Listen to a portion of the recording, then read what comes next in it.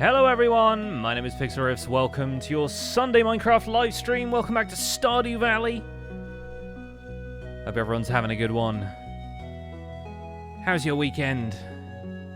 Welcome on in, chat. Lovely to see you folks. Exciting times. So yeah, we are all about this Stardew life. We are on summer of year 2. On our 100% perfection playthrough of Stardew Valley. We have unlocked a lot of the endgame stuff. We're not quite done with Ginger Island yet, but we have most of the way there. We've got the secret walnut door, the mushroom door. We've got the secret walnut door unlocked. We've got key quests going. We've got the special variant of the mines now. It's all gone very well for Century Farms so far, and let's see if that continues. Today in Stardew Valley, we are probably going to try and get Krobus to move in with us. Fleur Baby, thank you so much for 13 months. Unlucky for some, but not for me, because I've got to enjoy 13 months of your lovely content. Well, thank you so much, Fleur, for the 13 months. Yeah, so today we're going to try and get Krobus to move in with us. We're going to do a bunch of stuff that you can only do in summer. We need to get summer crops on the go. We have our first stash of key coins, or key diamonds, or whatever they are, to spend. And we're going to start making some wine, I think. So let's get right into it. Brobus. Yes, absolutely. 150,000 G in the bank. I'm pretty sure we've been a millionaire on this farm by now. And if not, we're about to be, I think. So let's take a look. Yeah, total earnings is 923k. So we are looking pretty set up here. There's a bunch of stuff I want to do. But first of all, it's the first day of summer, so we need to figure out what we're going to be growing on the farm. The spirits are very happy today, which is great news. So in the last stream, we did our Skull Caverns 100 floor run. We've got a lot of coffee growing on the island now. Oh, some mega bombs. Interesting. And all of these ancient fruit are now growing properly. We got a whole bunch of stuff sorted out on the farm. I still haven't done a great deal of decorating. We got an auto petter, so now all of the chickens are incredibly happy. Kylo Hen looks very happy today. So that means good quality produce for us. We've got, ooh, some coffee. I love it when the coffee's done. And yeah, I've got like 99 coffee. And an espresso ain't one. We're going to grab a bunch of these coffee beans and fill up the kegs again. Because I gotta have my coffee. Coffee is going to be really useful for gifting to people, especially for birthdays. If we don't have what their most loved gift is. I feel like that's going to be a lot of these streams from now on, is making sure these villagers become our great friends, because that's part of the completion requirements. Alright, so the coffee's going to be done by the end of the day, so we can always check that again later. We got to continue our progress over on the island. We got to probably do something about the storage here, because the storage here is an absolute nightmare. We also need to get the field office for the museum finished, so we can do something about this ostrich egg. But first of all, I'm going to mosey into town. I'm going to grab some seeds, and we're going to see about gifting our boy Krobus some void mayonnaise. Now, we grabbed all of the crops from here before, so we are just going to be able to do whatever we want to do in summer. And I need to check what we haven't shipped already, because there are definitely some things from the farm and the forage that I need to get working on. Looks like we haven't actually shipped any hops, so we'll probably need to grow some of those. And there's like wheat and whatnot that I didn't bother growing. I don't think we've ever shipped a star fruit either, because I've turned all of those into wine and stuff. Yeah, so right, we need to probably start growing some star fruit here. But there'll be other things we can get from the shop. Now that it's year 2, there's always bonus crops in the different seasons. And we are very close to being able to get the full stock list all year round as well, which could be quite useful. Because I still think I have. Yeah, I have 51 key diamonds. We don't have anything to worry about there. Jazz's birthday, Gus's birthday. Okay, cool. Just keeping an eye on that stuff. Gonna be a trash panda for a second here. This dream inspired you to do a perfection run as well, just missing the obelisks, the clock, and the spouse star drop. Nice. Who are you romancing? Like I said, we are waiting on Krobus to move in with us, but I might go and see him quickly before the shop opens. What kind of hat is this? This is the copper pan that you use to pan for ores. Somebody told me you can wear it as a hat, so it doesn't take up inventory space as another tool, so I just wear it now. It's just a thing. Alright, so Krobus doesn't sell us anything useful today. Let's give him one of these. And he's on like 7 out of 10 hearts, which is not bad so far. We need to make sure we give him another gift this week, which I'm sure I'll be able to do. Hello, Kent. Good morning. Hello, Farmer. You can at least learn my name, buddy. What's up, Marnie? If you don't look after animals, who will? Well, I will, but I occasionally sell them. Alright, Pierre, what have you got for us? So melons are obviously going to be the cash crop, but we have radishes now that we didn't have before. I also need to grow the flowers. Sunflowers is something I really need. Sunflower honey is apparently quite good, I think. We have some red cabbage seeds already, but I might as well get some more of those.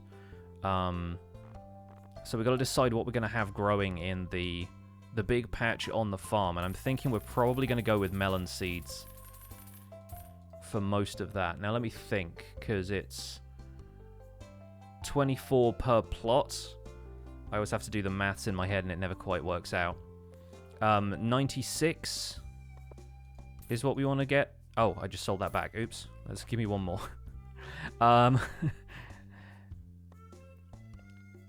So then another 24 on from that is going to be 120, right?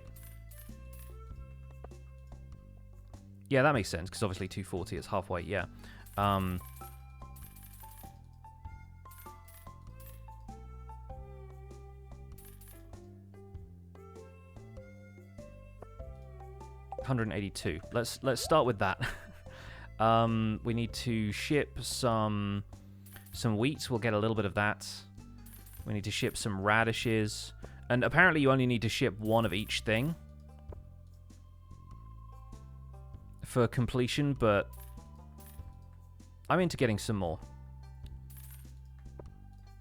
Let's get a little bit of everything. I know a lot of people swear by corn because it grows into 2 seasons, but I just, for whatever reason, I just don't like corn that much. Are there any other recipes that we haven't bought from Pierre yet? We could get the catalogue at this point as well. We could get the furniture catalogue. Or maybe we need more for that. I can't remember. But yeah, we could get the wallpaper and flooring catalogue, which I might wait for. But yeah, chances are we'll be able to get that another time. Because it's Robin who sells the furniture catalogue, and that means you just never have to buy any furniture. But then the catalogue from Pierre is the one that has all of the wallpaper and whatnot. Can't you make oil from corn? The thing is, with the beach farm, I get oil washing up in those crates that turn up on the beach, so I have a ton of oil anyway. I honestly don't need to mess with oil all that much.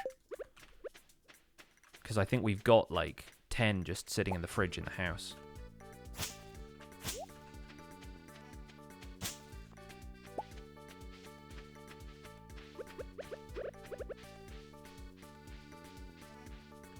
So let's get all of this stuff plotted out. We'll need to put the lightning rod back.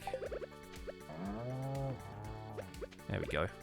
Because we do still get storms in summer. Will I buy animals? Honestly, yeah, I think I probably should. Even though I don't normally like to mess around with animals all that much. At this point, they're being auto-pet and auto-gathered. At this point, crops are going to be making us more money, but I will need to have some of the stuff from animal produce to sell, I think.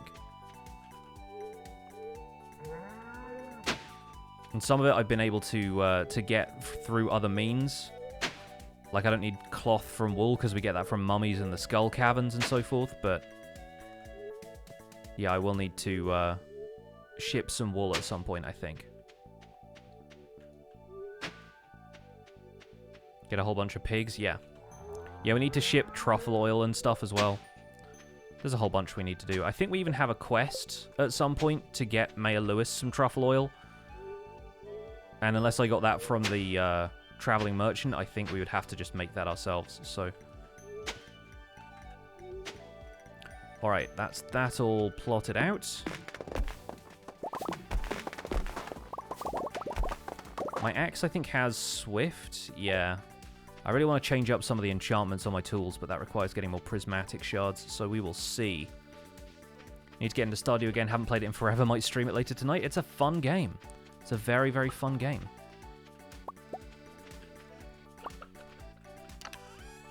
Alright.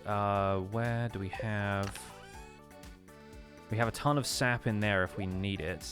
But I think I probably pre-made some fertilizer a while back. I don't really have much of it left. I think I probably used it then. Yeah, okay. Yeah, I think organizing some of these chests on the farm is going to be a priority as well. So let's make just a ton of basic fertilizer.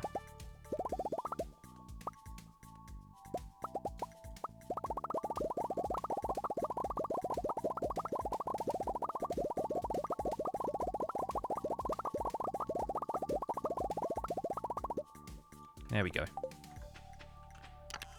499, the perfect number.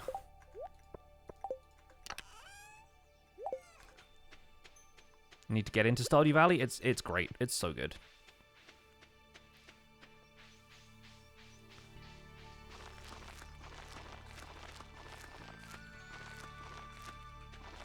And so the other thing we're going to do today is experiment with the water retaining soil for the rest of these crops, because in theory that will allow us to plant these crops basically anywhere on the beach farm and never have to water them once we've watered them once. So that could be potentially pretty OP.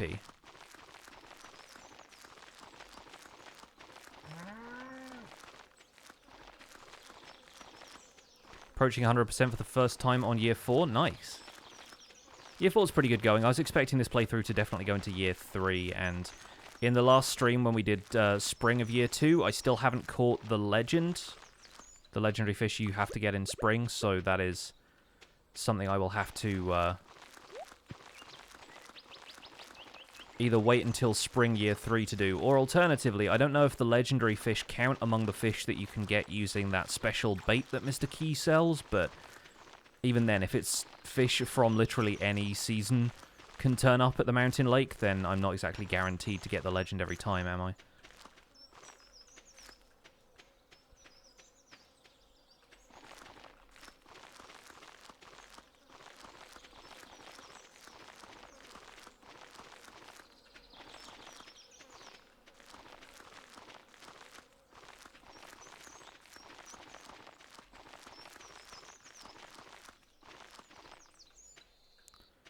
I don't know quite where my calculations have gone wrong here, but I've definitely turned up with the wrong amount of melons.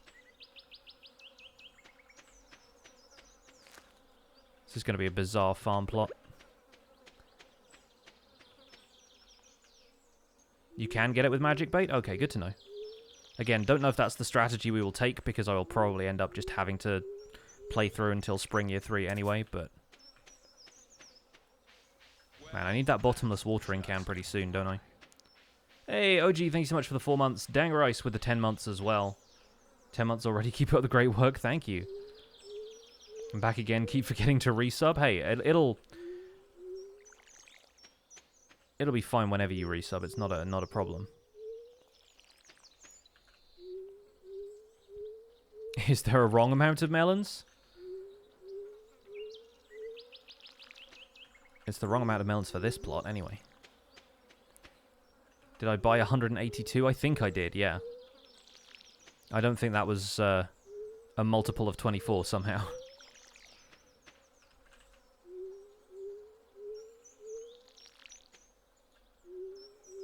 Because it looks like I am 1, 2, 3, 4, 5, 6, 7, 8, 9, 10 short. Yeah, so 192. That makes sense. That makes a lot of sense. Then again, I could just plant 10 red cabbage up here, and they'll look like melons anyway.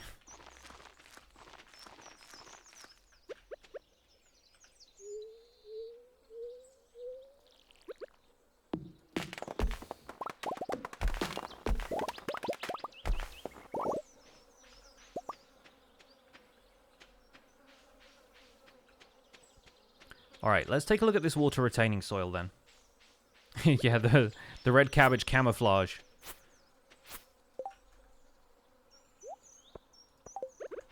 We need to get the sturgeon roe. Processing in here. I think we're going to sleep on the island tonight if we can. I might have to make an island totem to get out there, but then that's kind of a waste of dragon teeth. I don't know. The island can do its thing. It's probably fine. What I want to do is grab deluxe retaining soil. We also have quality retaining soil and basic retaining soil, but this stuff... Do I have the recipe for this now? No, I think you buy that recipe from the island trader or Mr. Key or somebody. So yeah, I'm curious. If I put this down over here. Like so. And then... I guess we'll do the corn there. That's probably the best investment for the corn, because... like, the corn is just going to keep growing and keep growing. And if it constantly stays watered, then that's pretty good.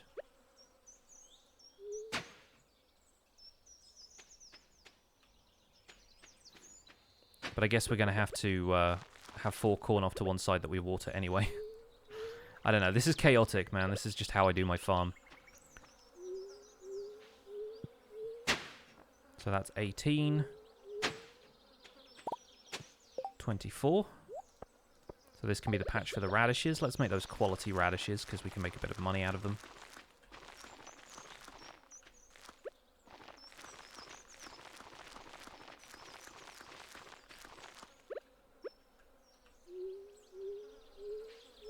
What's up with all the parrots? The parrots are from the DLC. Not the DLC, the recent update. So, if you haven't seen what's going on in this latest update to Stardew, then spoilers.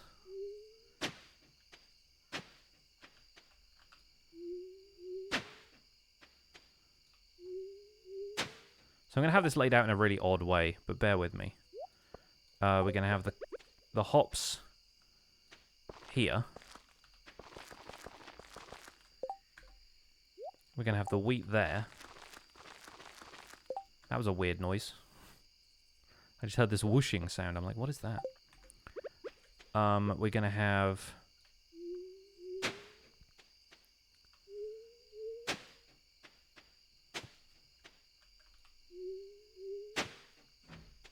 basically all of this laid out like so. We'll plant the spangle there. And the poppy seed there. It's going to kind of randomize what flowers the beehive uses. But then we need iron bar, coal, maple syrup.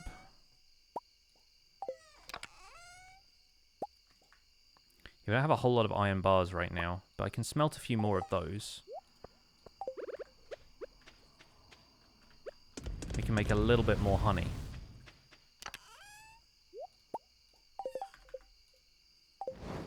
Because we have tons of maple syrup in here. I say tons, we have like 8.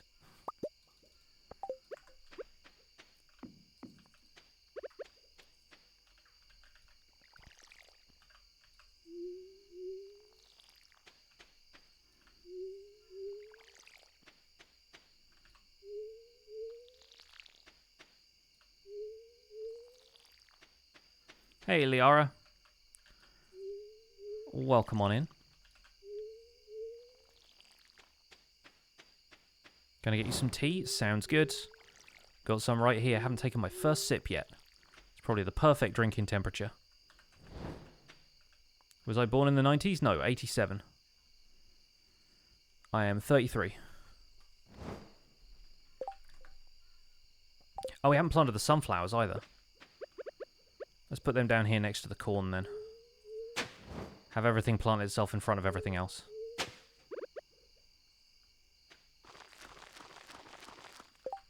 We're going to have to ship all of this stuff eventually anyway, so it may as well be good quality. Never let it be said that my sunflowers are not of the finest quality. What kind of tea am I drinking? English breakfast. The usual. I drink Yorkshire tea, mostly. What am I wearing on my head? This is something somebody asked earlier as well. This is the copper pan that you use to pan for ores. Somebody in a previous stream pointed out that you can wear it on your head and it doesn't take up an inventory space for tools. So I just decided to do that because it was gonna work out better than carrying it around with me for like the one chance that you need to use it.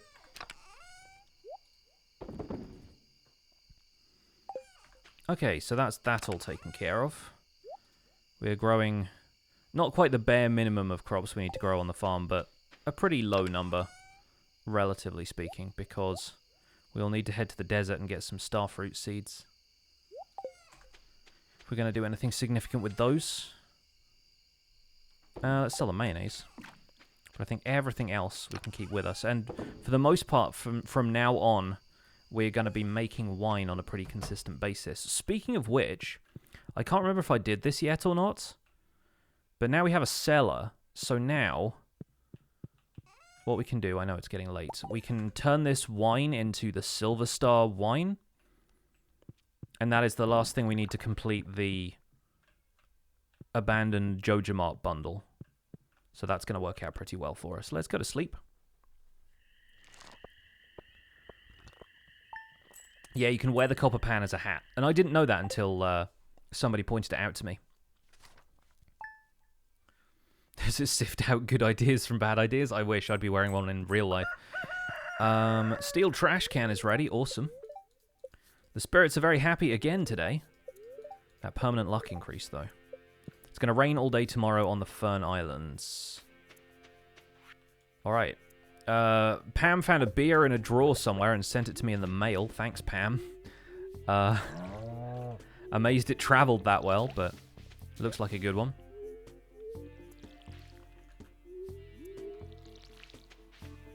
So yeah, that corn has stayed watered overnight. Guaranteed.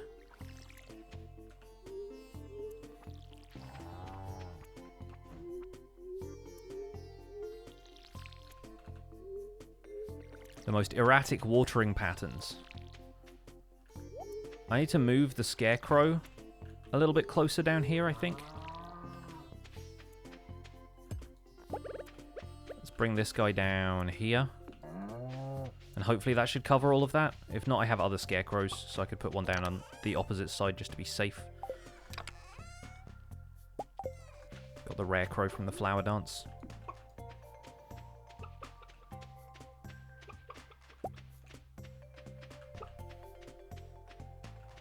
Let's go say hi to the chickens.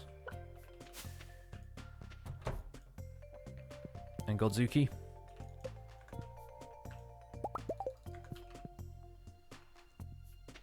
Range on the scarecrow is like 8 tiles in a circular radius, but I can never quite visualize that. So I guess there were some crops that are like 10 tiles away.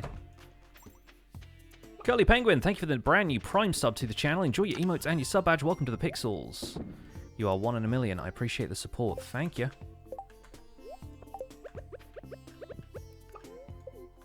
Yeah, so if it's going to rain on the Fern Islands tomorrow, that's the ideal time to do the mermaid thing.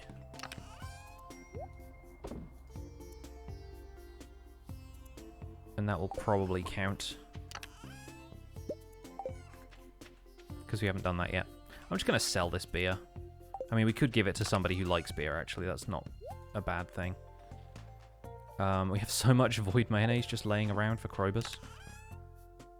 Put that in there. We can't sell fairy rose yet. Okay, so order of business today is probably going to be go to the desert, get a ton of stardrop seeds. Not stardrop seeds, starfruit seeds. Come back, go to the sewers to give Krobus void mayonnaise, and then go to the island and stay on the island.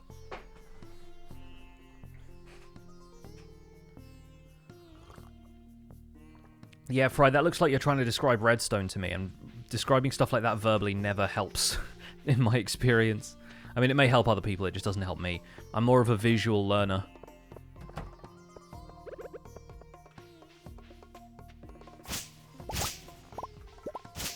Should I just give Pam that beer back? That would be really funny. Be like, hey, thanks for the beer. Have a beer. Oh, wow. I was wondering where I left this. Do I spam cranberries? I don't typically, no.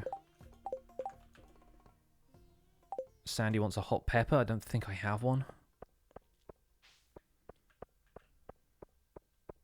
Yes, Stardrop seeds. Imagine the energy bar is like off the screen.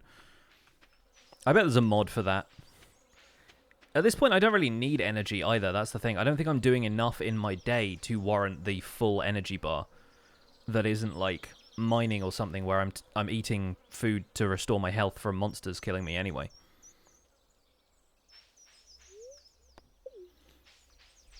Yesterday you learned mobs can spawn on upper slabs. Yeah, anything that's like the top surface of a full block. Bottom half slabs, no. Top half slabs, absolutely. Forgot to water the right half of my hops plants. I'll get back to it. We're going back to the farm anyway.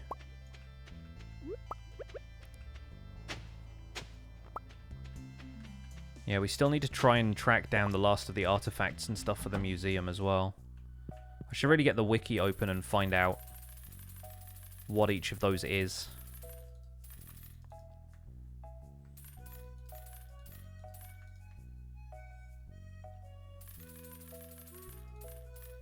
Let's go with 240.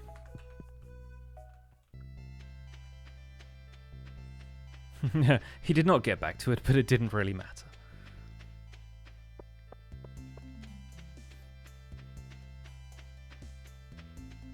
Why so many starfruit? Starfruit becomes really good wine. If you keg it up, it is the most valuable wine in the game. Ancient fruit is a close second, and ancient fruit can be grown from the same plants over and over again, which is why I've loaded up my greenhouse with it. But starfruit is the best seasonal fruit for wine. And on the island, you can, in theory, just grow starfruit all year round, which is what I will eventually do.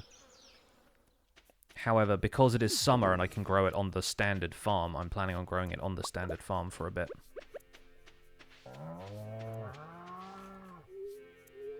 There we go. Happy? The other cool thing, too, is that because the starfruit is going to be wine, it doesn't need to have like a guaranteed quality.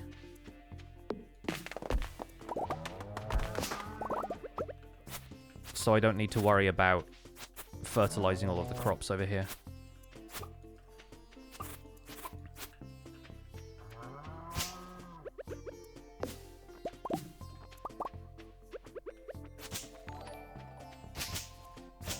Sneaky Tail, thanks so much for the 8 months. Tier 1.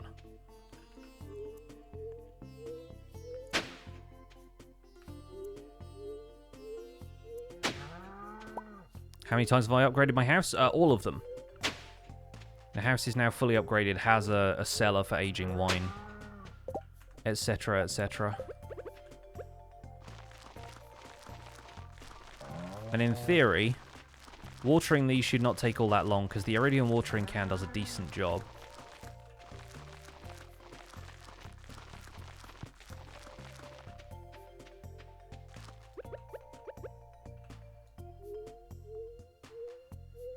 Gonna need a lot of scarecrows for this, though.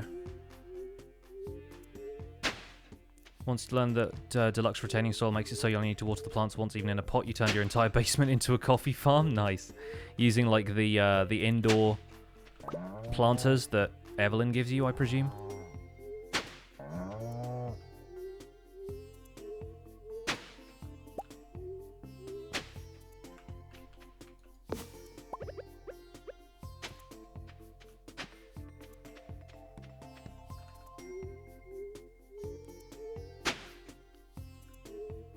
Hey, Kirsten, what's up?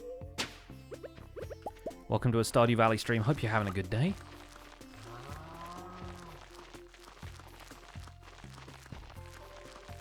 We can always wait until tomorrow to give Krobus the Void Mayonnaise if we're going to be late getting to the island. I'm taking a look at the time and thinking Willie's shop closes at 5, so should probably head down to the beach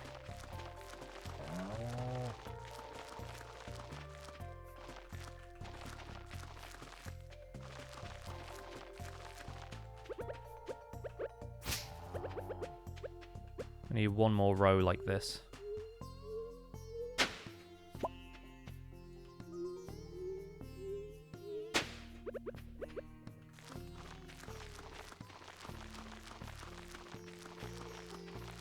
There we go.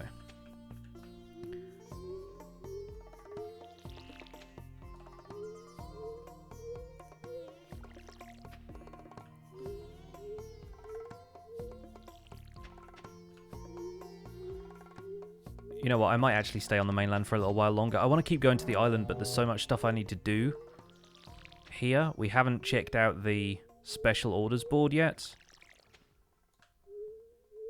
It's so weird being in year 2 and having so much stuff to do, though.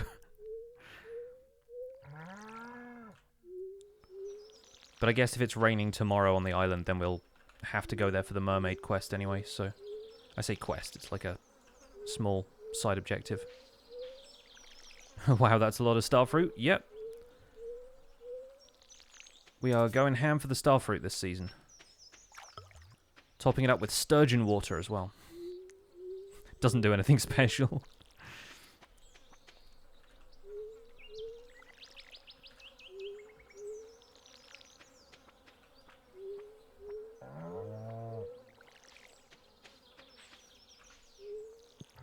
Alright, that's that done. Now we need to get scarecrows for all of it. Meaning we'll probably need to craft a couple more. Wood, fiber, coal? Is that the recipe? Yeah.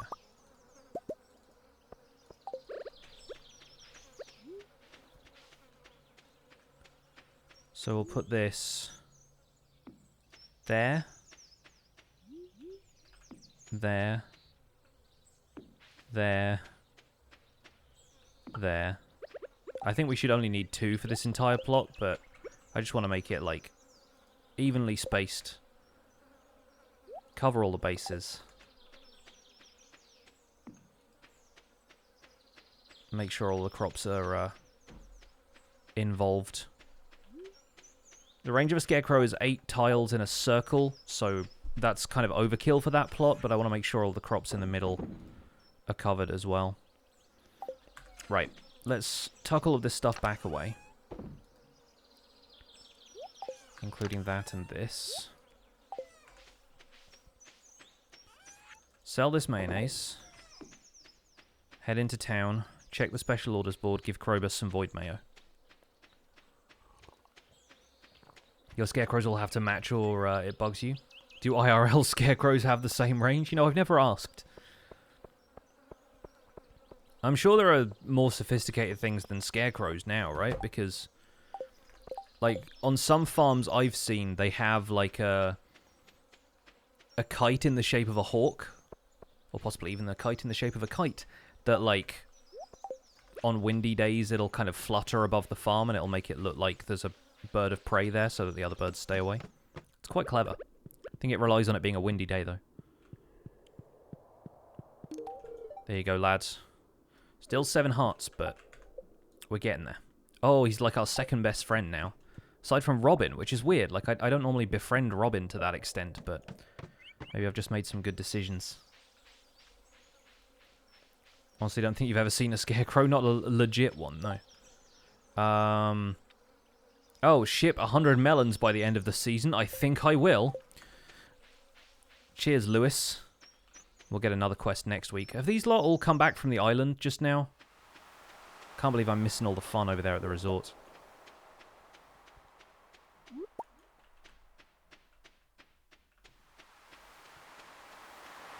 Shout out to the redheads. The turnip head scarecrow is most superior scarecrow. I entirely agree.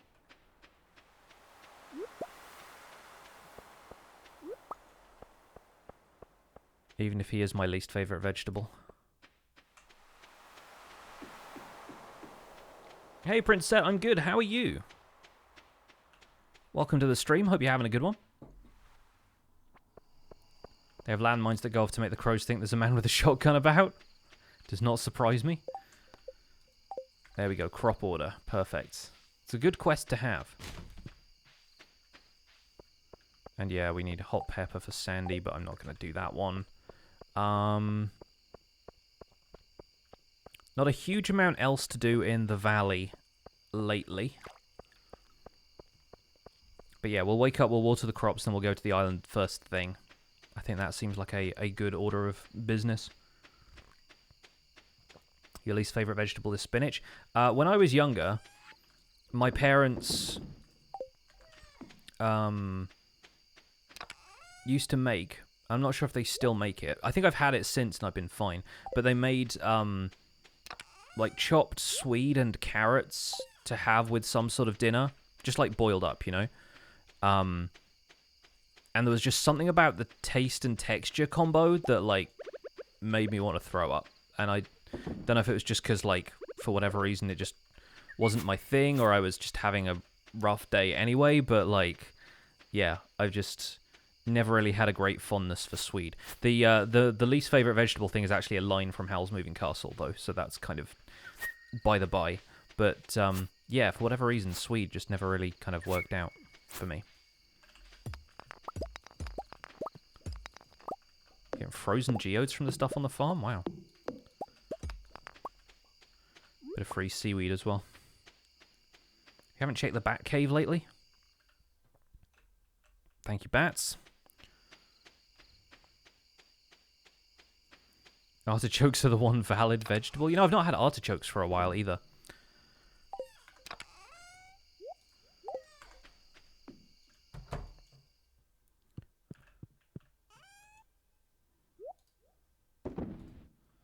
I've got another fun story about artichokes as well. I mean, it's not explicitly about artichokes, but it's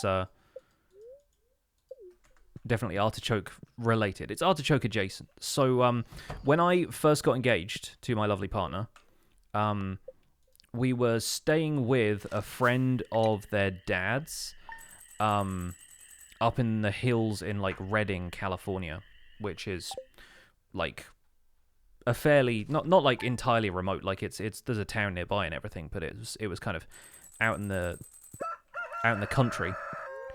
And it was a really nice place, really lovely place to propose and everything, but it was just kind of like the right time. But that's all by the by, because what do we have? Wild honey, of course. For dinner that night, our hosts had made us like some lamb and artichokes and like some stuff that they'd kind of like grown themselves or got locally, and it was... I mean, thanks, Pam. It was a really nice dinner, but on the stove, as we were kind of, you know, helping ourselves, you know, dishing up whatever we wanted. On the stove, there was this pan of, like, kind of watery brown sauce that we all went, okay, that's gravy. And so we all helped ourselves to, like, liberal helpings of gravy with the lamb, because that just seemed like, you know, a nice accompaniment to the lamb. Drizzled it a little bit over the vegetables. I think there were potatoes and stuff as well. We got most of the way through, like, helping ourselves to a couple of spoons of this, and then this guy's wife was like, oh, that isn't gravy. And it turned out we'd been helping ourselves and kind of like spooning liberally over this lamb that we were having some chocolate sauce that was intended for a bundt cake. And so we all, laughing heartily, mopped all of this sauce up as best we could with like some paper towels or whatever. But yeah, the meal was slightly different than intended, although not entirely unpleasant. Eating lamb with chocolate sauce, which was pretty hilarious. Do you remember that? You just came in just looking all grumpy, and you're like, yes, I remember this. I look grumpy. No, you were just kind of like a little bit hunched when you came in. You were just doing, yeah, you were doing a weird face, and I interpreted that as like, I didn't think you were grumpy at me telling the story, but you were grumpy at like the memory of it. No, I walked in like that, and then I heard lamb with chocolate sauce, and I went, yeah. Oh yeah, that thing. It wasn't lamb. I thought it was lamb. It was pork. Was it pork? Yes. Oh.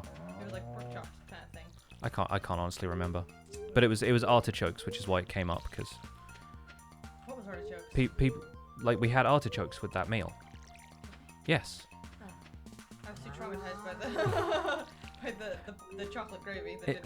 It honestly, I mean, it wasn't that bad in the end. No, like it wasn't, but it was not like a chocolate. Like it was not intended. No, it wasn't like a mole situation. It was like a frosting situation. Very different. Very different. A mole that is like deliberately cooked with cocoa in it, as opposed to Made a good story though. a icing of some sort that was intended to go on a cake. Very, very different flavor profiles. Certainly made our engagement memorable, as if it wasn't to begin with.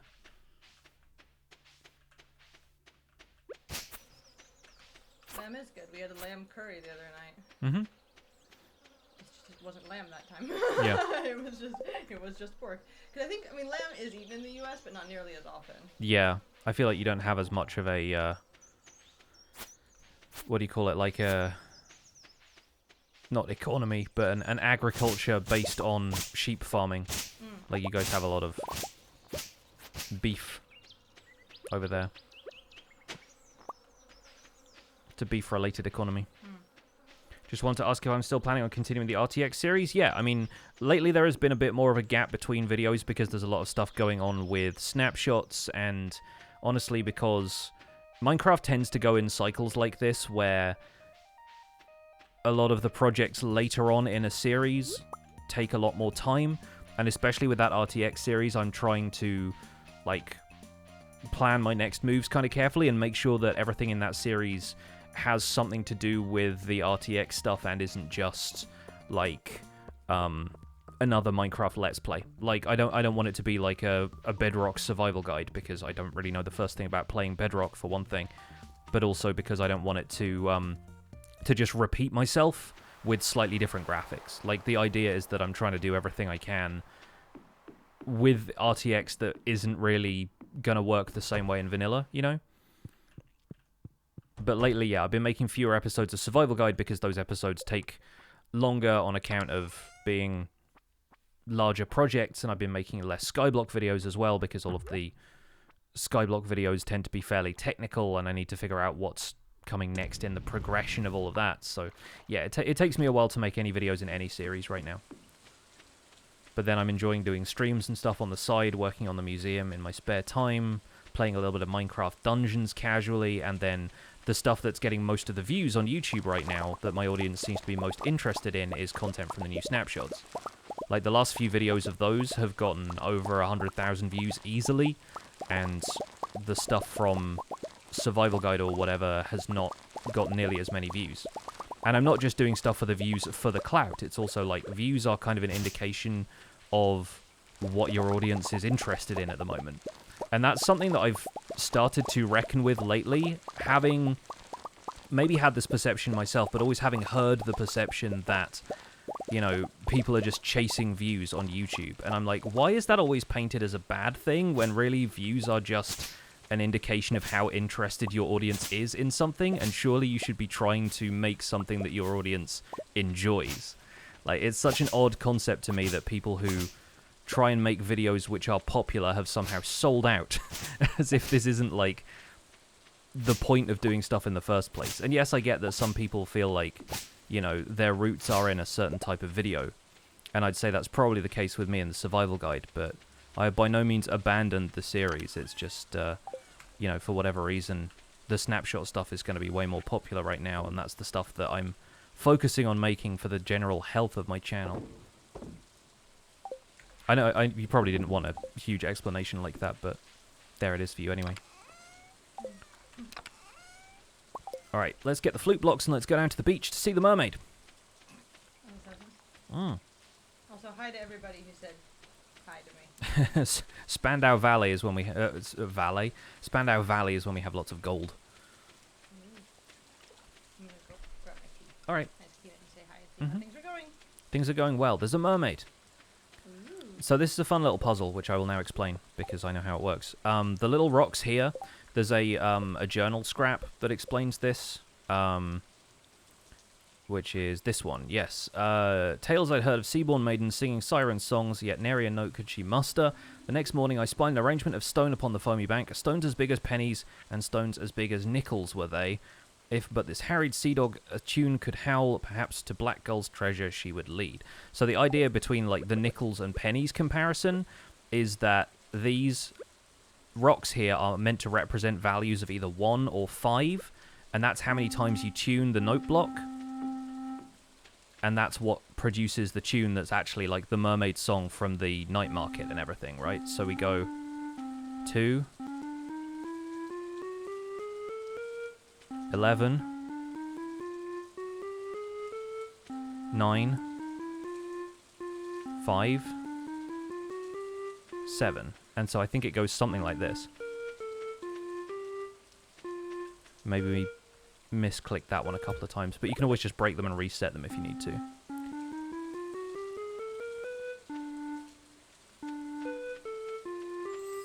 There you go. And then she does the little dance, and you get walnuts. Enjoy.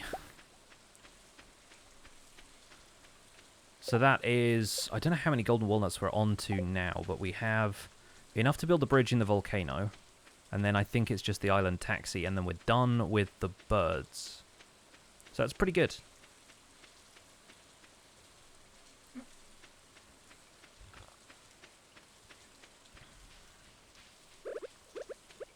Let's wander on up here. She does a dance and you get walnuts. Games are weird. I mean, right? Hey, Ruby. Ruby Bird. That's the first time we've encountered Ruby Bird.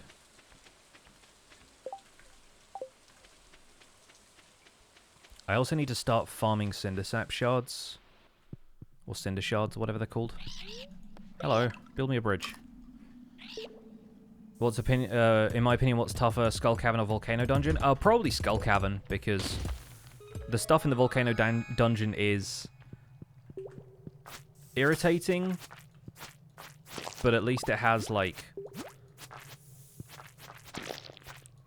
a fairly straightforward objective. Whereas Skull Cavern is just, like, the infiniteness of it all. I also find these guys easier to deal with than the serpents, weirdly.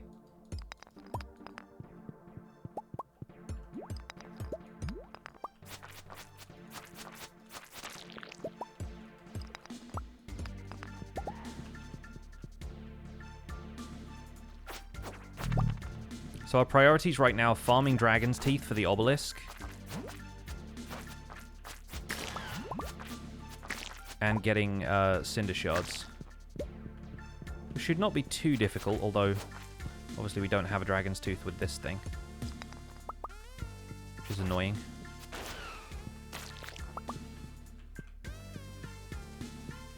Just got into the Skull Caverns. The serpents always destroy you? Yeah. Hey, Frog Queen, good to see you. Hope you're well. I'm doing great, thanks for asking. Back in Stardew Valley. Still really enjoying this game. And with a lot to do here in Year 2.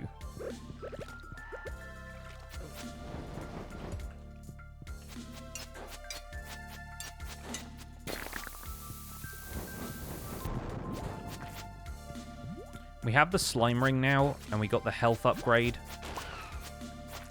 from the skull mines on our last stream, so we really don't need to worry too much about health at the moment. But it would be really nice to get vampiric on the sword for when we have to do the hard skull mines. I say the hard skull mines, like the key challenge skull mines. Because we should go and take a look at that, actually, before it gets too late here. Should go and see what the key quest is this week. Because if it's a longer one, we might be able to do it, but I think starting on Wednesday is not ideal for some of them. Some of them you can just do based on items you've already harvested, but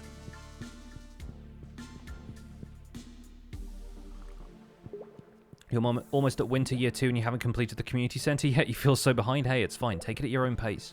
This has always been a game about that. What do I think of Hytale? I honestly have no idea what Hytale is. Like, I have heard of it, and I've seen footage of it and fan art of it, but I'm like, what is this game trying to do? Like, what kind of game is it? They seem to be trying to do a lot, and in my humble opinion, anything that tries to do a whole ton of stuff always ends up being a mile wide and an inch deep. It's kind of like No Man's Sky in that sense of like it promises all this stuff, but how much can it actually deliver on? Azuma and Joe Hills were playing No Man's Sky earlier today. It's kind of cool to see people still checking out that game, and I gotta be honest, it is such a compelling game to watch, weirdly, even though for a lot of people the game didn't really have a great deal of substance.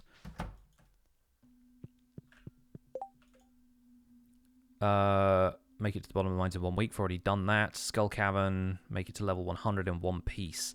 See, in theory, we could do this one, but again, I would prefer to have some better setup for that.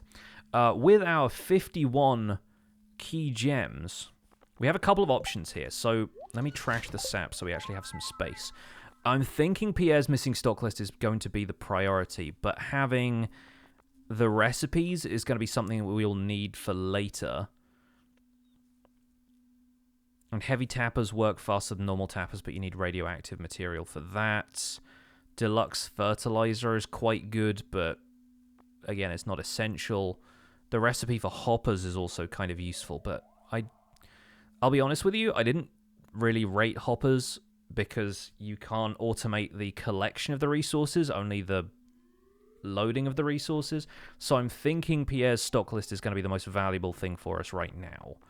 And then if we get the key to the town next and then work on some of the other stuff after that, I think that's probably going to work out better for me. So I think we're going to go with that. We'll give that to Pierre. Oh, while we're here, because we might as well while we're here. 28% complete so far. We've shipped half of the produce and forage. We don't have the obelisks, we don't have the gold clock, we don't have all of the Monster Slayer stuff done. We haven't reached maximum friendship with anybody. We still need to get on the cooking and crafting and whatnot. We're doing quite well on fish and the golden walnuts so far. In my holiday beach farm playthrough, which I wasn't playing for Twitch, was just, you know, on my own, golden walnuts was the only objective I had fully complete. And everything else was, like, only part of the way there. I think when I discovered that, I had something like 21% completion. It might even have been less. We'll sell the magma caps. But I think most of this I need to keep.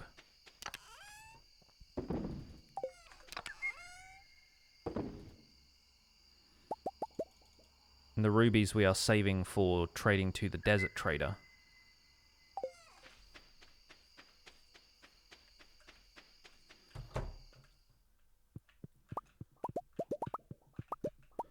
I think all of this wine will be done tomorrow or Friday. I forget which. I can't remember when I put it in. We've got a whole lot of coffee we can make in the meantime. Coffee only takes like half a day to brew, so we might as well. And we'll leave that in there for now. We can also start upgrading sheds once we have a bit more money.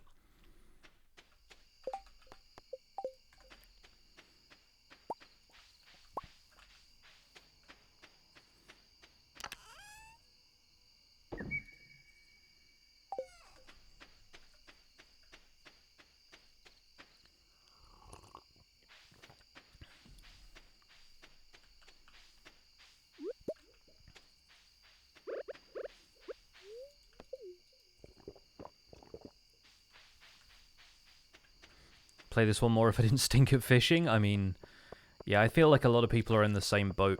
People don't like the fishing in this game sometimes, and I do understand. Closes at 9 PM. Is Pierre in the bar? I don't think Pierre goes to the bar very often. No, okay. We'll talk to him tomorrow then. Am I big on Star Wars? I like Star Wars. Big on it is, I don't know. I'm always a little bit hesitant to call myself like a fan of a lot of things like that, because like I've seen the movies, I really like the movies, I own them all. Oh, Frog Queen, thank you so much for the 5 months. So glad I get to resub. Hey, I'm glad too. Thank you very much for supporting the channel. All right, we're gonna save the sweet pea because I think sweet peas are supposed to be a really good gift for people, right? But yeah, as far as Star Wars goes, like I love the movies, but I don't have a great deal of interaction with Star Wars outside of just enjoying the films. I mean, I'd say I'm a fan of the films, but that's about as far as it goes. I haven't seen any of the animated series. Haven't really read many of the comics. That kind of stuff. You got your Pix hype back? It is a good emote. Need to get on some more emotes at some point. Like, I have a few plans for them, just based on other emotes I've seen that I think are really cool. So, almost seen every Star Wars thing available. Do you have, like, a list that you're working from? Like, is there anything that you're still, like, waiting to watch? Like, I haven't seen Season 2 of Mandalorian. I saw Season 1, but we don't have Disney+, so we're not, like, able to really go through Star Wars stuff at the same rate that we do anything else. Clear and sunny all day, raining all day on the Fern Islands. Okie doke. Well, clear and sunny all day here means, of course, we have to water crops. Which I'm going to do at weird intervals, because watering can.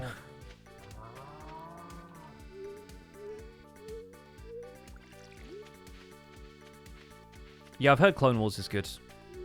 Again, it's just about time investment, and we don't tend to watch a great deal of TV stuff, because it's all just about finding the time to watch it, and so often in our evenings, the only time we tend to watch TV is just like while we're having dinner. And sometimes we'll watch like a few episodes of something. Like when we were going through What We Do in the Shadows, we were watching a couple of episodes of that per night, but sometimes it's just committing yourself to a long period of watching stuff. No list, just things you've heard of. There's probably more you don't know of. Yeah, exactly. And that's my problem as well, is the sheer amount of stuff that I'm like, I've never heard of that, and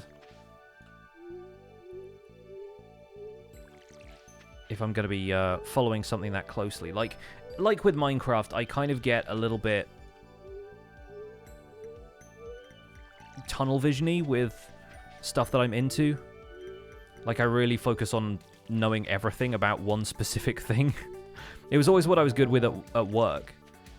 When I was working for Disney Interactive, I was always, like, very keen on having as much knowledge as possible on certain topics. And I liked being that guy in the office, because then people would, like, come to me with questions about stuff. It's kind of why the tutorial format for Minecraft really works for me, because I enjoy knowing a lot about a game. And Minecraft is a game that you can have great depth of knowledge on, but if I was really going to get into fandom for anything, I'd be the same about Star Wars. You know, I'd be, like, reading Wikipedia constantly or something, you know? Just, like, consuming everything I could, and that stuff, it's not like it gets unhealthy for me, but it just starts to become a little bit all-consuming, and I feel like it pushes other vital information out of my brain occasionally. Thanks, Caroline. Sent me a cauliflower, how lovely. Since I work for Disney Interactive, does that mean I'm a Disney prince? No, but I don't know. When I was working for Club Penguin, I was, like, one of the group of online actors that worked out of our office, so occasionally if, like, the mascot characters would visit Club Penguin to do, like, special events and appearances and stuff. You know how in Disneyland parks they have people walking around as the Disney characters? You have somebody walking around dressed as, like, Cinderella or Gaston or whoever, right? I have trapped the dinosaur in the fence. Hello? Godzuki is released. Yeah, they did that on Club Penguin, so, like, the Club Penguin characters would sometimes just show up and walk around the island, like, telling jokes and chatting to kids and stuff, and I was one of the people who was those characters. There was a whole group of us. It was never the same person all the time, you know?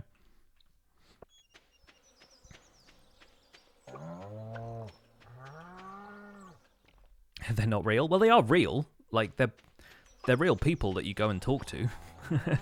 That's the thing, like, it's as real as your imagination wants it to be. That's the whole Disney thing, right? Is like, imagination is kind of the product that everyone's working with there. Like, your mind can let it be real if you want it to be real, you know? That's officially the funniest thing you know about me, Liara. Yeah, I've done some weird stuff. and not weird in any kind of like suspicious or unsavory way. Just life has cast me in some odd directions. But yeah, occasionally the opportunity arose to like write stuff for those characters, you know, and there's just some cool stuff you can do with that. Does Jazz like sweet peas? I expect she does, right? Because most people like them. And oh, fairy rose is what she likes, and plum pudding. Do I have a plum pudding? We know she likes ice cream. I had ice cream on me, and like the rainbow lollipops and stuff. I'm like, oh yeah, now we can give him this. That's what I was here for. With these order codes, I can expand my stock to include seeds from all seasons year-round, which means we can now grow everything, including fairy seeds. So we can start growing those on the island now. It's not going to help us for Jazz, unfortunately, but let's kick our crop production into overdrive, shall we? Let's get a whole bunch of these, because we will need these for fairy dust.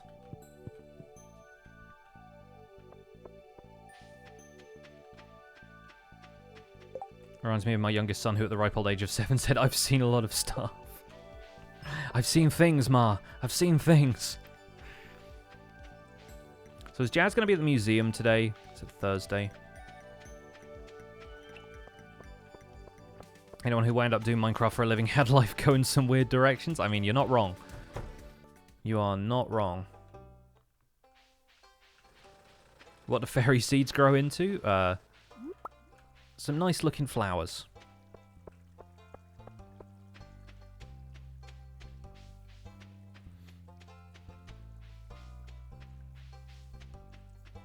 What up, Leah? A lot of wild food in this area, apparently.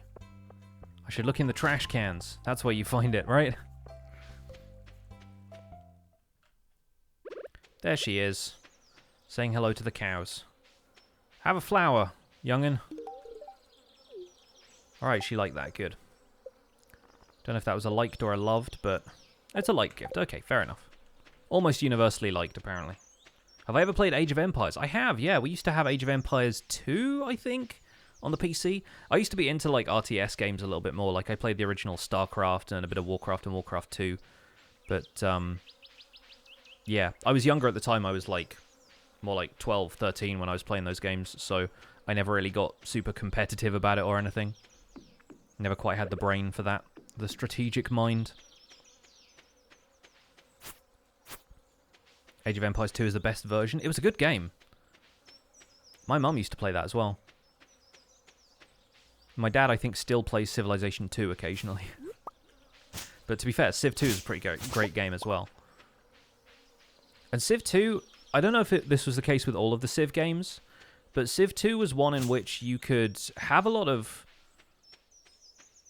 options for, like, customizing and reskinning a lot of the stuff. And for a while, I was trying to do some of that stuff myself, like introduce my own units to the game and things like that. I don't think it ever really was any good because I wasn't great at art, but yeah, it was just one of those fun things that you could customize, almost like reskinning resource packs in Minecraft. Isella with 100 bits. Have you ever gotten the trash can lid hat in Stardew? I have, but not in this run through. You got one on your first ever world along with a meteorite, and apparently it's very rare. Yes, I've not gotten the meteorite yet. We actually haven't had a great deal of those random events happen on this farm. There are a few places that, yeah, they can occur, but I don't really seem to have them happen very often.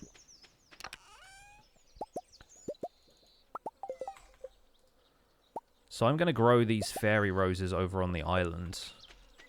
Because, of course, on the island you can grow stuff year-round, so it doesn't matter as much.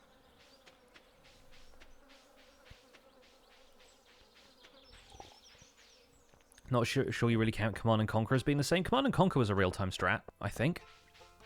It was an RTS game. It was kind of like StarCraft, really, or Warcraft. But it was in a more basic sense. And there's different formulas for those kind of games, you know? I feel like Blizzard really perfected it with StarCraft and Warcraft, but... yeah, definitely a different feel to it. It's sort of halfway between StarCraft and something more like Factorio, I guess. I never really played Command and Conquer, so I don't have a very strong feel for how that game was, but... Fairy roses look so pretty, it makes me hate myself for picking them once they're grown. Yeah, I like how Kent just doesn't have a beach outfit, and neither does Lewis. Yeah, I always end up picking flowers even when you don't need to. Like, I try and keep them around the beehive, because the bees will make different value honey. But I always end up, for whatever reason, like... picking them accidentally. I try and water them, and then I realize they've been grown for a while. You're very bad at strategy games? I mean, I wasn't great at them. I think I mostly did, like, the campaign stuff on easy in the StarCraft and Warcraft games, and then played a little bit of, like, the fun games side of online matches, but I was never any good at, like, PvP strategy. And I feel like the campaigns were easy enough to just, like, brute force your way through. Like, whenever I was playing the Protoss missions in StarCraft, it was always just, like, how quickly can I get carriers? And then the carriers equals instant win meme was, like, pretty real as far as how I played those games.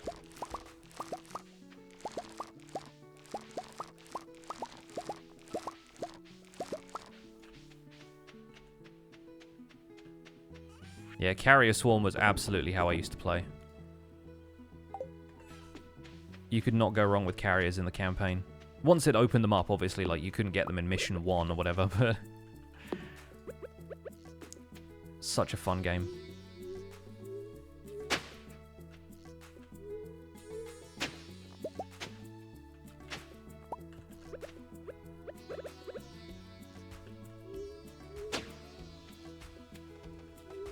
Expansion of the first StarCraft was already too hard for you. What, Brood War? I remember playing Brood War. I think I still have the CD for that in, like, a box somewhere.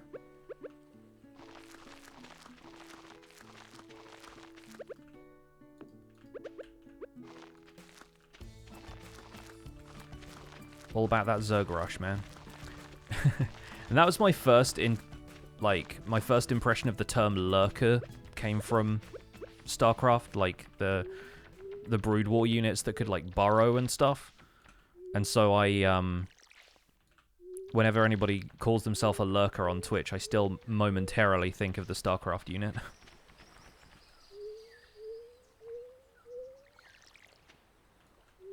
Now, Brood War was the best because the Protoss got Dark Templars, the guys who are, like, permanently cloaked. Too fun. We'll keep a couple of these Fairy Rose seeds here. We can always grow a few more of those. So we have 7 Dragon Teeth so far. I think that's all the Dragon Teeth I have for the moment. Oh, and Kent wanted a coconut, didn't he? Amazing. Kent came to the island today. Like, he was on the beach. We just saw him. And he's all like, oh, I wish I had a coconut. Go and punch a tree, man.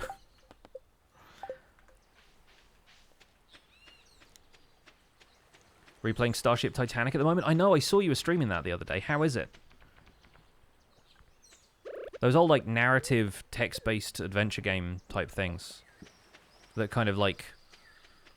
I know some of them kind of bridge the gap a little bit between just, like, 3D adventure games and text-based stuff. But yeah, it's... blast from the past, that stuff. Like, obviously, I grew up playing things like Monkey Island, you know? So, I remember that very, very well.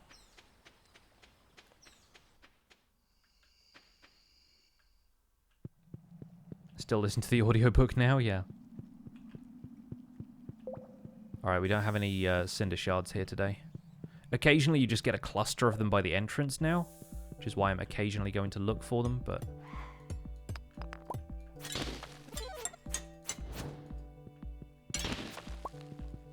Another ruby, nice.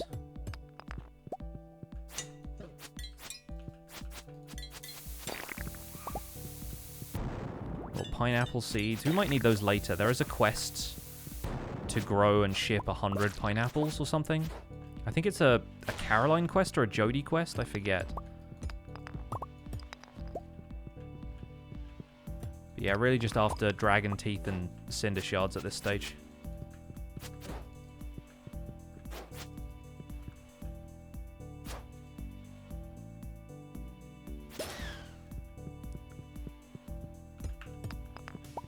Yeah, I need to watch that. They made like a documentary recently about making Monkey Island, if I remember correctly. Might be on YouTube somewhere. I need to check that out. What's my favorite aspect of survival games like Minecraft? It's not even the survival part, it's the sandbox side of things. Being able to set your own objectives is like one of the coolest things about that game for me. Nice, we got a dragon tooth. So that's what, 8 now? Yeah, not bad. I think you need 10 for the obelisk, so we're only 2 away.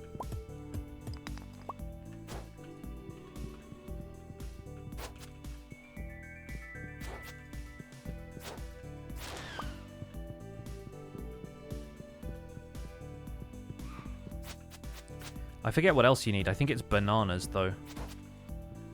So we need to save a few of those instead of selling all of them every day.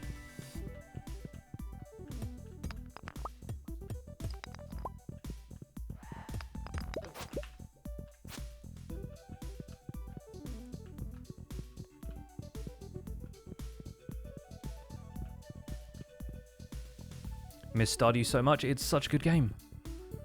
I return to this game every, like, 6 months or so just to play a new farm. I don't always get to, like, the end of year 2. Sometimes I'll play all of year 1 and just see if I finish the community center within a year. But, yeah, this latest update has me hooked. It's very, very fun. Man who's self-employed enjoys games that allow him to set his own objectives. I mean, yeah, it suits my personality down to the ground, doesn't it?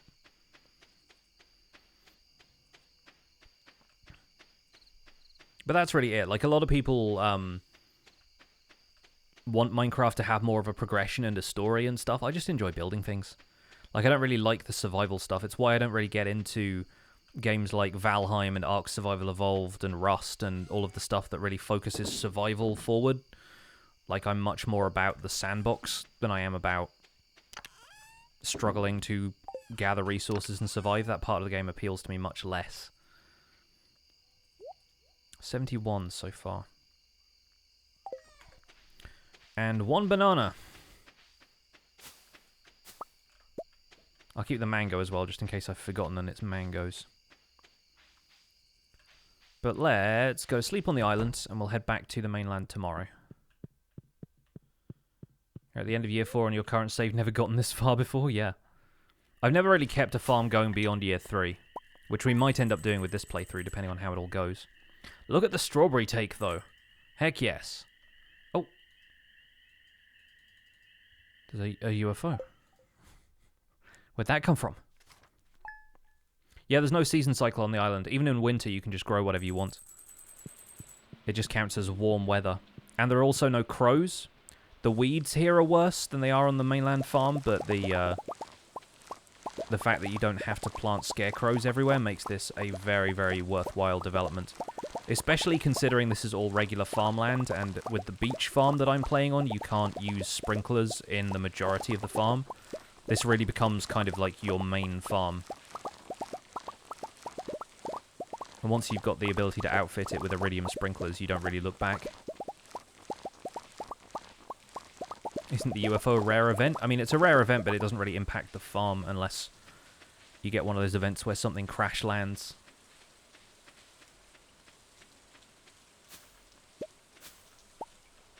Alright, Friday is a traveling cart day, but we don't have really anything to get from the traveling cart. Did I try Lego Worlds? I did. I do own that on Steam. I tried it out for a little while, but again, like, I think part of the joy of actual Lego is working with the physical bricks. And Minecraft already scratched that digital Lego itch for me a long time ago with what felt like a much more usable interface.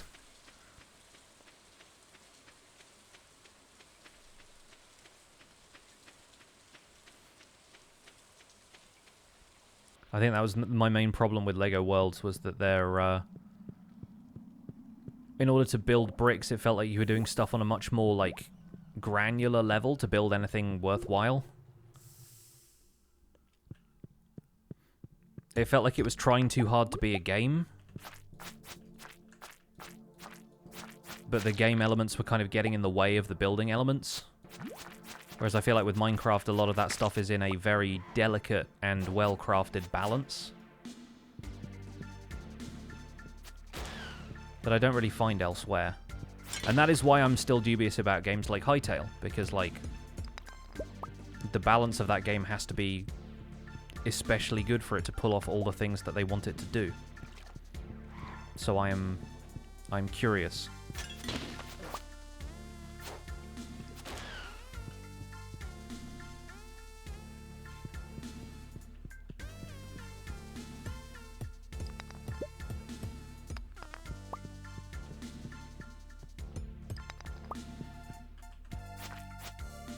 Alright, the other thing about Friday is that it's also Ancient Fruit Day, so once I've got this dragon tooth, I'm going to head back to the farm. We got 2 as well. Yes, that's 10. Perfect. Okay, great. So now I have all of the dragon teeth I need for the obelisk, and then I don't need to worry about getting the boat from Willie's shack anymore. Is this happening now? No, all of this is a recording. I've actually very cleverly interpreted or predicted all of your questions, and I'm able to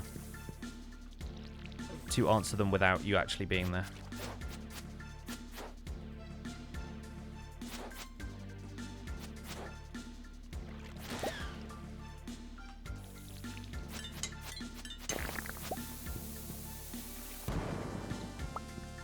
Got another Squire's helmet from that.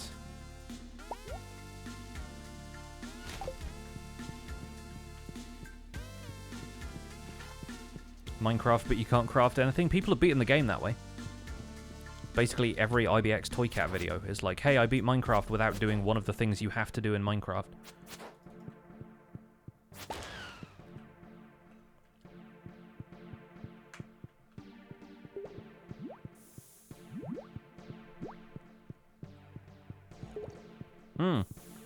Yeah, Frog Queen, I totally agree. The environments in this game are so well designed. Again, for one person.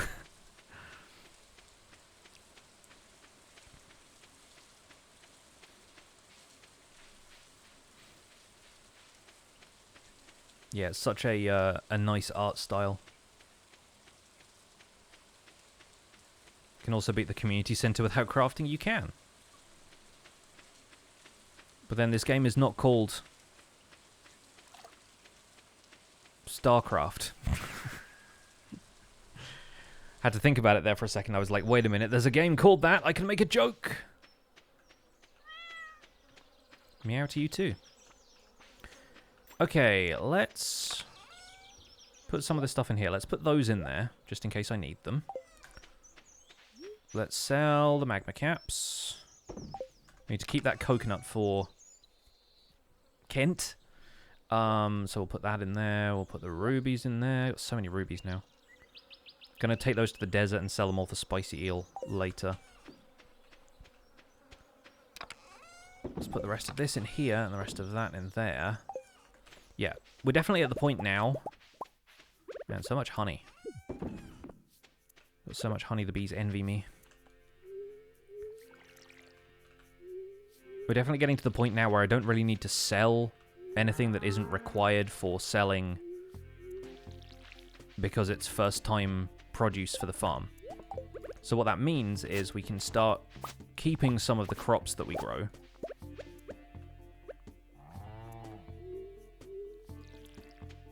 For recipes and whatnot. Man, okay, the deluxe retaining soil is incredible. What an innovation for the beach farm. Water your crops once per season, if that. They stay watered the entire time, that's wild. No wonder this is something you have to, like, buy the recipe for later. Yeah, we're getting to the point where I just need to sell lots of wine.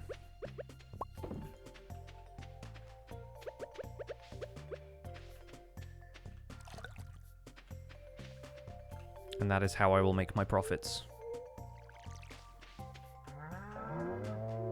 Any tips for building? Looked up a lot of tutorials. You'd like to make your own things look decent. I mean, it's tricky to give holistic tips for building because I feel like a lot of the advice I can give is specialized towards different styles of building. There are a few general tips that work for building, like Wells Knight mentioned this on the episode of the Spawn Chunks that he was on. It's like the 3 Ds. It's like design, depth, and detail. Honestly, the best advice I can give is to do a bit of research, whether it's other people's Minecraft builds or just Google images of, say, like photographs or concept art of the stuff that you want to build, and just try and reproduce how it looks in Minecraft. Try and work with, like, a set scale if you can. Like, if you're working to player scale, remember that the player is, like, 2 meters high. And so if you can sort of figure out how tall 2 meters is in the scale of what you're trying to build based on a reference image, then you can help design some of the detail around that. But remember, you're not going to be able to put in as much detail into, like, you know, carved exteriors and stuff that people can in real life. So you have to kind of fudge some of that a little bit. Alright, folks, here is our first solid batch of ancient fruit wine. So I guess this is going to be a Friday thing, huh?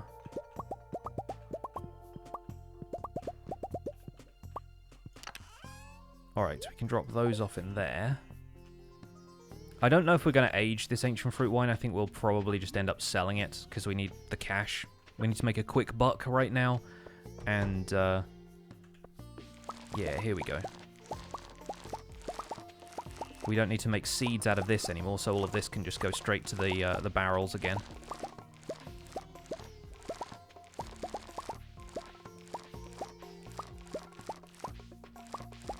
Time for a wine tasting.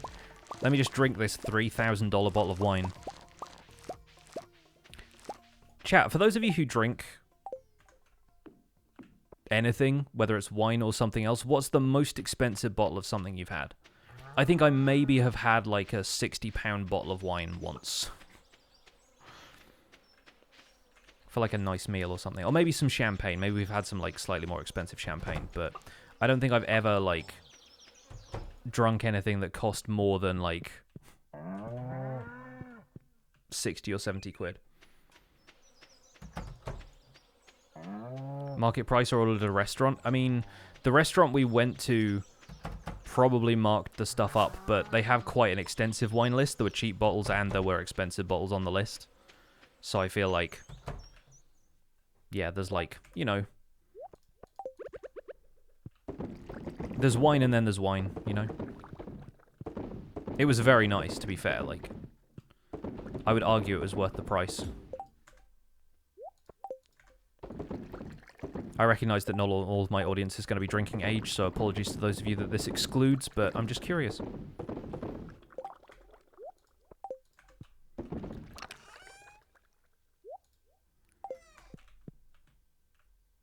Had a €45 bottle of wine once at a restaurant. Nice.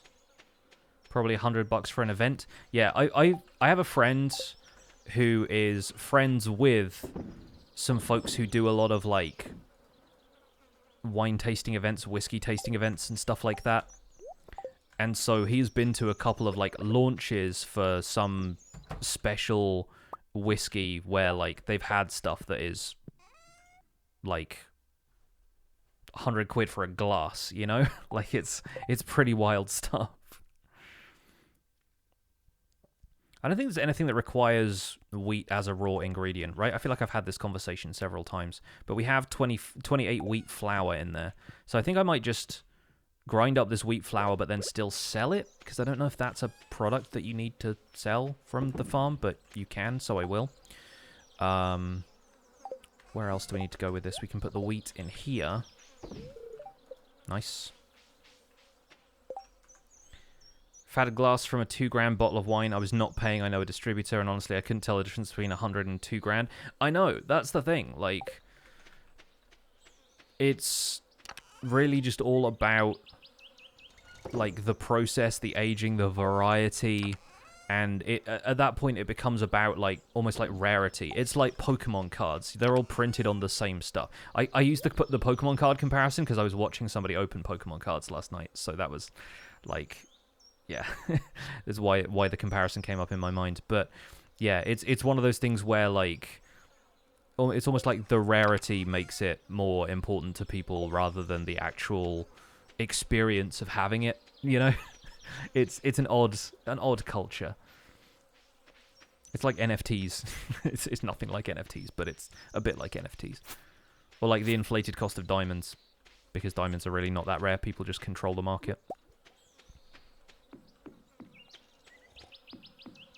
Yes, Aaron, I know I can upgrade my shed. Please don't backseat game in my chat. Thank you.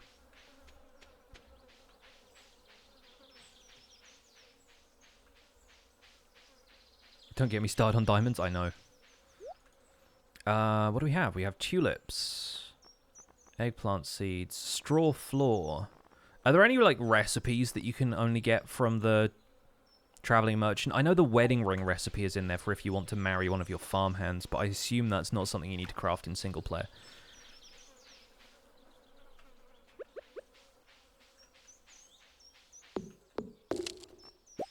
Over $100 is just how much was made and who wants it? Yeah, no, I can see that for sure.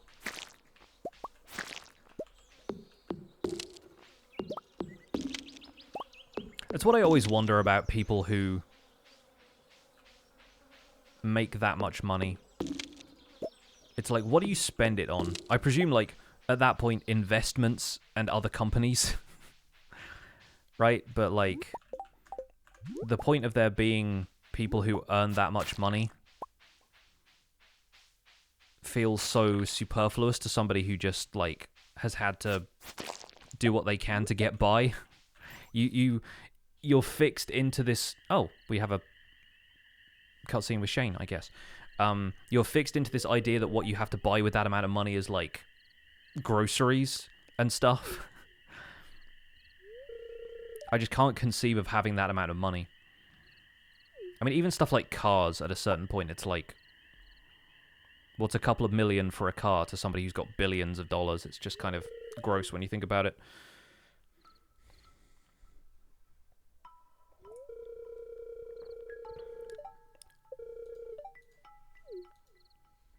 So a lot of Shane's cutscenes, which I'm going to skip over here, are about him dealing with alcoholism and depression. So this game has its darker sides.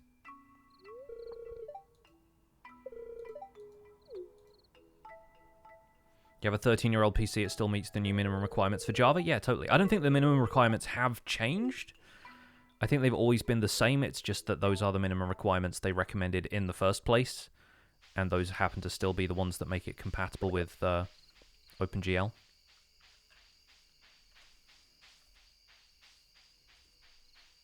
So not a kid's game by any means. I mean, this game has adult themes in it. I think it's probably a T for teen kind of game.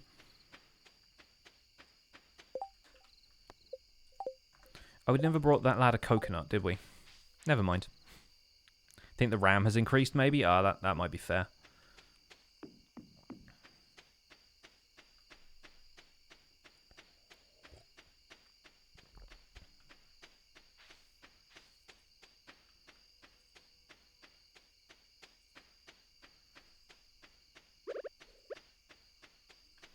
Kent's probably still outside. Dang it, LG Futan Bear. Let's go see if we can catch him.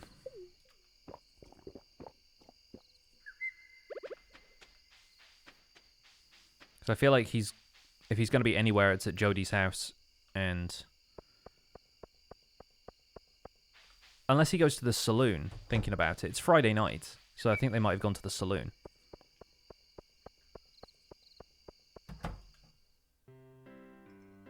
There he is. Bringing him a coconut at the saloon, I expect he thought he was getting a pina colada or something, but hey.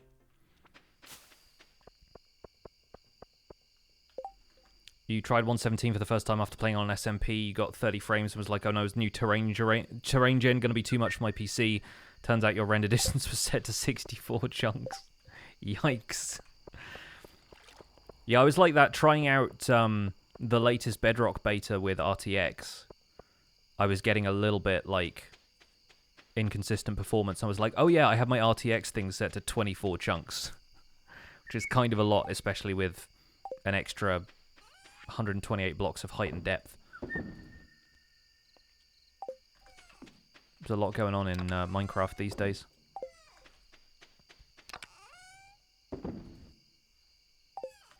Yeah, I didn't really mess around with the new beta for too long because it doesn't add lush caves as a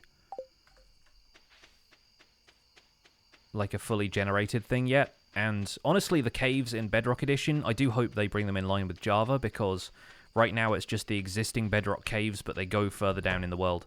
There's no deep slate, there's no, like, noise cave generation, there's no giant caverns like there is in Java, which I assume will change. Like, obviously, Bedrock is going to get deep slate, but, yeah, I just was expecting a little bit more of that generation to have been figured out by now. Can't rush them, though. It'll take time. Look at that, though. 76,000 with that ancient fruit wine. That's not bad. That's a solid take of 80 grand for the day. The TK, I have not 100%ed Stardew Valley before. By the way, we just got the achievement for millionaire. So we've now made over $1 million on the farm by, you know, summer of year 2. Which I know is not much for people who min-max, but it's pretty good for me. Yeah, we didn't even age that stuff. So, aging it for a season would be pretty OP. It's going to be clear and sunny on the Fern Islands. Lovely, lovely. And Kent is sending me the recipe for crispy bass. And Linus is sending me some sashimi that I'll just give to Pierre. Demetrius wants a pufferfish. Okie doke. Lovely.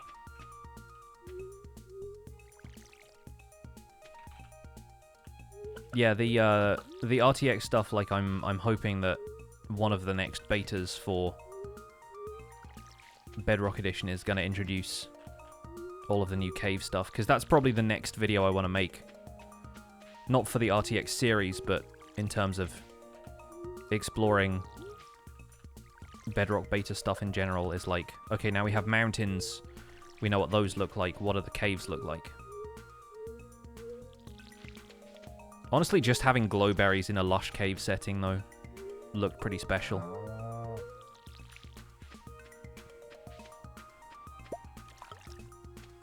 I need to get more preserves jars, because I'm actually accumulating a lot of sturgeon roe now. Sorry, 100%. Somebody was asking about the 100% thing. This update added the in-game thing that tracks 100%. So there is a secret location in the end game area, the island, that we'll go to a couple of times in this stream, which, yeah, has a completion tracker. It doesn't necessarily require the same stuff that community-made 100% completion trackers have included in the past. Like, you don't have to have all the buildings on your farm if you don't want to build, like, the slime hutch or the stable or whatever, right? What's next in the Skyblock series? Good question. I'm not certain where we're at right now. I think I was going to try and get a better cobblestone generator set up, so I need to start duplicating TNT, which meant looking for a warm ocean so I could farm coral fans, and yeah, there's a bunch of stuff that needs doing in Skyblock. I also want to be able to do more building in that series and do more like terrain decoration, but I feel like to do that on any kind of grand scale is going to require me to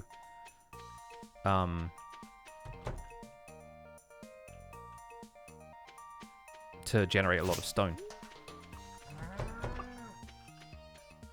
I don't really need to come in here and pet the chickens all that often now. Collecting this more frequently would be a good idea, though. I think we should probably set up more than 2 mayonnaise machines. Do I still have the materials with which to do that? I have 6 earth crystals. We need stone, copper, wood, and earth crystals. So that's pretty doable, actually.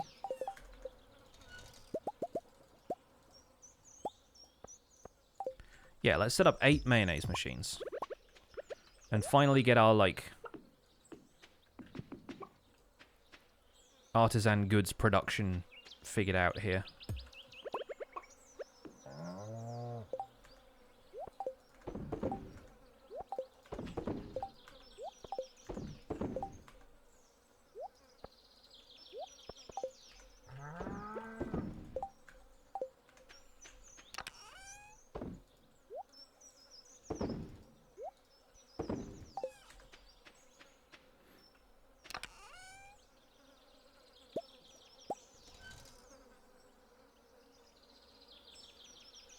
Man, I really need more iron. Folks who played this game, where is the best place to go for iron?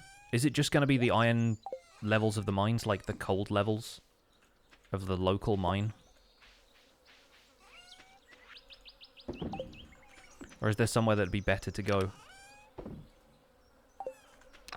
Because I guess, like, the Skull Caverns, you're going to get a variety of other stuff. Keep resetting level 41 of the mine. I guess so if you're, like, just resetting the elevator over and over again. Sure, that makes sense.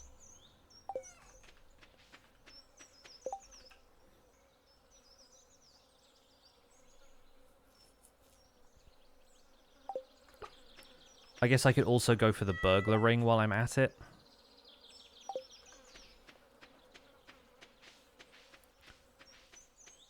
I want to make sure I keep harvesting stuff from the island, though. And now I need a pufferfish. Which I don't know if I have got elsewhere, but I don't think I do. I don't think I saved one for anything. I think if anything, I probably didn't catch one in the first place. Cold levels is where you go, unless those deposits in the volcano are worth it. They're not as consistent, I don't think. Iron is 41 to 70 in quarry. Yeah, okay, that makes sense. The quarry is mostly trees right now, so... So I guess what people will do is, yeah, spawn a small floor like that. You know what, we can go to 45. And keep killing these guys as well.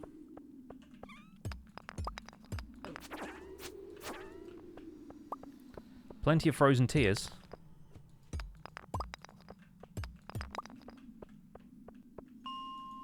Don't think ores spawn on elevator floors, do they not?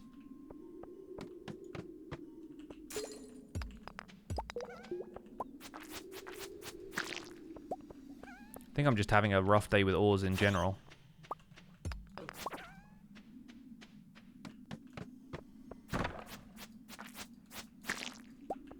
They certainly don't spawn on the ones that are, like, even numbers like 40, 50, and 60, but I feel like on...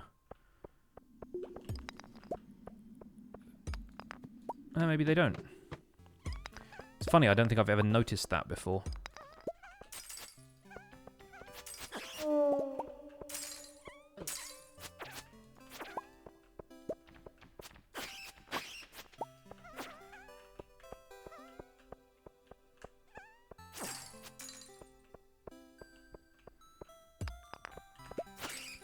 I always assumed the strategy for people who min-maxed was just to reset those floors to see if you got any ores out of them.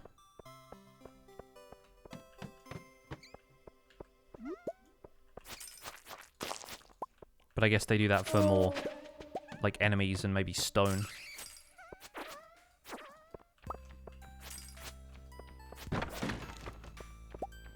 Hey, we got some jade. Shout out to the jades.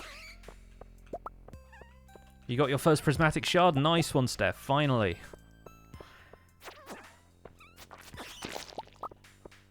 And what month are you on? Hey, thanks for the ladder, guys.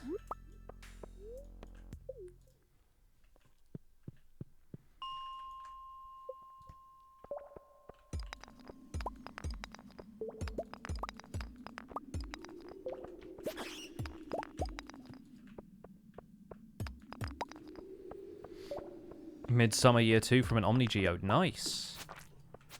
I'm glad you finally got it. Because I remember on previous streams you having a real hard time with that. It's funny because they're so important to the game, but they often end up just being so elusive. We would not have made the progress that we've made had I not gotten a prismatic shard already. And several, in fact, in this case, but... Oh, hello.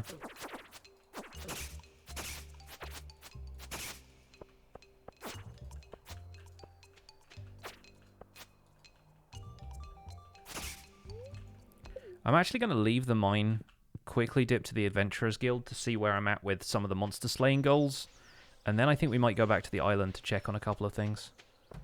Because we definitely got some harvesting to do. Okay, we're 9 away on Void Spirits. 350 on Dust Sprites. We still need to kill some more Duggies. The Pepper Rexes are obviously going to be in the Skull Cave. Likewise the other stuff. Yeah, okay. We got some work to do, but it's doable. Pity you aren't so lucky with enchanted golden apples, I know, right?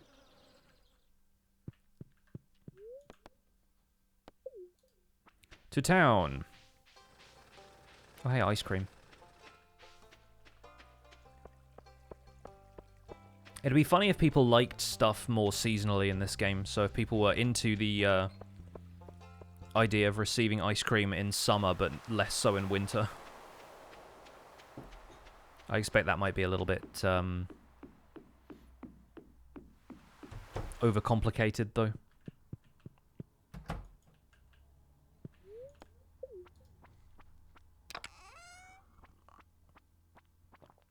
Yeah, I'll probably go to the Skull Cavern at some point this stream. Pick a lucky day. Elf, thank you so much for the 100 bits. Saved Bumblebee's life the other day and was thinking about changing your name to Baublebee. Up to you. I like both. Just gonna sell the sashimi and the frozen tears. I think we've got enough of those anyway. Let's continue harvesting the banana. Aquamarine bird is hanging out over here, so let's go say hi. Boo! Thanks, man. And next Monday we will get a new key quest, so I'm curious to see what that will be. In the meantime, though, let's go to the volcano. After briefly grabbing this coral and checking for worms on the beach. Because we still need the second snake vertebra. We got this, right? Yeah. We still need the second snake vertebra. We still need various other bits and pieces for the island museum.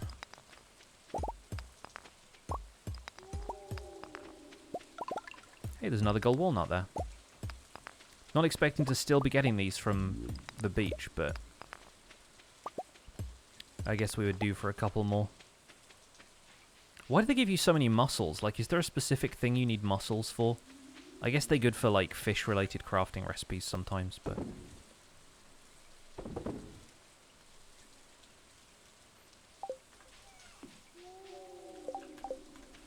One thing you regret is not getting after hardwood more from the get-go. Be well in winter at this rate without going to the Fern Islands. Yeah. Growing mahogany trees is OP. The fact they let you do that now is very, very useful. Not going to leave that here. I'm going to take that with me. Any cooking recipe that wants fish can use them. Also mango trees. Oh, okay. That makes sense.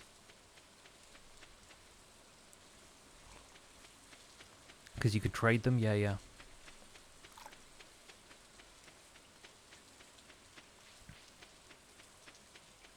I think I heard the little panning spot. Oh, it's unreachable. I hate that. The mango trees is the reason for the mussels specifically? Yeah. I just get saplings from the volcanoes, so I don't see the need to grow too many of them. Other than just, I don't know, I want to make more mango jam or mango wine or whatever you end up making.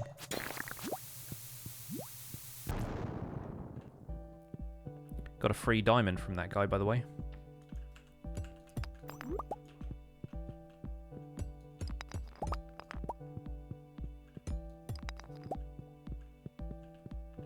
Some iron over there. Gonna grab this mushroom and skedaddle, though.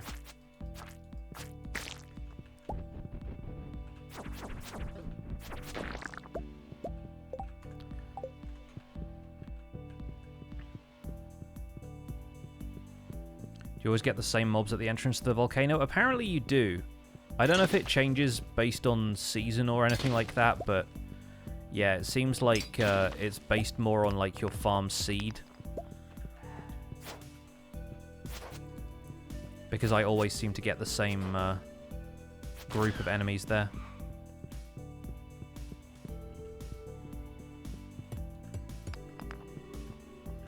Oh, inventory's full. We need those. So, sap, go away.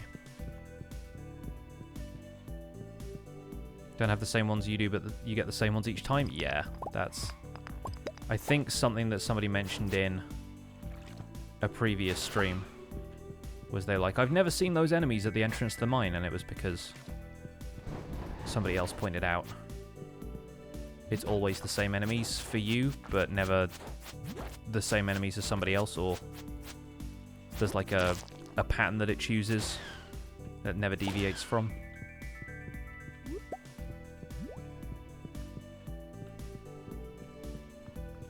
We'll get to level 5 and drop down. Take the exit. Oh, lost that topaz. That one went in the lava.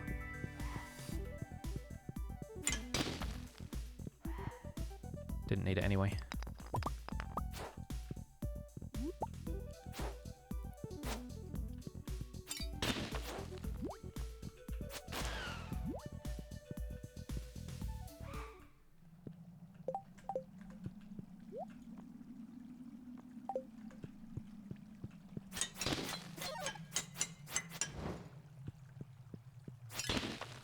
Alright, bit rude.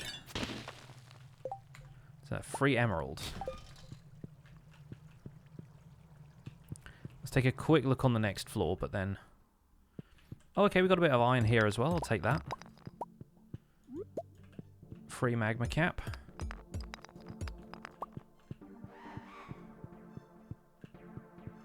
And a chest up here, which we will probably investigate for the sake of it potentially being a fun drop. What do we have?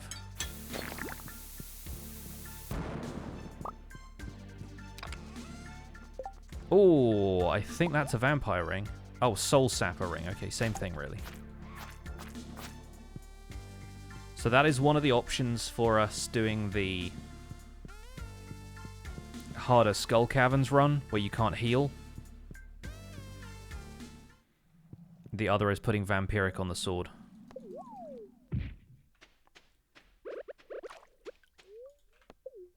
Which one will we choose?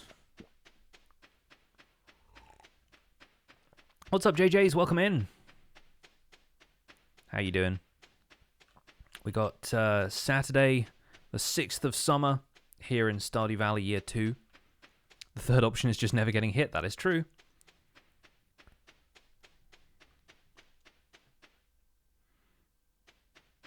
Drink coffee, the answer is always yes.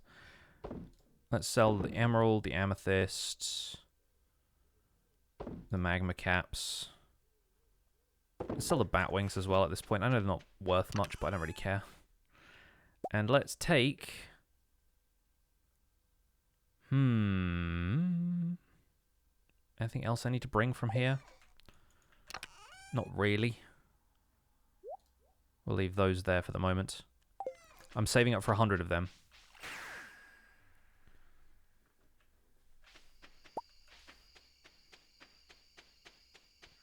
There we go, that's the stuff.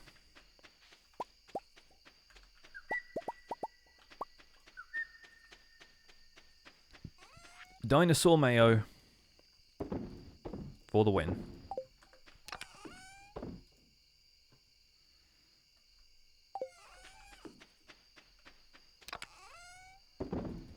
Yeah, and if you want to have the Soul Sapper ring and Vampiric on the sword, that'd be good. But I think I'm probably going to go for a combination of Burglar ring and Rock Crab ring for better defense.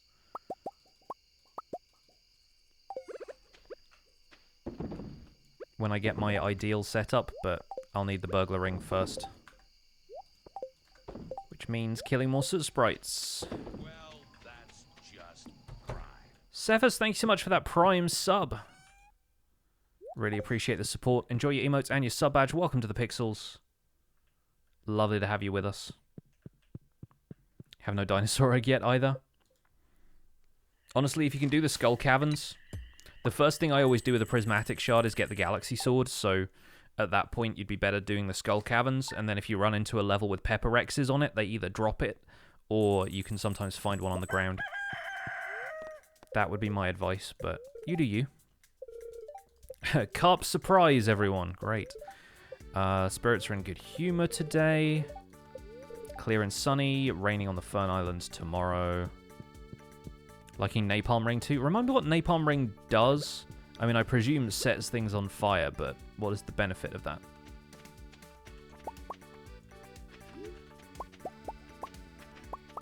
The surprise is that it's just carp. Yep. Ooh, wild plum. Nice. Need to save that to make plum pudding with. In fact, I might just start saving everything the bats give me now, again, for cooking purposes. Sunflowers are almost blooming.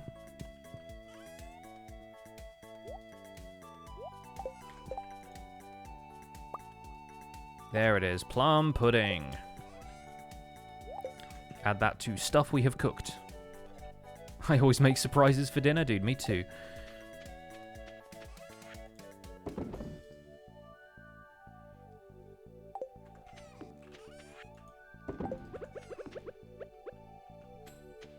The radishes can be pulled.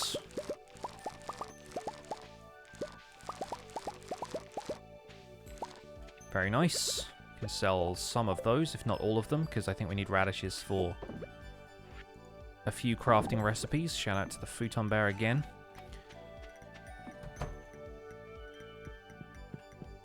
The vegetarian option for your classmate every meal was lentil surprise. Bet they weren't too surprised by the end of that, no.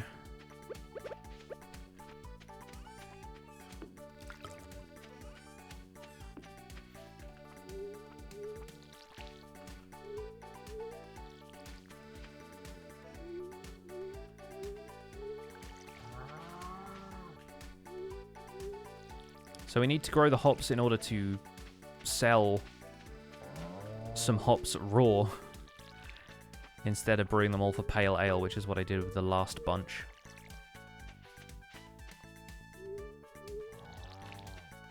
So I need to remember to do that. You have to go put your pot roast surprise in the slow cooker. Go for it. I think I might have to make salmon surprise for dinner today.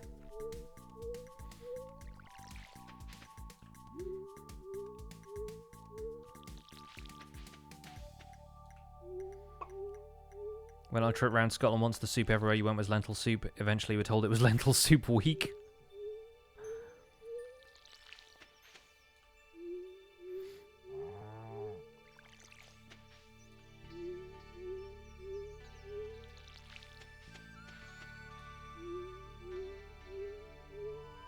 Having some toast surprise right now, and there's chili surprise for dinner. Oh, I love chili surprise. Surprise is one of those things that you can just spice up a dish by adding the word rather than any kind of seasoning. Typically, I refer to a lot of the things I make as world famous. Usually because I've made them for both my British and American family. Like my world famous smoked salmon pasta. The surprise is the amount of chili in it.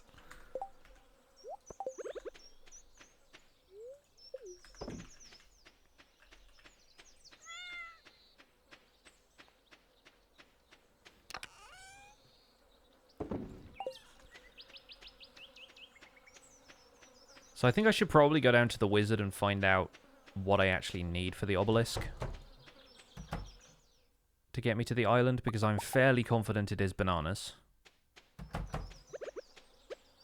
But beyond that, I don't know. I think I also need a pretty sizable sum of money, but I can't remember that either. Anyone ever made quesadillas themselves? All the time. I feel like I haven't really had many quesadillas that were prepared by other people. Aside from, like, immediate family. Doesn't work when you're having world-famous Tesco roast beef dinner. Million gold, 10 banana, 10 dragon's teeth, 10 iridium bars. Right, okay. That makes a lot of sense.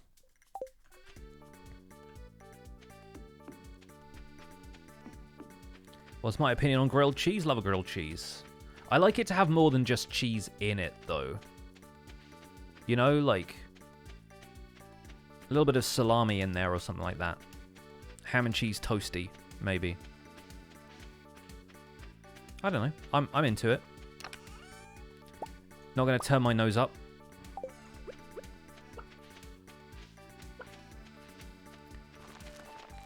Grilled cheese with bacon and tomato. Yeah, I mean, or like, dip a grilled cheese in tomato soup.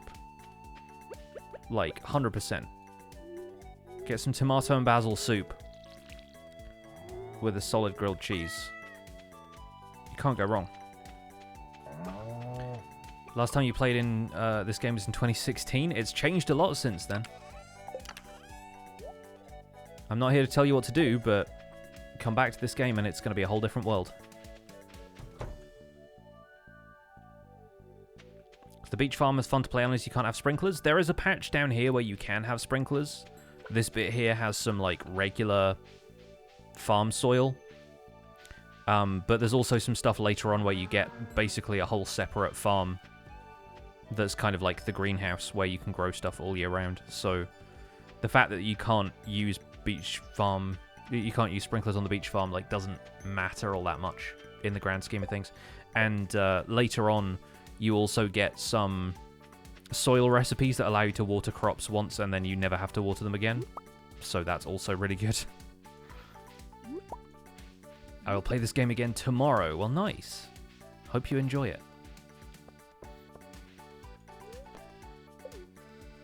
Let's go to the quarry and pick up our oak resin. I think I need to get some more tree taps and actually make full use of this. Either that or I should just get rid of all of the trees because there is no point in having them here if they aren't producing resources for me.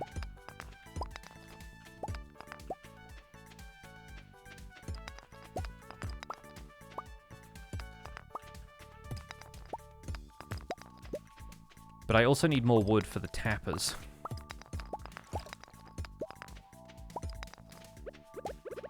So chances are I'd need to do something about them anyway. And you can grow trees pretty quickly thanks to tree fertilizer, so...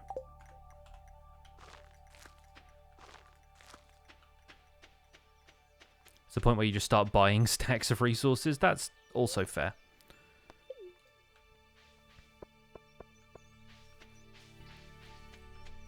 Tomato soup without a grilled cheese should be a crime? I mean, steady on. We're not here to make things criminal.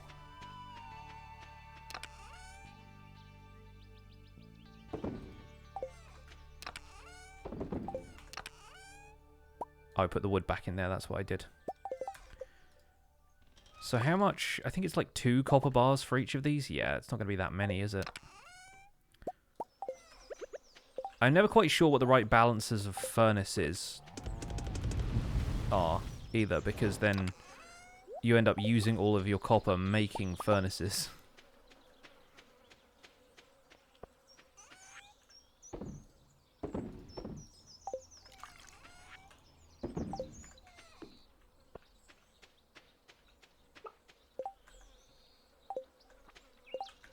One other thing I wanted to do is make sure I can make some more preserves jars.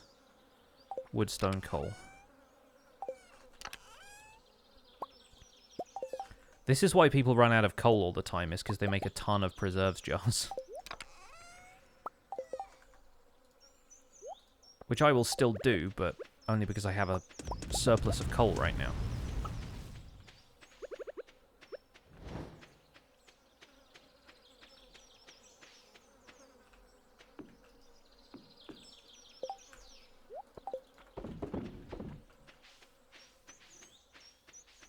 No super smelter array? No. Again, we don't have access to hoppers yet.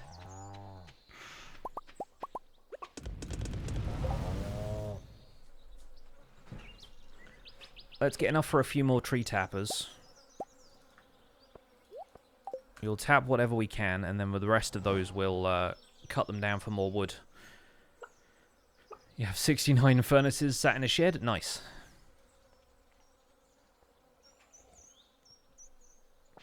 That wasn't deliberate.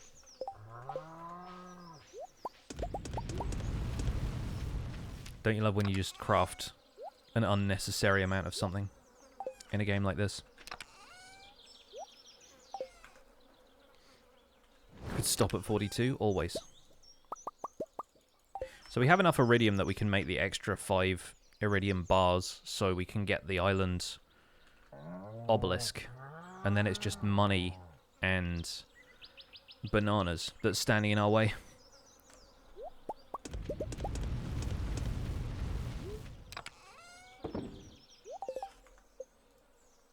Isn't it always, though? Isn't it always money and bananas standing in your way?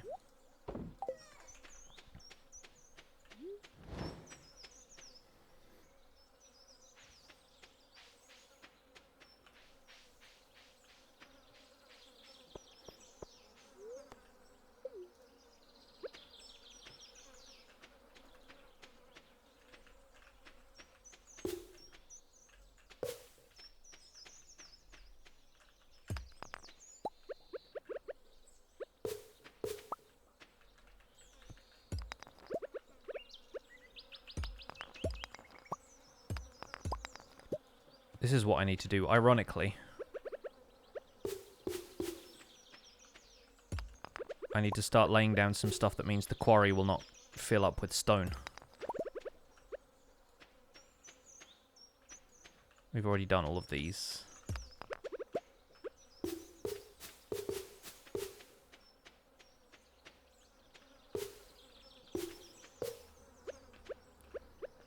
And the rest of these can come down, I think. Because I just used up all my wood to make the tappers.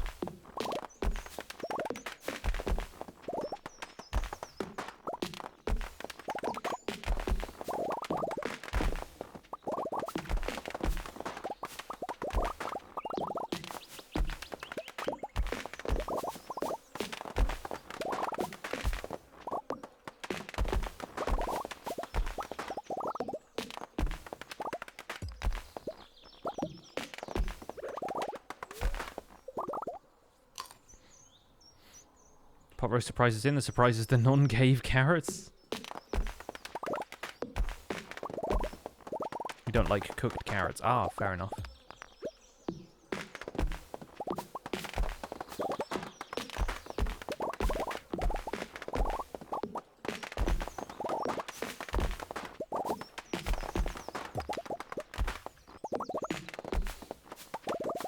It's nice getting to the point where you can fell trees. Oh, farm totem. You can fell trees with such speed that the tree chopping noise is near constant. Like, this must be what the Forestry Commission feels like.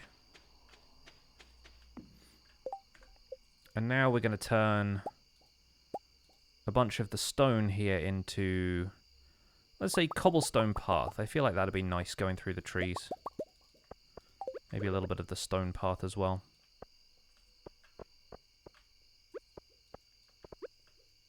Not really going to be able to see much of it, but...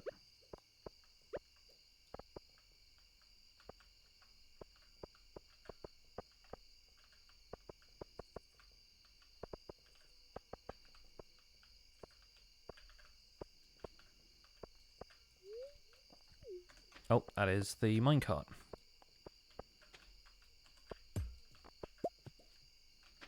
Oh, that was a tapper. Oops. Broke that.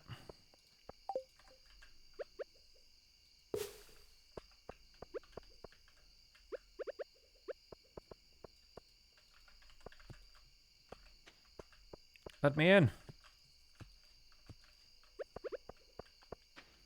Maybe that's like a fixed obstacle that I can't go around.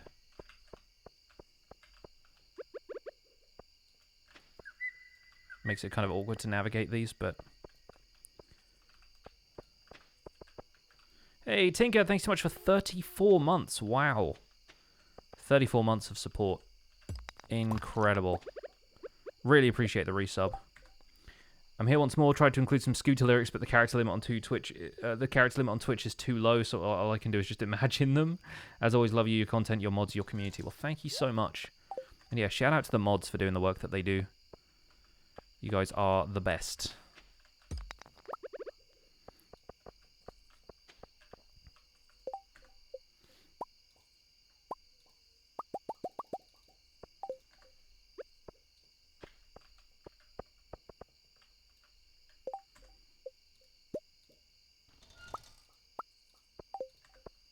Alright, lovely. That'll do.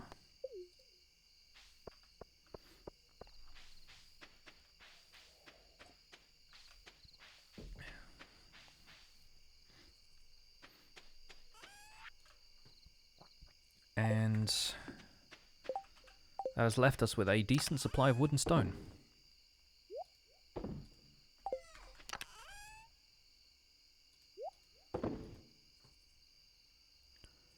And also 321 Omni Geodes. We can do a lot with those. It's time for bed.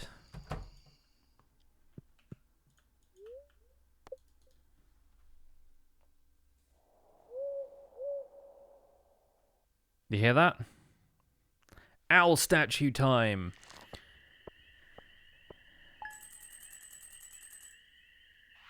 What's that from? Void mayonnaise, regular mayonnaise, radishes. I guess radishes. Radishes.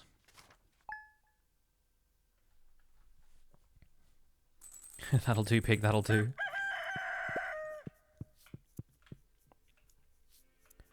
Babe, pig in the city. How are we looking with regards to luck today? Very happy. Alright, skull mines today, maybe? Oh, we got some poppies, though. Thanks, Lewis. You patronizing so-and-so.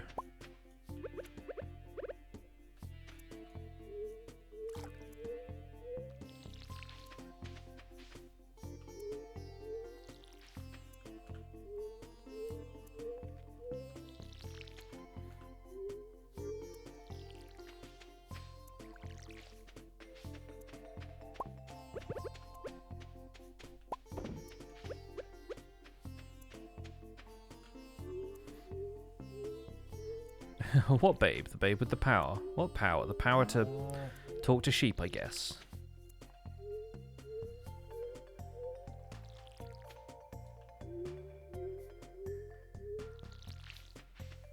Hey, check it out. An owl statue has turned up to admire my handiwork. Shout out to owls. Cats of the air. You ever seen an owl? They're goofy as all heck.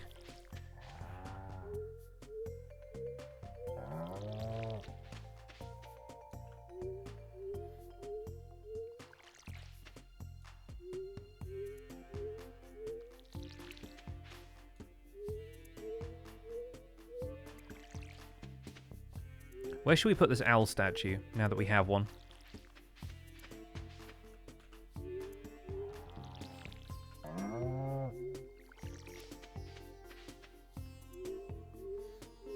Ishika, hello! Welcome to the stream. How's your day going? Hope you're having a good one. Cats that fly would be deadly. Again, have you seen owls? Pretty deadly. Let's put it there. I like having it kind of at the entrance to the farm. We're going to sell all the poppies. Save one. Because I think we need one of each of certain types of flower. Oh no, it's flower seeds, isn't it? It's not even that. So we could do that now with the tub of flowers. Because Pierre now sells all of the seeds. So I don't even need to worry about the seeds. Seeds? Sell the caviar as well. Saw a video about rare events and that owl is rare. Yes, it is. Yeah, I got like 5 of them on my other beach farm playthrough, but I feel like that was the only rare event I got. Along with,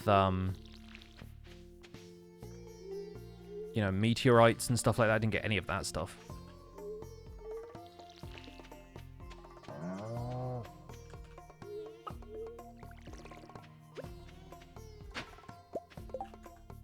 Every time, prehistoric ribs. Every time.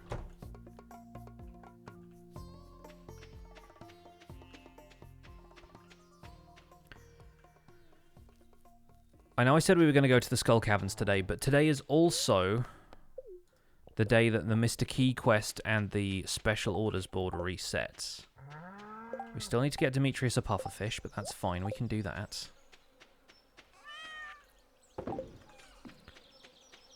Got an owl today on like day 5? Yeah, I remember getting them, if not like in the first month, then at least in like summer and autumn on my other beach farm playthrough. Newer to this game, what do battery packs do? They are for a couple of things. A couple of quests require them. It's Gus's birthday as well. What does Gus like? Food, I guess. Does he like sweet peas? We'll give him a sweet pea.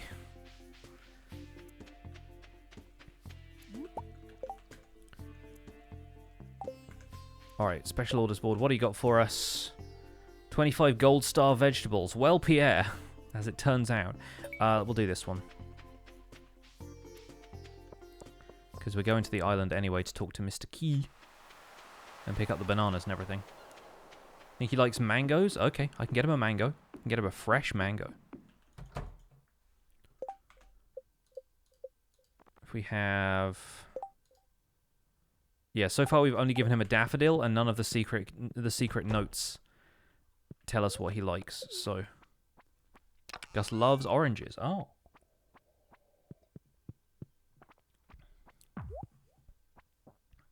Yeah, escargot is his favorite. I'm not going to be able to whip up an escargot, unfortunately. Take an emerald, though. Thanks, man. Yo, Azuma, coming in with a raid. Hello, friends. Welcome, welcome. Welcome to Stardew Valley. Spoilers for anybody who hasn't seen the endgame stuff in the latest update, but it's been out for a little while now. Hey, thank you so much for the raid, folks. How was No Man's Sky? I was dipping in there for a second there. You and Joe were having a time getting through the tutorial stages. I find that game a little bit of a struggle in the early stages, but then it really starts to pay off later. I've not played it for a good long time, though. I hope you enjoyed it. Thank you so much for the raid. Welcome in, friends. For folks who don't know me, if you might be new here, my name is Pixelriffs. I'm one half of the team that does the Hermitcraft recap. I also play Minecraft a lot in my own time. But right now we are embarking on a 100% playthrough of this wonderful game, Stardew Valley, which if you haven't played it, is available on basically all platforms and is a wonderful little RPG farming sim in the style of Harvest Moon. It's a long stream for X. Yeah, I expect No Man's Sky takes a while to get going, so you probably wanted to finish up on something that was like at least a good note to end on, you know?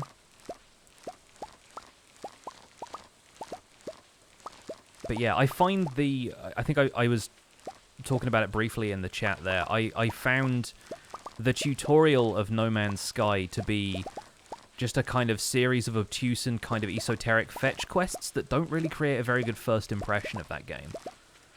But then once you get to the point where you can more freely explore and you have a functional starship, it really opens up in a nice way. If it were me, I would start the game with you piloting a ship, maybe through the atmosphere, and then engineer some sort of circumstance in which you crash, so that you have an idea of what the game is like when you're back in the air.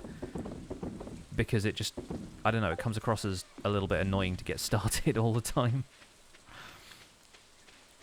Ended with a pirate battle? Oh, nice.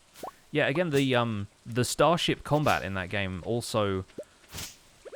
Like, I struggle with that stuff, but then I'm not very good at thinking in terms of 3D space. It reminds me a lot of those old Star Wars space combat, like X-Wing, TIE Fighter era kind of games, where you've got to think so much about, like, rolling your ship to avoid attacks and stuff that I never quite, you know, had the brain for it. It's probably why I'm not a fighter pilot. It's very complicated when you're very new. Yeah, absolutely. Okay, Skull Cavern has been invaded by powerful monsters. Oh, the Prismatic Grange one is fun.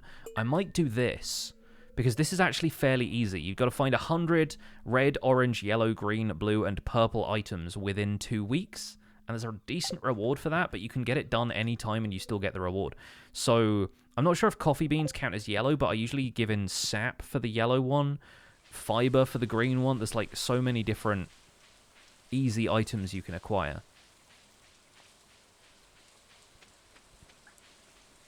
So I think we will give that a try.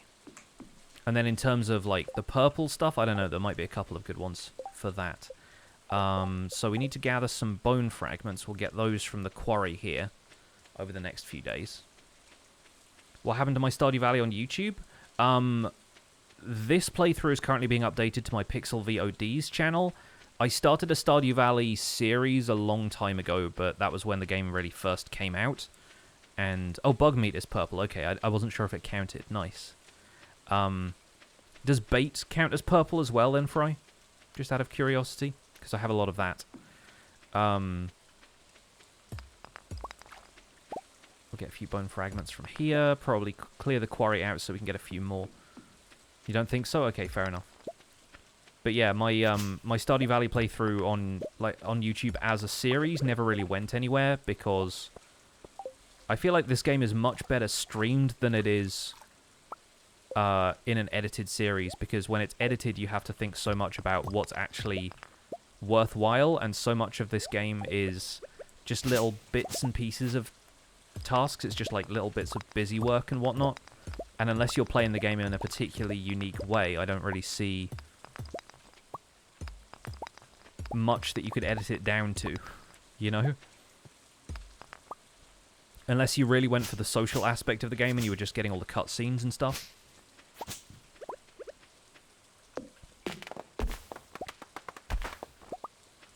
Keep a supply of bug meat, cranberries, and blueberries for the other colours. That makes sense. I think I've done it with sap, copper ore, and a few other things in the past. Obviously, the plan is just to go with whatever is the least valuable for the colour.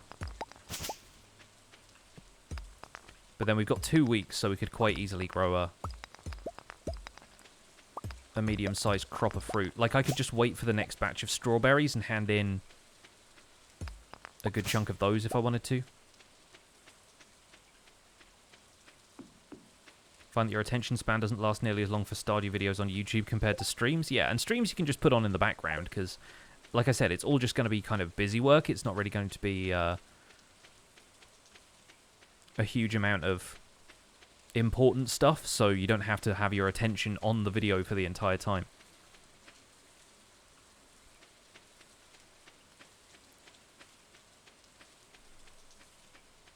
Alright, let's head back to the mainland.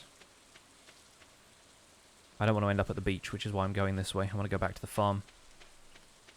Playing Satisfactory while listening? Nice. My buddy Joel is playing Satisfactory on Twitch lately and is having a grand old time. In the process of mass-producing earth crystals for orange in the future? Nice.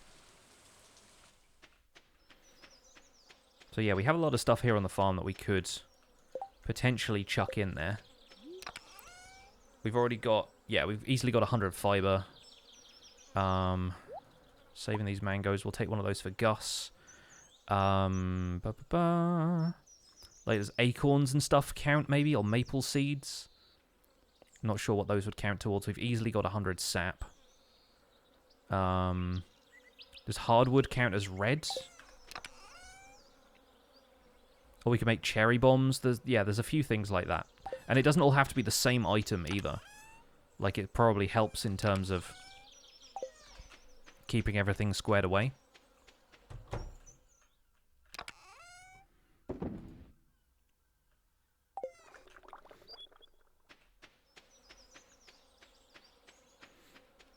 We didn't get an orange from the bats today? Nope. Let's take Gus this mango. Oh, salmon berries. Do they count as red? Excuse me, young man. Are these apples red?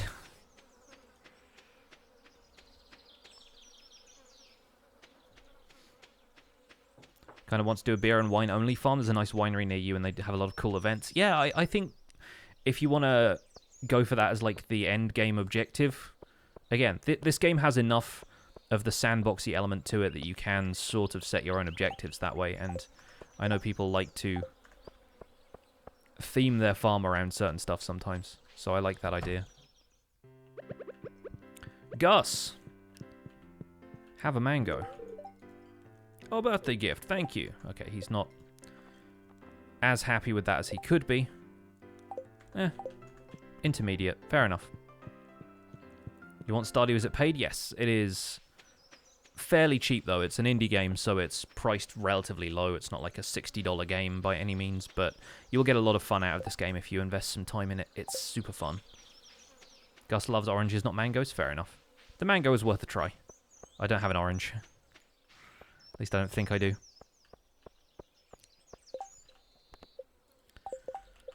So, in terms of how we can get more bone fragments, aside from going back to the island quarry or digging them up occasionally from the skull mines, we can also get those from... not the skull mines, what am I talking about? The... I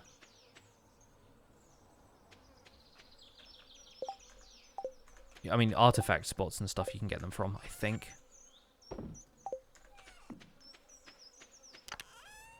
What game is this, Terraria? Yes, this is Terraria, as you can tell from the title where it says Stardew Valley.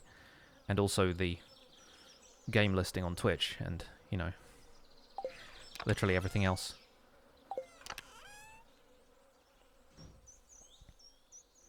I thought we had more copper ore than this. Where did it go?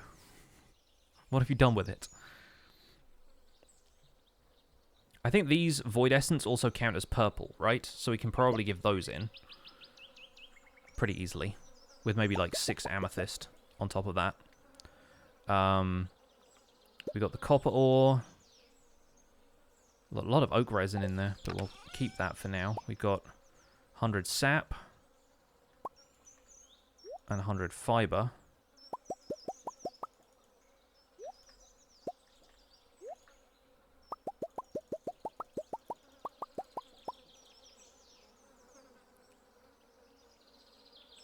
Oh, we got loads of Void Essence in here. We can just give all of that in instead of the amethyst. What is blue stuff? We can give in frozen geodes. Joja Cola. We can give them all the Joja Cola. I wish slime counted as blue, but I don't think it does. Give him some acorns. Blueberries and blackberries are your go-to for blue? Right. Makes sense. Again, there's stuff like aquamarine and diamond and stuff that I've got in larger numbers, but I'm not interested in giving him all of those.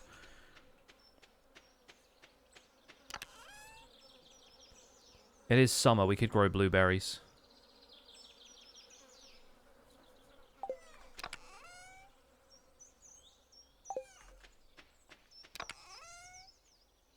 Or, if we can make something like fertilizer that's got like a blue label to it or something. Blueberries are your best bet? Could be. Could be. Could give them an entire crop of ancient fruit? Nah.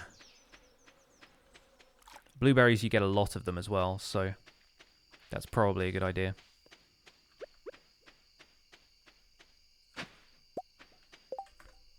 Already given that one to the museum. Community center progress. We got finished in winter of year 1. I've been keeping broken CDs and glasses. No, I think I recycled all of them in the end.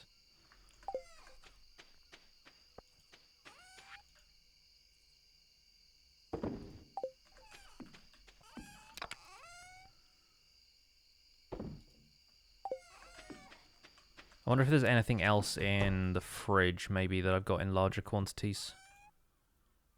Like sugar and things. But that's a lot of beets you've got to have. Are these eggs blue? Does the jar of mayonnaise count? Does that count?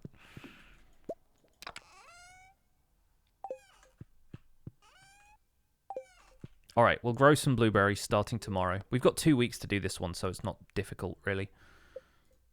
What's the goal in this game? The goal is really kind of more open-ended, but at the end of year 2 of your farm basically gets assessed. And if you've made a profitable business out of it and gotten to know people in the community and completed like a list of fairly hidden but fairly easy to intuit objectives, you get yourself a statue that says, congratulations, you've achieved perfection on the farm. And then in this case, I'm going for 100%, which is the true perfection route, where you have to complete a bunch of other objectives, which are actually listed for you. Gus is here with something for us. Is milled rice blue? I don't know, but I don't have enough rice anyway. I think it's in like a pink packet.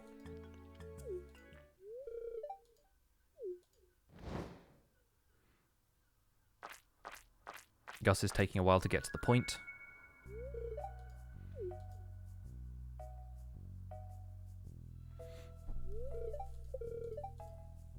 It's been great having you in town. I've come to think of you as one of my good friends. Catface.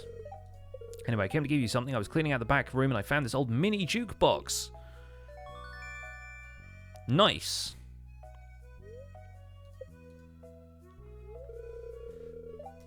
It's actually an old do-it-yourself project of mine from years ago. They're pretty easy to make. So in case you want to make more, I brought the blueprints for you. Thanks, man.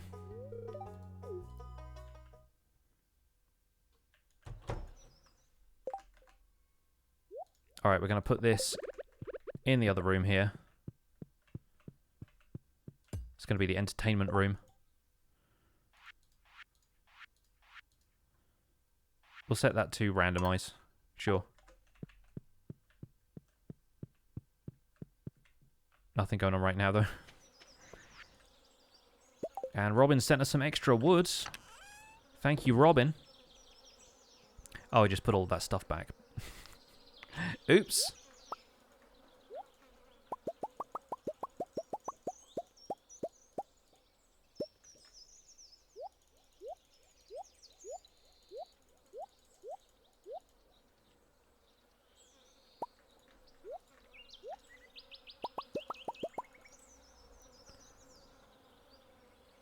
Okay, I think that's what I had.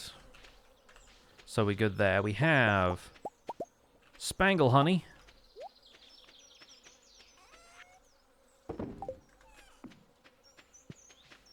We also have sunflowers, and I'm going to pick these out.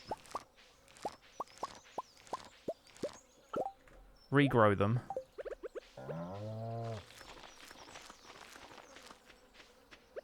And then pick out the spangle as well and sell those. What's the difference between Stardew Valley and Minecraft? Literally everything. Like a different style of gameplay, a different aesthetic, a different perspective, different objectives. More of a social aspect in Stardew Valley, more of an open-ended aspect in Minecraft. They're basically different games.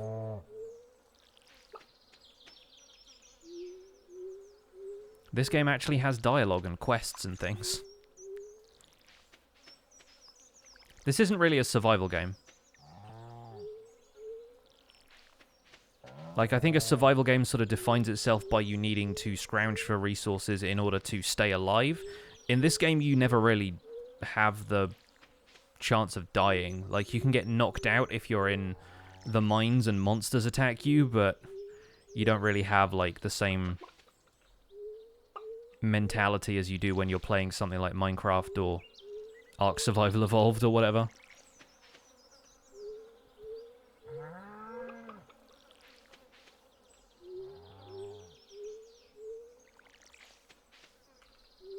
Yeah, it's almost like different video games exist.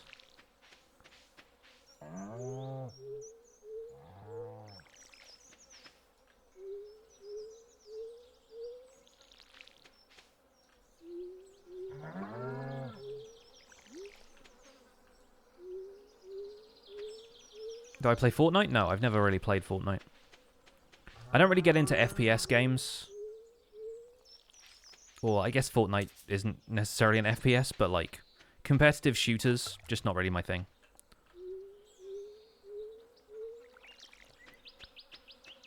Fortnite is more of a third-person shooter, right? Again, I have no idea. Do I play Minecraft? Nah. Yes, I play Minecraft. Minecraft is kind of my main gig.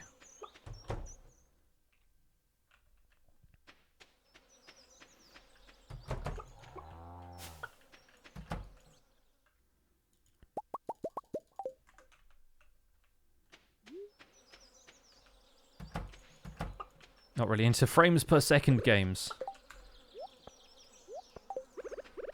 Who needs those anyway?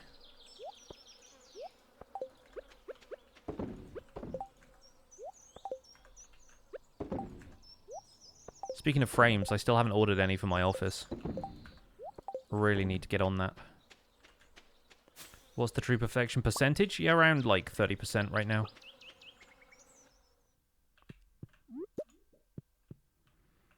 Okay, we'll go to Pierre's and get ourselves some blueberry seeds.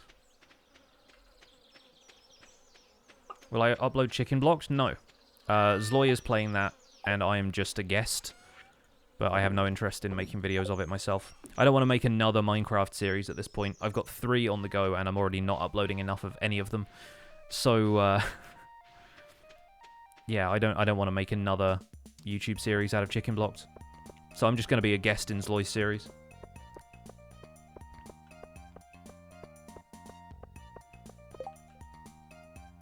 Linus wants a radish. I got one of those.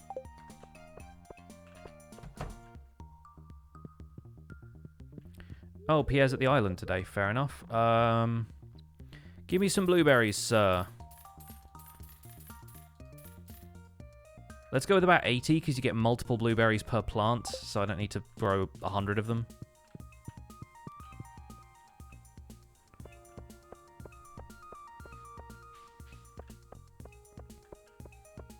Blackberries and battery packs also work for blue along with Joja Cola? Yeah.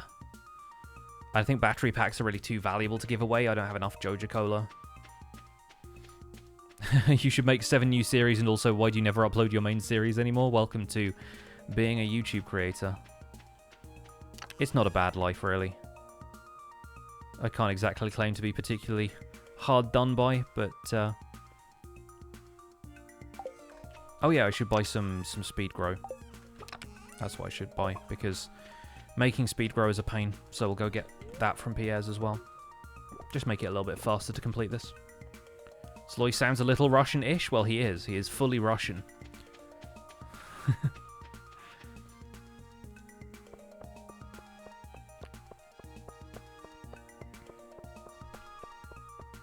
Thanks, GDA6. Glad you like the videos.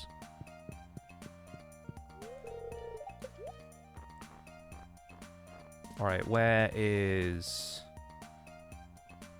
Speed Grow. There's also Deluxe Speed Grow, but I really don't need it to be that much faster.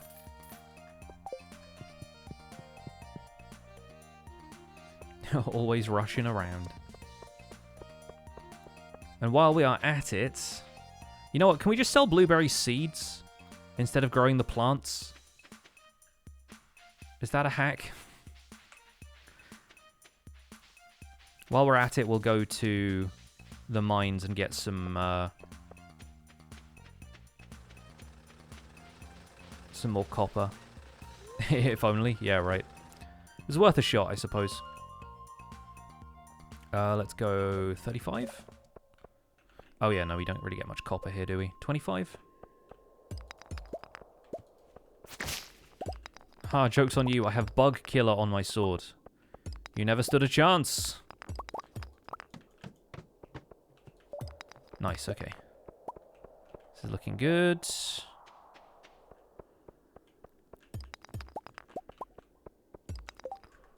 $58 so far. Don't really see any more ores around here. We can add a little bit more. Oh, nice. Wasn't any more copper on that floor anyway, or if there was, it was hiding. How do you get the little red square on the tiles? That is tool hit location. You can enable it in the settings. It is probably the most useful setting in the entire game, so I do not know why it is off by default. But yeah, if you go into settings, it is probably at the top. I just scrolled past it. Yeah, it's disabled by default, but it's always show tool hit location.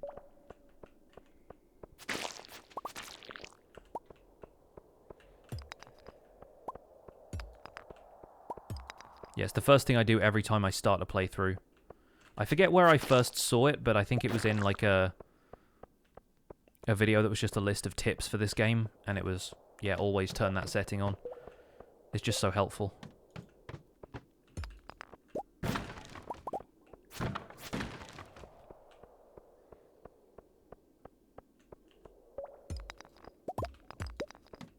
I like how the little stone golem guys are trying to walk around all menacing and I'm just ignoring them.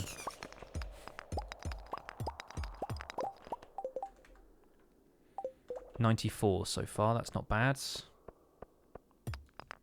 got to 130 in the Skull Caverns, very nice.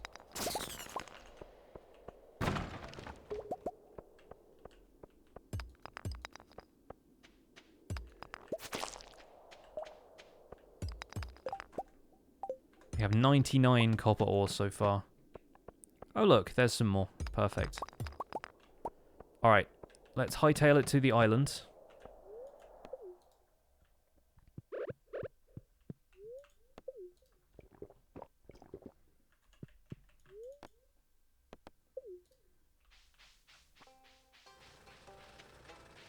It's taking everything in my power not to just walk home and smelt all of this stuff right now.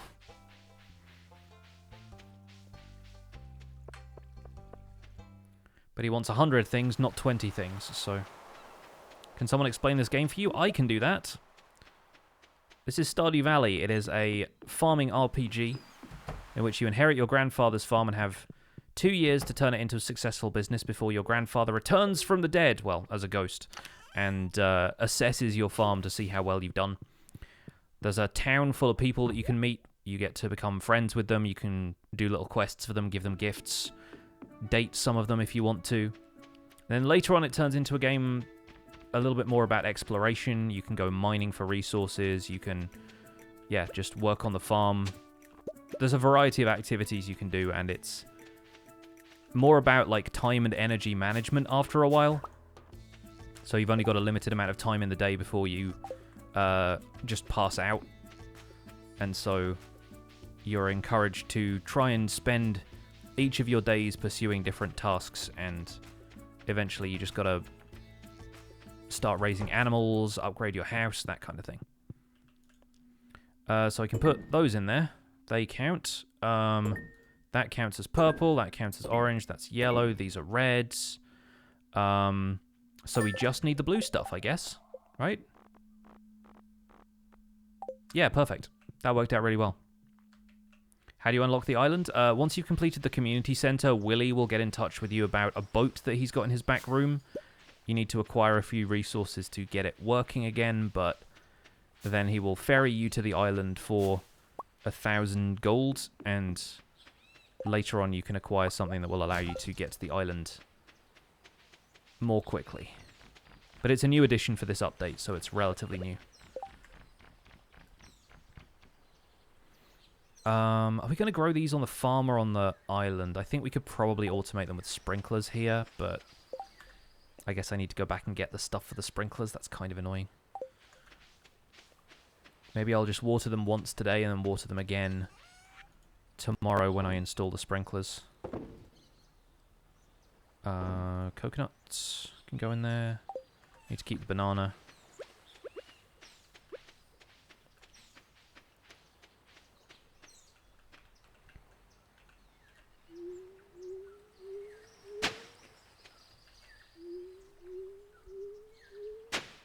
You just have the friendship one in the pantry left. Yeah, the bulletin board is difficult, but some of the rewards for the individual bundles are really worth it.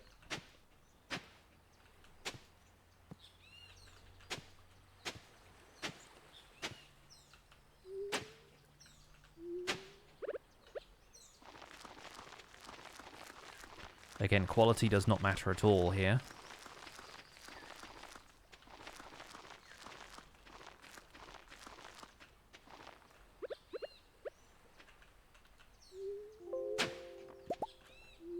Hello?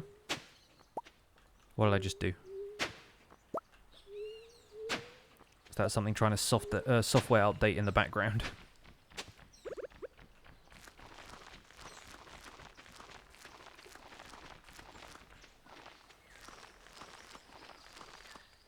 Perfect. Don't see anything wrong with that.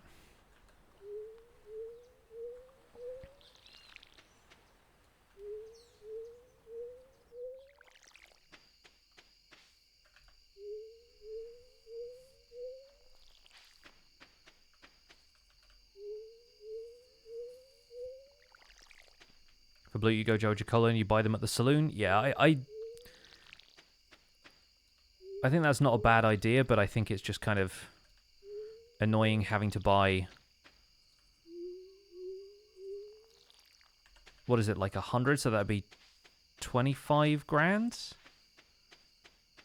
That's kind of a lot. Or are they less than that? I forget how much you get Joja Cola for. Or is it 100? So it'd be more like 10 grand. I don't know. But either way, buying the blueberry seeds and having something that you can resell on the farm feels a bit more worthwhile to me. If I was in a hurry, then yeah. If I wanted to fix quickly, then maybe. But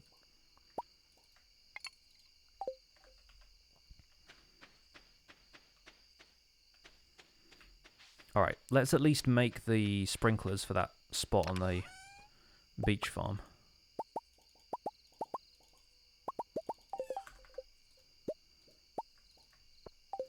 And we're slowly but surely outfitting the beach farm for better... I didn't even use the speed grow. We're slowly but surely outfitting the beach farm for better crops in other seasons as well, so...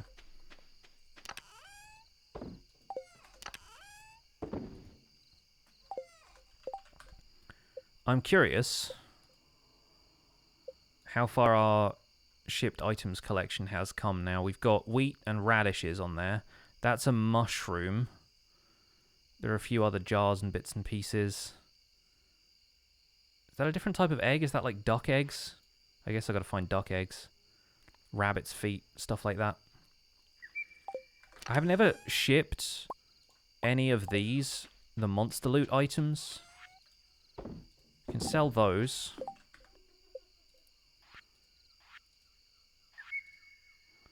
Could sell a cinder shard, a ginger. Have I ever sold a cave carrot? Like, there's some stuff here that I can't guarantee that I haven't sold. Bat wings and slime, and I have so many bone fragments here that I can't use for that quest, and it's kind of killing me.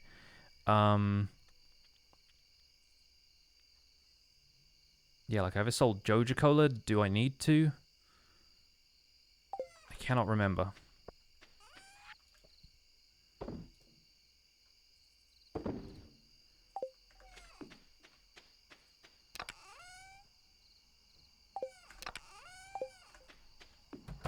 You're selling me? I'm sorry, Ginger. You're so valuable. One from there. Like this, it's playing music from the winter levels of the mine when I walk into my house now. Yeah, there's so many little bits and pieces that I still need to just figure out if I should sell. Alright, so let's go to sleep for the night. Have I played No Man's Sky? A while ago, yeah. I don't really play it much anymore.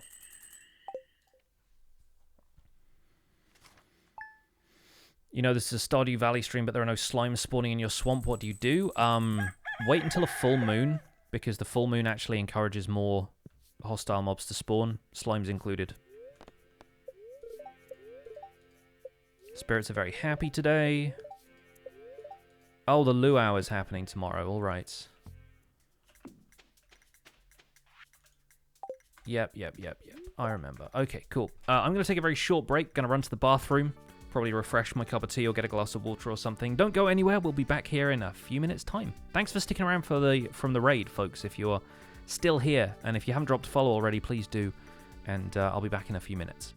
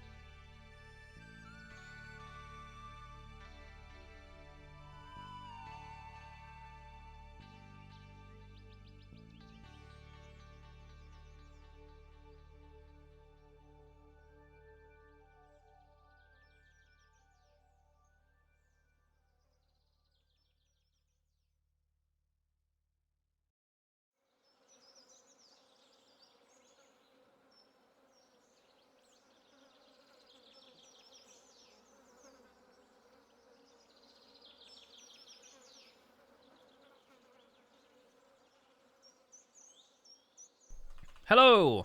We're back. Welcome back, folks. Got myself a glass of water.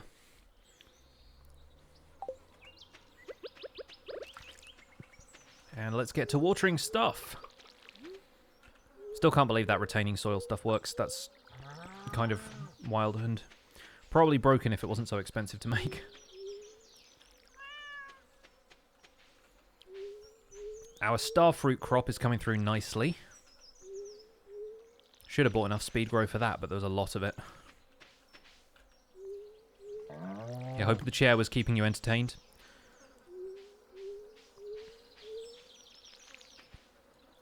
Jump scared you coming back. Gotta keep you on your toes.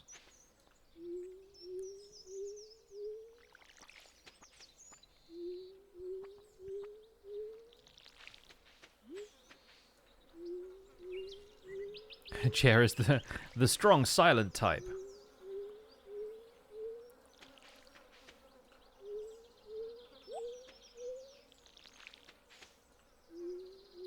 Still in shock I rated Frog Queen? Why? She's a great streamer. Also, I like to raid folks all around the Minecraft community. There's just such good people out there, you know?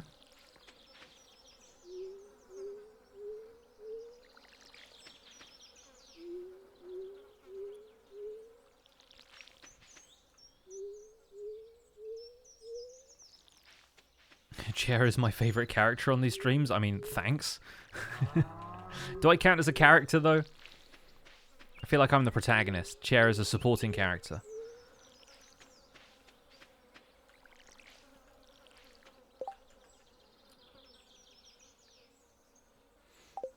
Now then, now then, now then.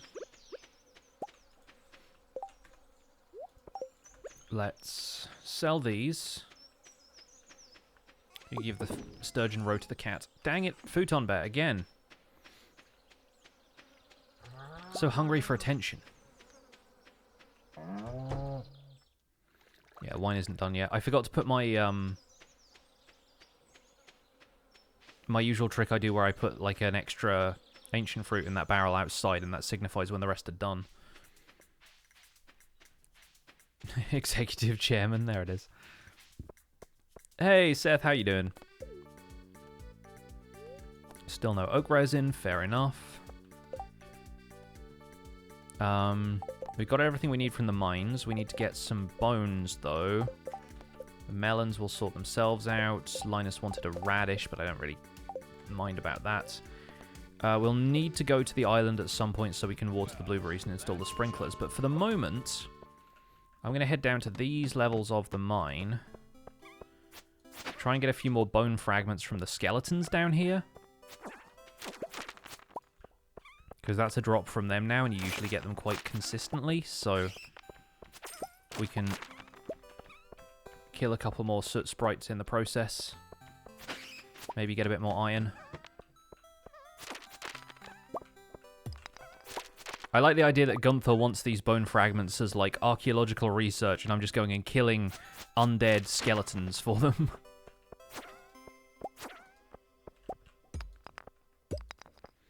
There's also no real way of telling if they're down here. There's one there. By 100% completion, does it mean getting every item? There is a way of tracking it in-game. It requires you to get, and let's see if I can remember all of these now. Everybody has to be at maximum friendship with your farmer. The farm has to have shipped one of every crop and forage item, like all of the produce that you can make. You have to have crafted every recipe, collected every fish, and gotten a bunch of the magical buildings for your farm. So the gold clock that requires you to basically spend 10 million gold in order to get it. All 4 of the obelisks that you can build on the farm that warp you to different areas of the map have to be built as well. Like, there's a whole bunch of stuff. You have to have found all of the golden walnuts on Ginger Island. What am I missing? You don't have to be married with a spouse or a roommate in the case of Krobus. I don't think that's a requirement.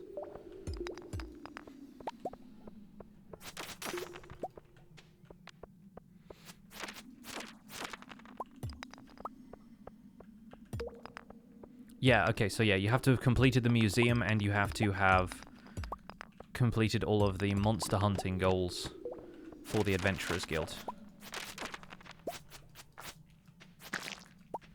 So there's a lot to do in this game.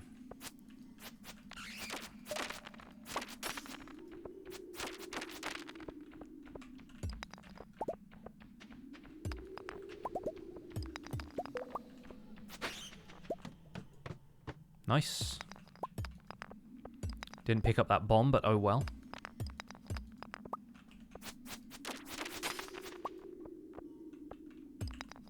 What year do I think I'll get it? I'm aiming for year 3 right now, mainly because of the legendary fish. But I'm pretty far along. We got the community center completed in winter of year 1. So I've had access to Ginger Island since then.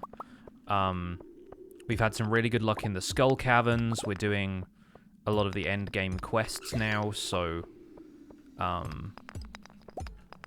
yeah, I've already got to the point where the shop now sells seeds from every season, all year round. That's 38, 39, cool. Let's go to the island. Yeah, like I've gotten pretty far through the objectives so far. It's just a matter of all of the stuff that's reliant on seasons and then crafting everything, so getting all of the recipes from the villagers. Befriending everybody is quite difficult.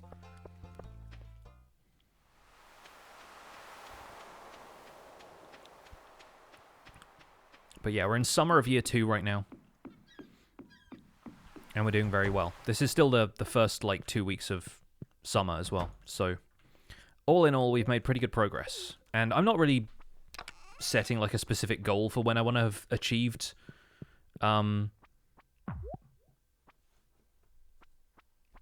the 100% thing. Like, I'm fine with it taking until year 3 or further.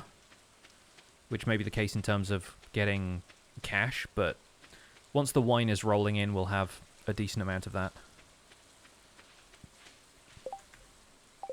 Right, I am all full on inventory.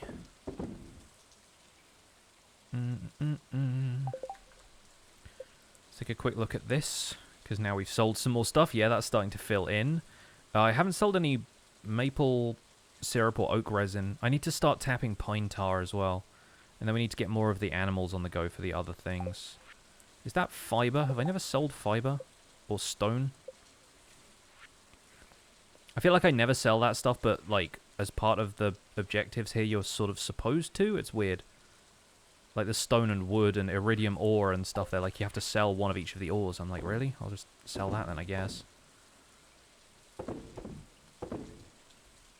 I guess it's like a resource, so... that kind of counts as something that you can sell on the farm.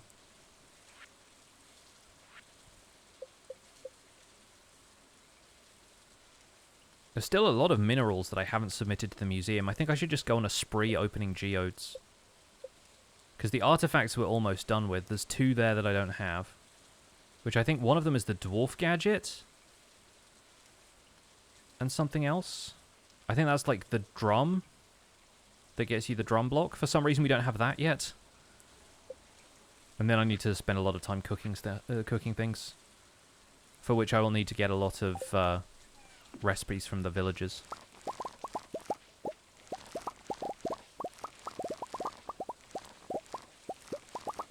There's a whole lot though. And then we need to start crafting everything. From which you often have to buy the crafting recipes from various merchants. Marlo, thank you for the raid. Welcome in, folks. Party of 18 coming in hot. Thank you. Welcome, welcome. Welcome back to Stardew Valley.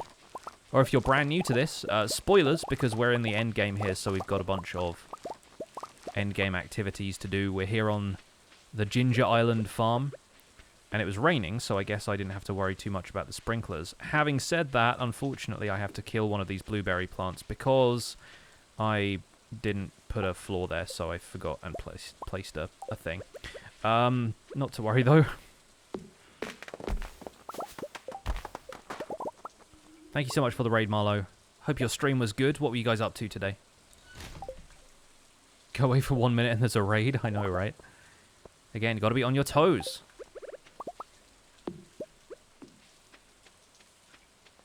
We should get multiple blueberries from this anyway, so it's fine.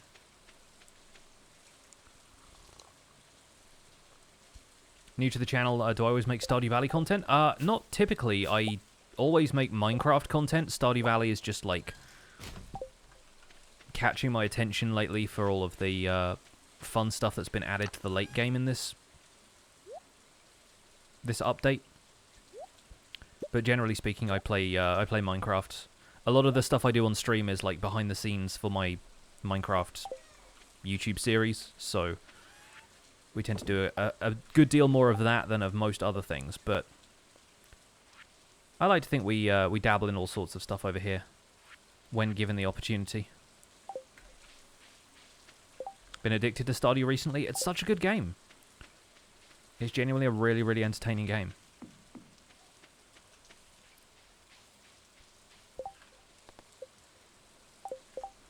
Can mix the items so you could have a few blueberries and the rest is different stuff. Yeah, I mean, I could put frozen geodes in there if I needed to. These are all fine. The radish can just not get done, I guess.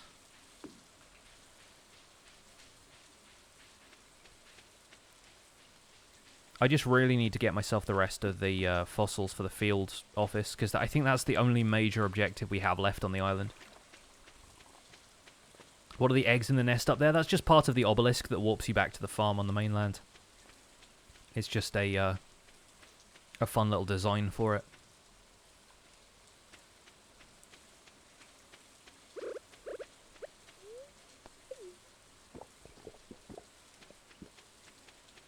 Where in England specifically is my accent from? I'm fairly generic in terms of my accent. I'm relatively southern and kind of middle class, so I don't really have much of a regional accent. I'm originally from the south of England, and I feel like a lot of people from the south of England tend to talk like me if they aren't from like a more rural part of the UK.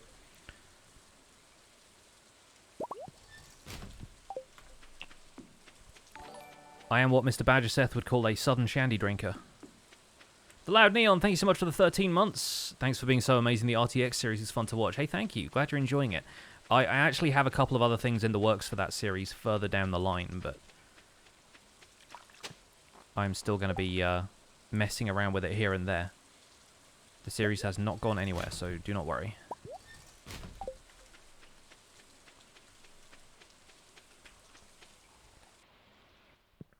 Let's see if we have any more cinder shards up here. Again, the same combo of enemies, so pretty much proves that theory correct.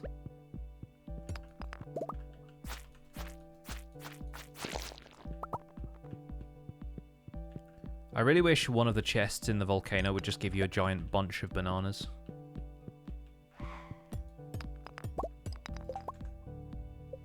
Can I make... I can. Let's make some bombs, and let's clear out some of these in case we get the mummified bat.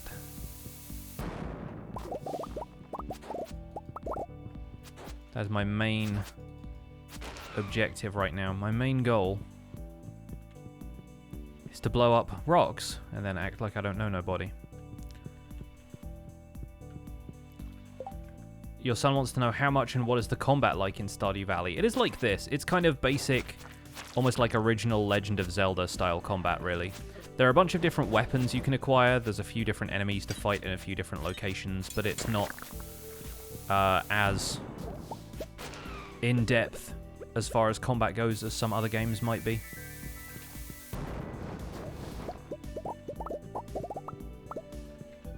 There are a few different types of weapons. Some of them have different attack patterns. The sword is fairly basic. There are daggers that attack faster but do less like sweeping motions, and then there is a hammer that can do a heavy attack but is slower, and they each have like special attack things. Like the sword allows you to block, the dagger attacks rapidly, the hammer does like a slam that damages enemies around you.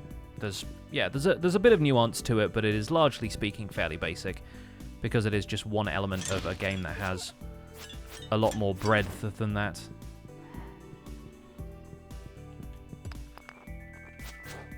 Alright, got another prismatic shard over here, so I'll need to defend myself for a second so I can collect that.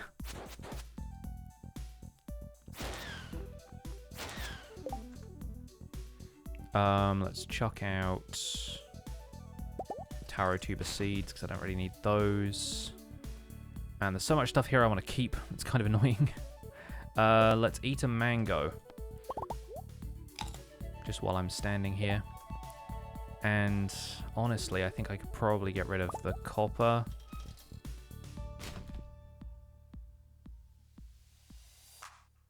And maybe the wild bait, whatever. Worth it for the prismatic shard. Yeah, there's some stuff that I'm still carrying around that I really don't need to be. Like, I have an artifact trove that I just haven't taken to Clint yet. What are the bone fragments for? They're for a quest. Right now, the archaeology office is asking me to collect 100 of them. Outside of that, there is a bone mill that you can get, which will allow you to turn the bones into fertilizer. So kind of a similar concept to how bone meal works in Minecraft, but there is fertilizer in this game as an actual product that you can craft or buy. And obviously that helps you grow crops on the farm. It's not like Minecraft where you can grow them instantly, though, of course. You have to wait for them to grow. This game is about farming, after all. Alright, we'll go up one more floor, try and find this... Oh, okay, we're not going to find the bat skeleton here. This is entirely a combat floor. I've made a terrible mistake. I will now leave. You know what this game needs is like a Pokemon-style escape rope item, where you can just leave a dungeon instantly. I guess that's what the warp totems are, though. Speaking of which, I left mine at the farm. When I was a kid, would I say I was a nerd? Yeah, absolutely. Grew up playing video games, reading books. All of the nerd stuff that's actually just stuff now. I was never particularly athletic or into sports, which is the only thing that you can do to disqualify yourself from being a nerd, although it's entirely possible to be a nerd for sports as well. You talk to anybody about baseball who was into baseball growing up, they're nerds. Like, that is the way that happens.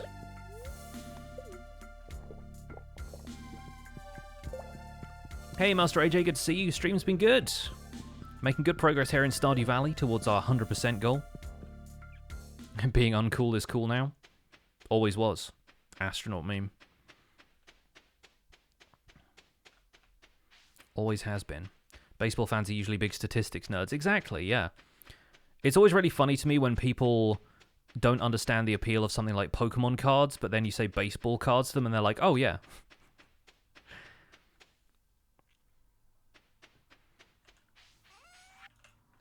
It's like, I get that those are real people, but like, we're all out here defining what is real. You know? All of this stuff only has value because we pretend it has value. You know what? I'm going to take that prismatic shard up the mountain tomorrow and I'm going to get myself a bottomless watering can. Said the massive nerds. Been watching Survival Guide series on YouTube and it's so helpful. Thanks a lot. Hey, no worries. I'm glad you find it helpful. We're all just ones and zeros here. Exactly. We're all made of the same stuff. This is all the product of human effort and human ingenuity that we're able to play these fun little distracting video games. So, I mean, call me a nerd, I guess.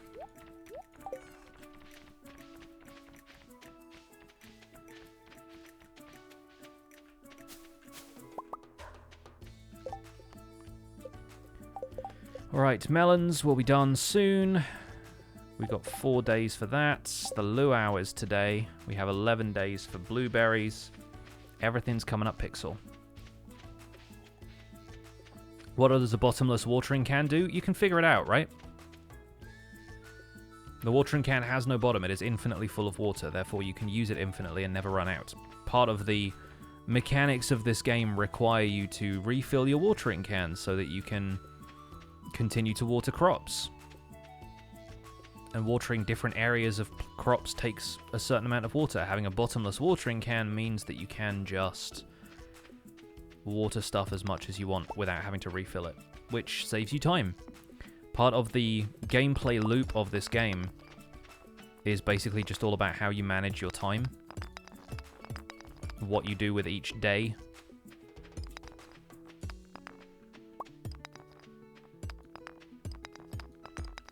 I'm leaving all of these resources everywhere because I don't have room. I need to go back to the mainland. But first, I must enchant my watering can.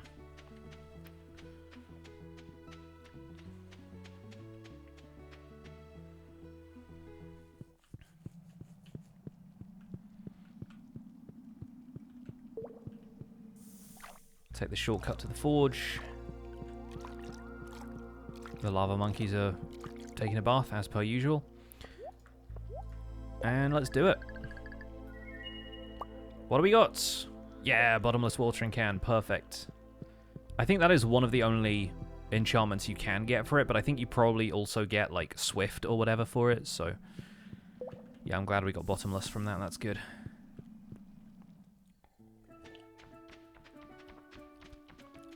Perfection. Now let's briefly head in here and see if there's any cinder shards just lurking by the entrance. There haven't been for the last little while, so I don't know, maybe we just got lucky early on with that, but terrible at time management, but making little achievements every day in your game. Nice. It's all just about learning the game, really. Time management is all about learning life. There's some unnecessary profundity for you.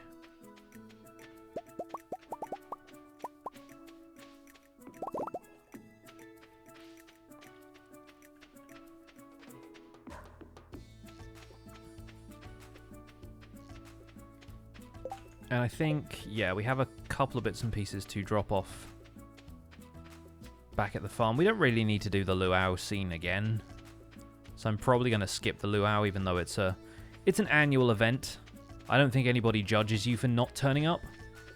I think you get an opportunity to talk to everybody in the village, but then I've kind of already done that many times over.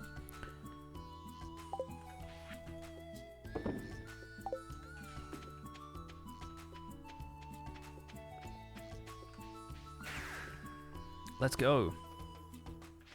Oh, look at all the caviar. Perfect. Yeah, gotta water all of this nonsense.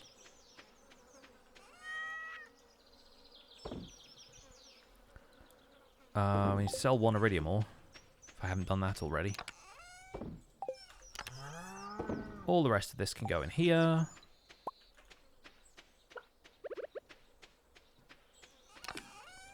As Emily dances like an animal and it's fun. It's a free heart with everyone though, so it's worth it when you're working on friendships. A free heart with everyone? Like, do you actually increase everyone one heart just by talking to them? I didn't realize it was that powerful. I'd have put more effort in earlier if I knew that. Oh, by making the best soup. Right, okay. What do I have that would make a high-value soup? Prismatic shard, maybe? There's a weird rainbow rock floating in the soup. Give that man all of our friendship.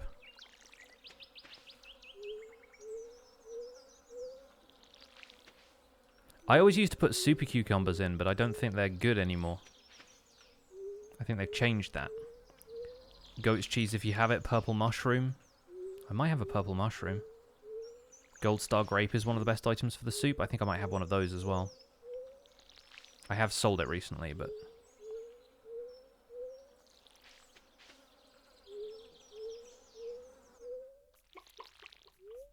I do have a gold star starfruit as well. And I think you can buy one of those at the stall. I have strawberry. Don't have a purple mushroom in there. Should put a pearl in. Yeah, I have this starfruit. Any large milk? Gold star starfruit is definitely good enough.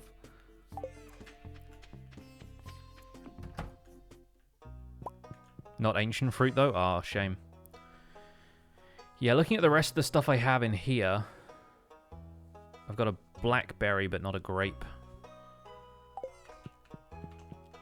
Let's take a quick look on the mountain road because there's often grapes up there.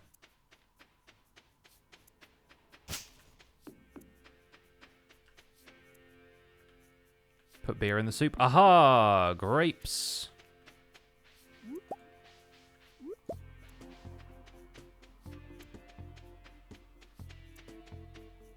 Am I going to marry anybody? We are currently befriending Krobus is our main plan. Which isn't exactly a marriage, but he becomes your roommate. I haven't seen many people do that, so I'm just kind of curious about how it plays out. Alright, let's go to... Oh, wrong town. This town. You know, the town. Alex, why aren't you at the luau? This is no time for ice cream.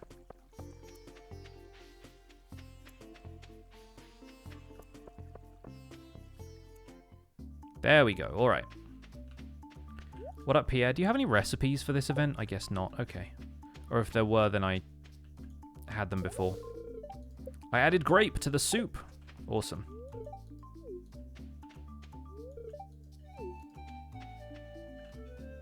Who said grape is not on the list? Oh.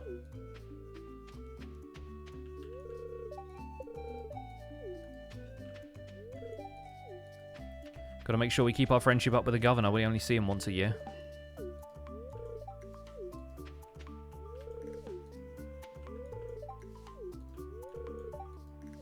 It gets you the good response, not the best? Oh, never mind.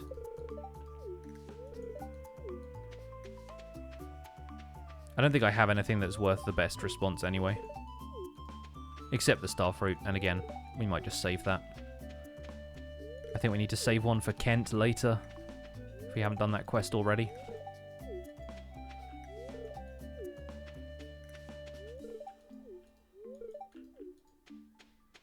Again, friendship with Marlon. Friendship with Wizard ended. Marlon is my new best friend.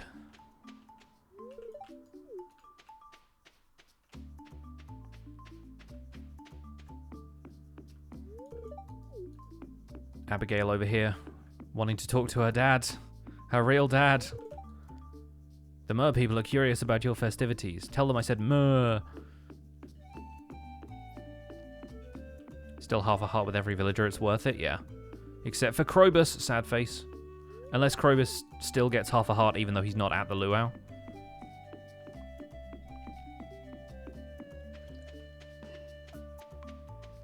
Grape soup. It's just lumpy wine. Let's go. Thought Robin was my best friend. For now.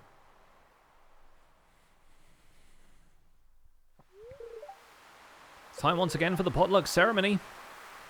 Did we put in the highest quality ingredients? I added one very good grape. Been looking forward to this all year. Jade. Jade. There were no eggs. Cat face. A very pleasant soup. Krobus needs his own festival. He does. The Festival of Shadows. Mmm, tasty.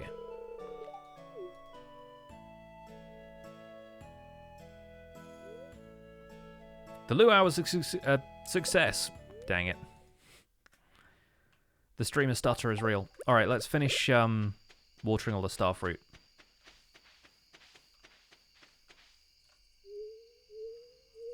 Are those melons going to come through tomorrow or Saturday? I think it's going to be Saturday, right?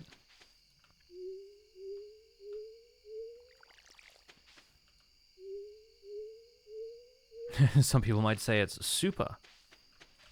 Gazpacho soup.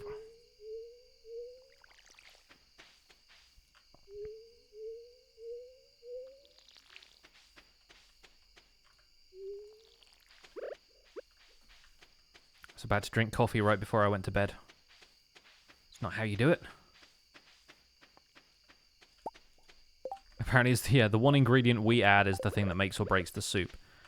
It was an incredibly mediocre soup beforehand, and you can either add something good or poison it.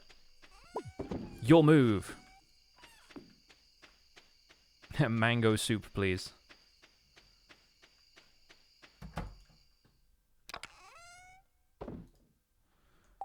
Alrighty, tomorrow is Ancient Fruit Day, which also means it's Ancient Fruit Wine Day.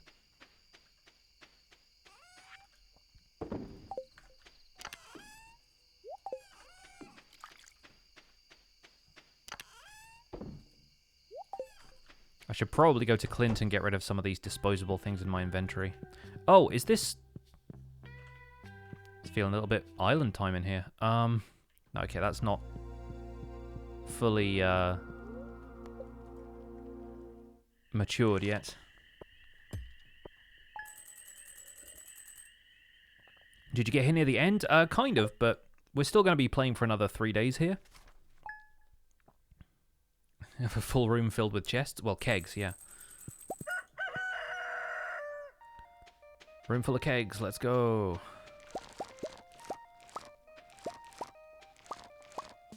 Long stream? It usually is with Stardew. I try and do 2 weeks per stream, so it usually lasts for at least 4 hours. That's why I started an hour early today, because I figured I didn't want to stream too late, but it was going to be a longer one than my Minecraft streams usually are. Alright, got to keep hold of some of these hot peppers because of pepper poppers and some of the other dishes we need to make.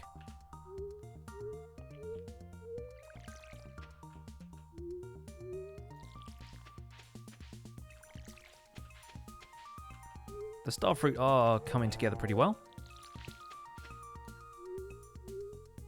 Can you grow 2 full sets in a season? It's like 13 days for starfruit, right? So, presumably we could get in a second crop of these. Lords of Shades, I'm doing great. How are you? It's 14? Yeah, so we can speed grow the other set.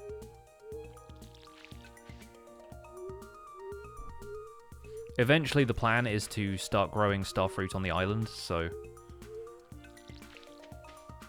we can get lots and lots of money that way.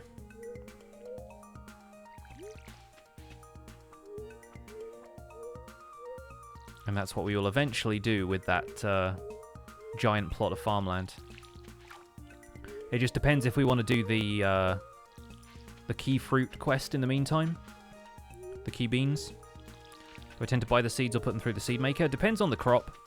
I think with starfruit it's much more worthwhile to keep them all, turn them into wine, and then just buy seeds with the revenue. Obviously with ancient fruit I have to propagate a lot of them through the seed maker because you can't buy them, but the majority of this stuff I think it is more cost effective to sell it and buy the seeds next time, with maybe a few exceptions. So I think I should sell this.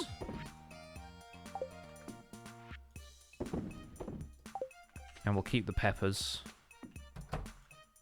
Starfruit wine sells for 6,300 and the seeds cost 400. Yeah, exactly.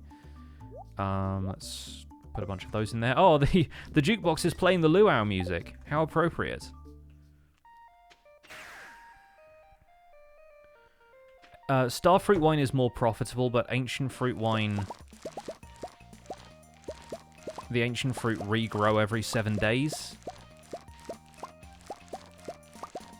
So in terms of, like, maximizing your profit, I don't know which one really wins out, because you have to keep regrowing and replanting starfruit. But starfruit wine is the more expensive of the two, I guess, if you want to put it that way. Ancient fruit seems like easier upkeep. It is a little bit, yeah.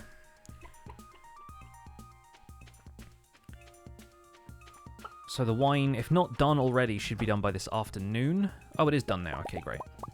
I guess it's one of those things that relies on counting days rather than counting, like, minutes.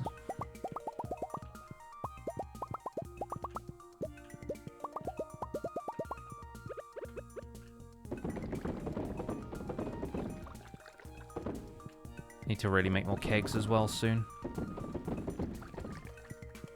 Kegs are one of those things that I really wish you could just buy. And I guess you can buy the ores, but not the full bars of material from Clint.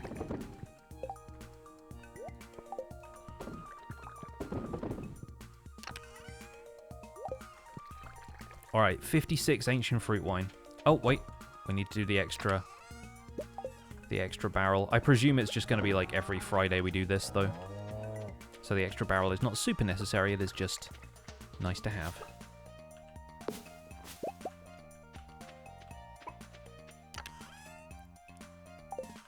I'm going to sell 1 oak resin and 1 maple syrup. Because I think we still need to sell those. Let's sell that caviar and the hot peppers. Alright, what's next on the list? Fragments of the past. We need to get more bones. The crop thing is going to be done. And we need to go to the island to check on those crops over there. Pet the cats. It's also traveling cart day. But I don't really need to do that unless there's something special there. Like if we can ship a duck egg or a duck feather.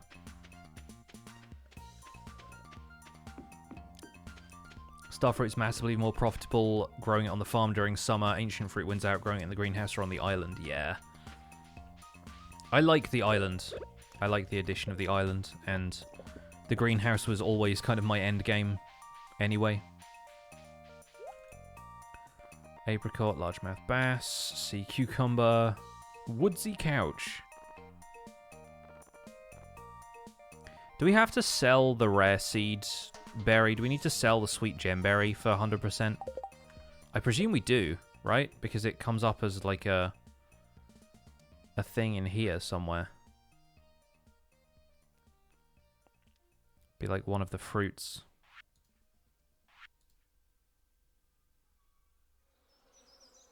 Is it that one? Or is that an acorn? I can't really tell. But yeah, we'll buy another rare seed because I think we need to sell it. We could maybe just grow that on the island, assuming it grows there. But yeah, needing to ship one makes a lot of sense.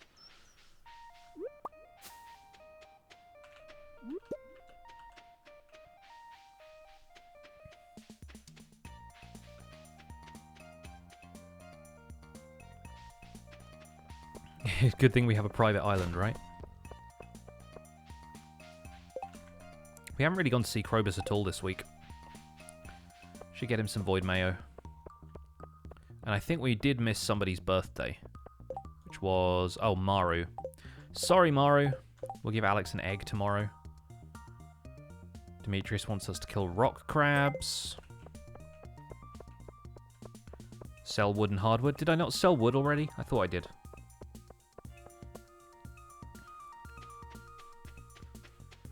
But maybe I did not.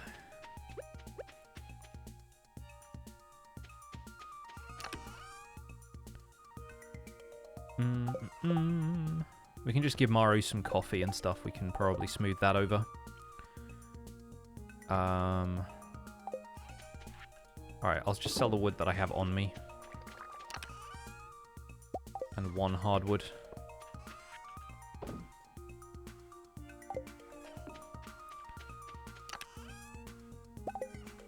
We'll take some void mayo for Krobus.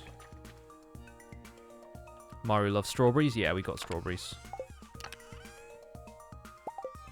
I think I kept a bunch of those specifically for Maru and Demetrius's birthdays.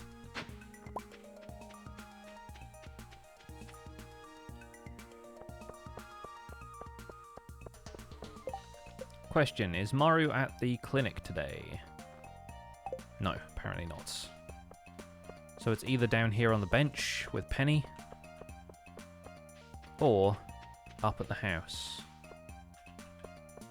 We'll come back via the sewer to give Krobus the void mayo.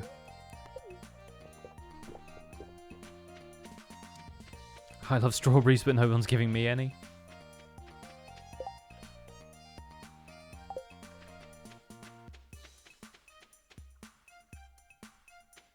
Maru, where are you? There you are. Happy belated birthday. Peace. What's my favorite season? In this game, probably summer. Or maybe fall. In real life, probably summer as well. Although, I really like the kind of transition between spring and summer when it's not too hot yet, but the days are longer and it's mostly, like, sunny and temperate. I don't really deal too well with, like, the heat in this country because it's very humid.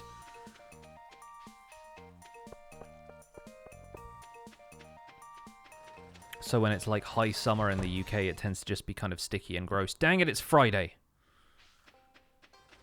Clint. Alright, we'll come back later, load it up with geodes and stuff, and try and grind through the rest of the minerals we need to get for the museum. For now, we're going to give Krobus some Marmite and then go to the island.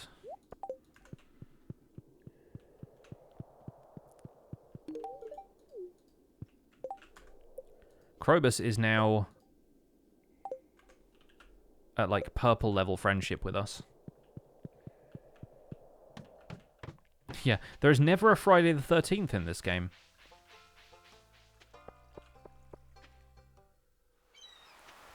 If I was a character in the game, what would be the best gifts for me? I feel like pizza would easily be one of them.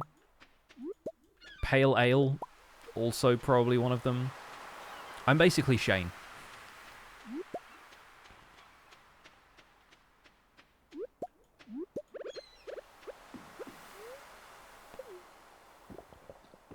Am I going to continue playing when I reach 100%? I don't know. I think I want to see how we feel about it at that point, but I don't think I'd be continuing the farm, like, super late into, like, the later years.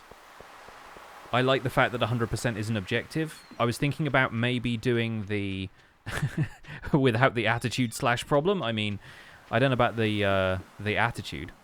I don't have problems with alcoholism, but yeah, I might reset, do a different farm, maybe do a JojaMart playthrough, because I've still never done one of those. Like, there's a couple of other things we could do with Stardew on stream. Oh, check out Sam embracing the island vibes. Maybe I should learn to play the ukulele. What is that you have on you, Sam?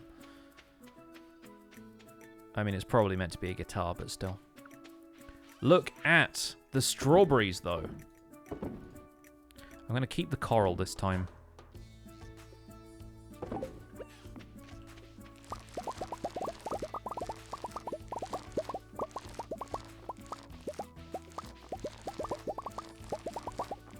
I just noticed the clock pauses a little bit every time you harvest something.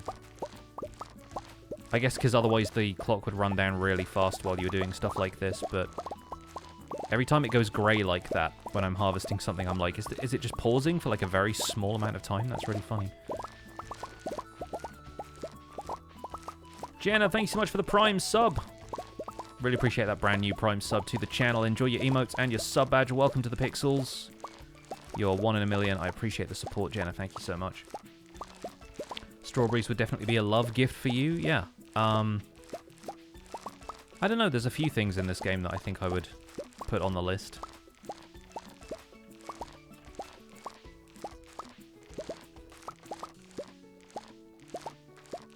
I mean, definitely wouldn't mind somebody giving me a diamond, you know?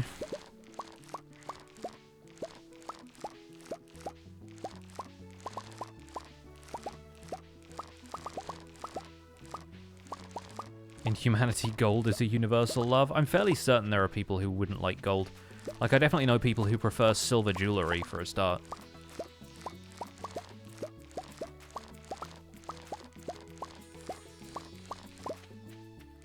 If by gold you just mean money, then, I don't know, maybe closer to that, but still. Not going to tar everybody with the same brush there.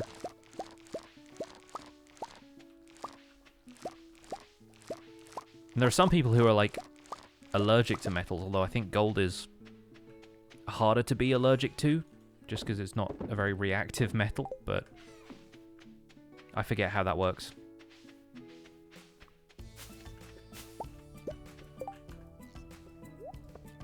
Let's see if we get a snake piece. Iron ore. Hey, not bad. I don't mind that.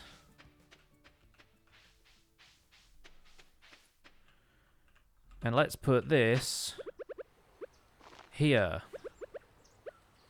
That's not going to annoy me at all. Been thinking about buying this game for a while now. Do you think you should? Absolutely. Love this game. Could not recommend it highly enough. It is an absolute joy. We have to defeat lava crabs. Lava crabs, you say? Anything else we need to do while we're here? Pizza, blackberry cobbler, rhubarb pie, and cheese. I mean, those all sound pretty good anyway. I just like things, you know? I'd be one of those villagers that's very easy to get something they at least like. How much does the game cost? I think it's like less than $20 on Steam. It's very, very reasonably priced. And well worth it.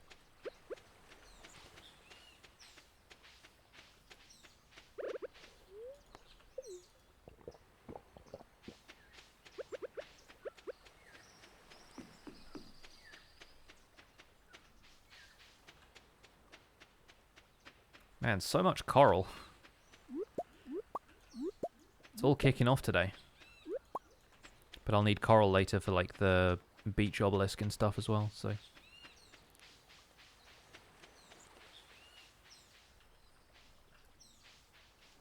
Slime's reproducing. Tiny tiger slime. Also goes on sale somewhat regularly. Yes, no, absolutely it does.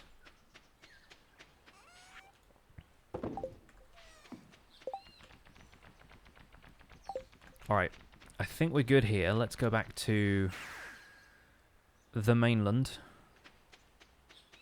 Let's see if we can sneak into the mines and kill some rock crabs. $15 US right now? Yeah. It's like $12.99 here in the UK.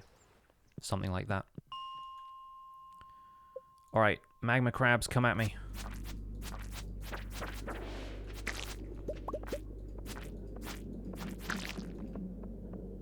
Not sure if there are specific levels they're going to be on, and they're probably quite hard to find, so... Not certain this quest is necessarily going to pay out, but... Or pay off. It'll definitely pay out if we get it done.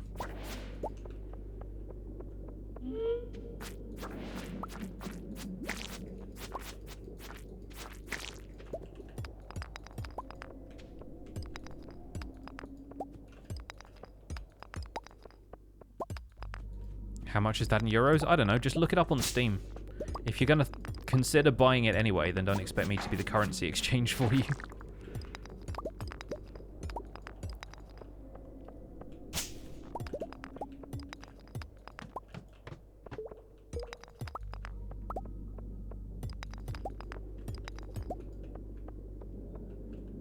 Well, I know at least one of these is a rock crab because it's in a place where rocks do not spawn. Get wrecked.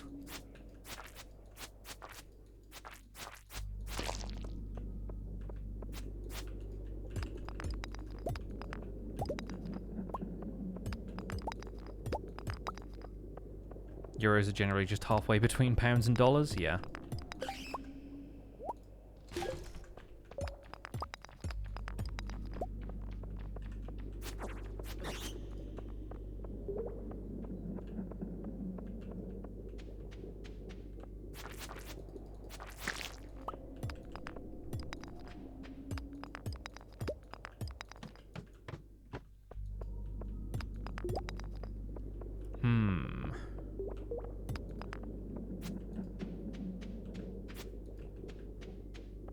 Any more rock crabs? Just kind of hanging out. I mean, thanks for a free gold bar over here. And some free squid ink.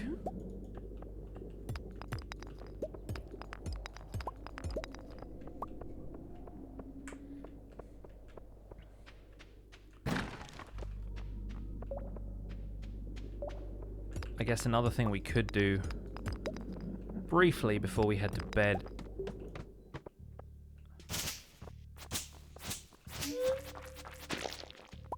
is return to those upper levels, yeah, return to the upper levels, fight some more skeletons, make a little bit more progress on this, because we've only got a few days left for that one. Let's fight some more skellies.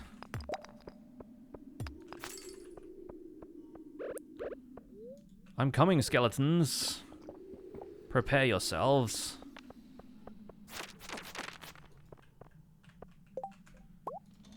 Doesn't really matter whether I have the bone fragments or not, but I need to pick them up for the quest.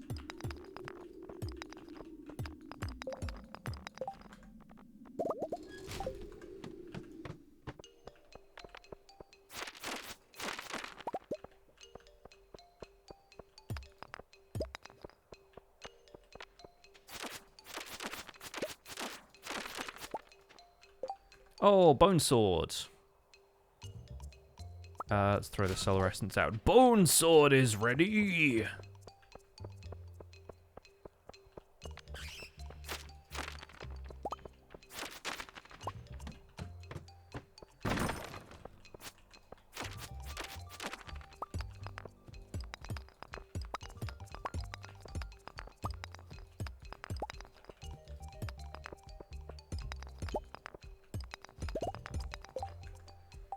How many is that now? 65, okay.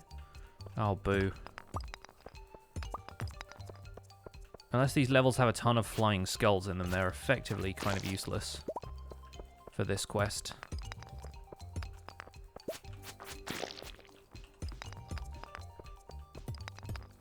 Yeah, I know it's 1 AM. What, you're not mining at 1 AM? Calm down.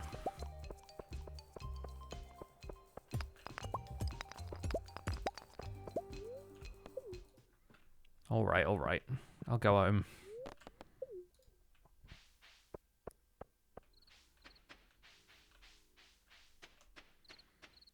Do diamonds seem less rare in 1.16.2.10? I don't really know. I haven't really gone caving that much in the beta. And I expect if they are, then that's probably just due for a rebalance. It seems like the beta stuff in Bedrock is in the very early stages.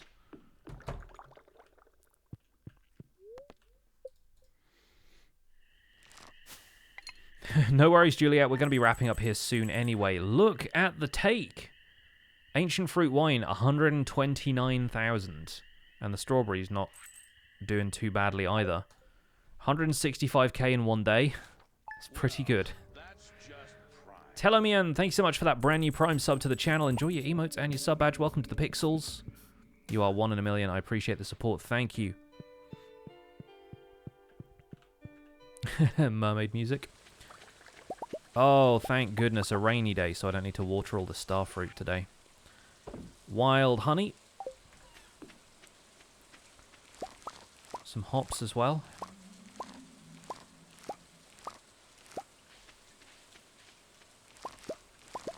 A few extra radishes.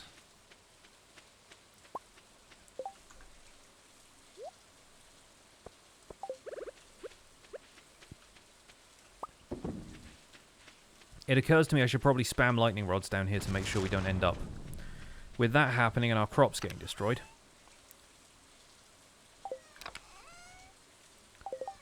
Which means I need to remind myself what I need for those, and of course it's an iron bar.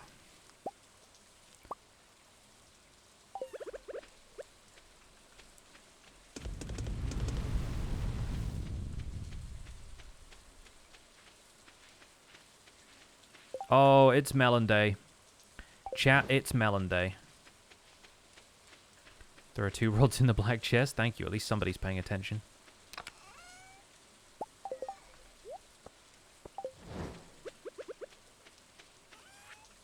Because it ain't me.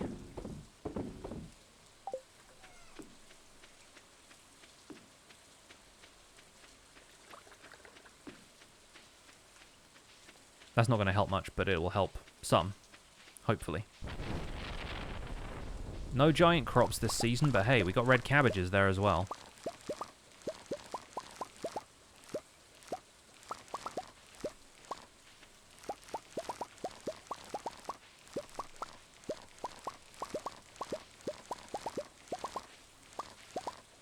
Yes, melon days are absolutely like leg day. This time I will go to the shop and buy 192 melon seeds. Because I'm no fool.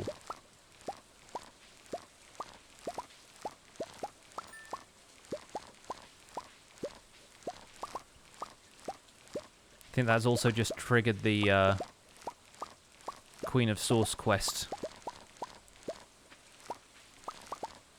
item, so that should be fine.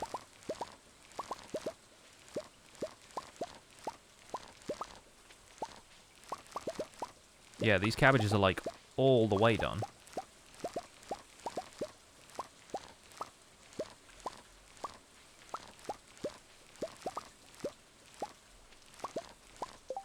Definitely a couple of squares there that I missed with the fertilizer, though. Oh well.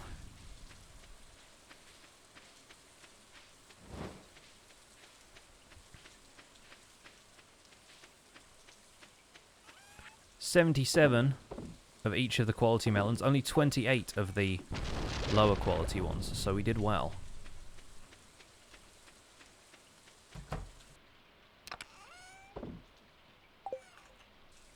I'm so happy I don't have to pet all of the animals right now as well.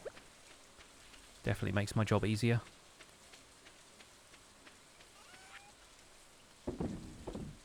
Looks like the lights are broken.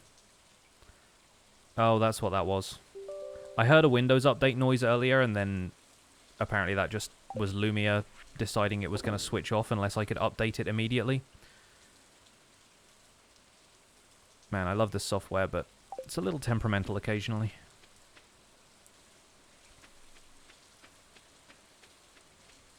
Try now.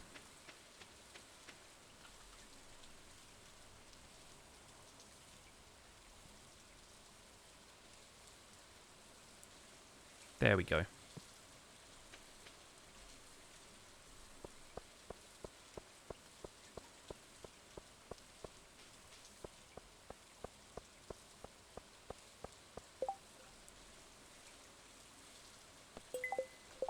Mario needs a diamond.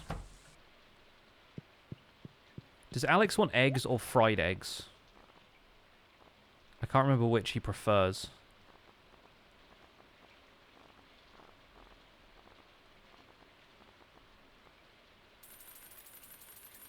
Raw eggs? Okay, cool.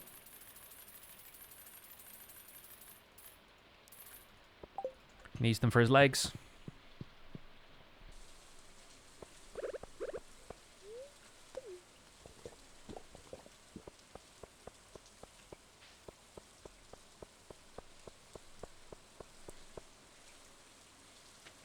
He wants some raw and wriggling.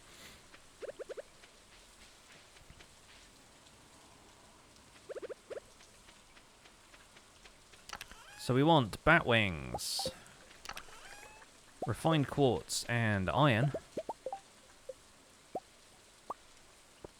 And then hopefully we can protect our starfruit crop from any more lightning strikes. Again, I don't know what the range is on these, if it matters. But we'll space them out kind of equidistant with the scarecrows for now.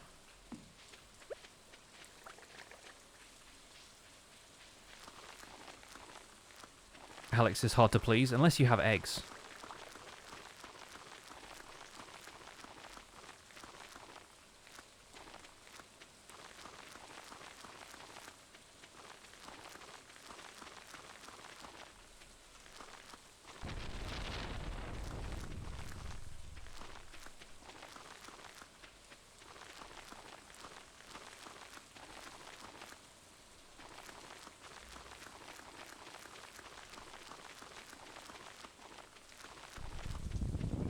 Lightning rods don't have a range, you get the same protection anywhere? Okay, cool.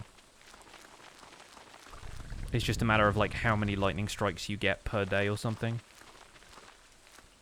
I wasn't sure what the parameter for that was. I always assumed the lightning strikes were kind of like crows. You had to protect a certain area in order to scare them off.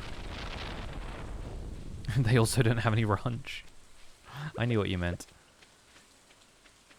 It's pretty funny though. I don't have any ranch. We just don't know what ranch is in the UK. Like, I know because I have been to America. And also, like, Cool Ranch Doritos over here are called Cool Original Doritos because, again, nobody knows what ranch is.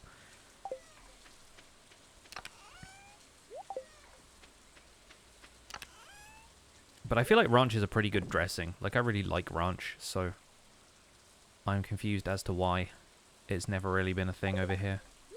We have salad cream, which is kind of but not really the same thing.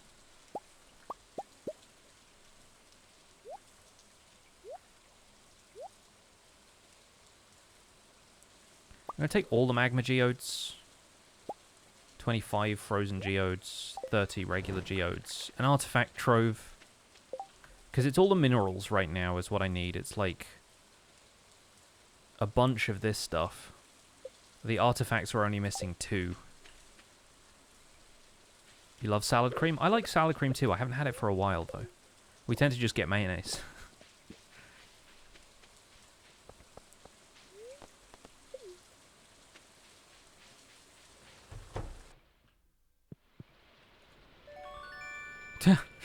That has been waiting for me since day 2, and I just never go to Clint. Elven jewelry, we already had that one. Yeah. 5 pineapple seeds. And now, all the minerals. I've only ever gotten the drum from artifact troves like 5 separate times. That's a new one. Didn't have that before. Fluorapatite. I've got a fluorapatite right now. Don't think we had pyrite before either. No, we did not. So it's definitely the frozen geodes that are responsible for a few of the ones that we've missed. Which makes sense because I spend so little time in the frozen levels of the mines.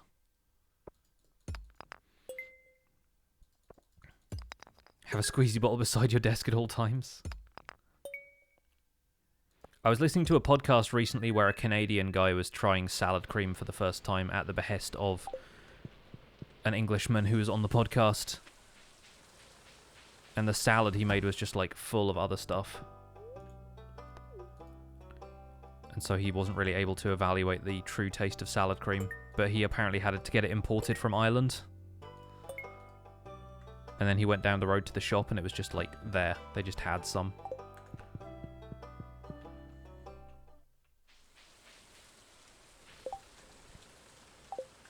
So I think I'm going to have to make either a few trips or just trash all of the stuff. Because after this we need to go to the mines and get more bones.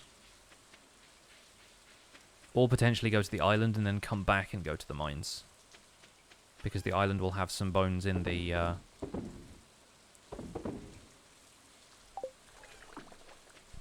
quarry there.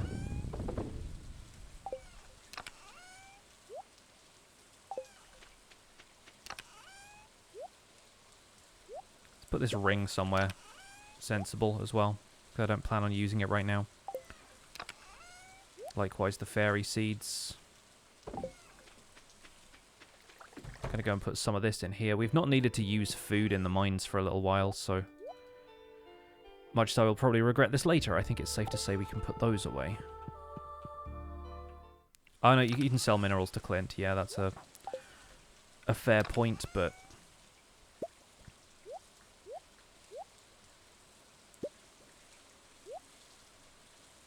and I know there are specific minerals that you only get out of certain,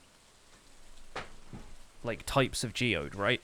Like, there's a loot table, as it were, for each type of geode. I just don't know what those are.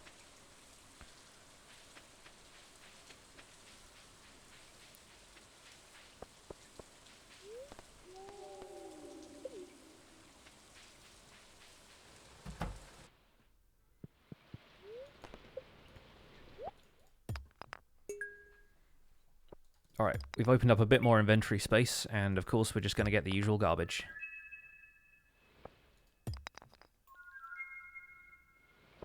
Oh, that's a new one. Geminite. Shout out to Geminite.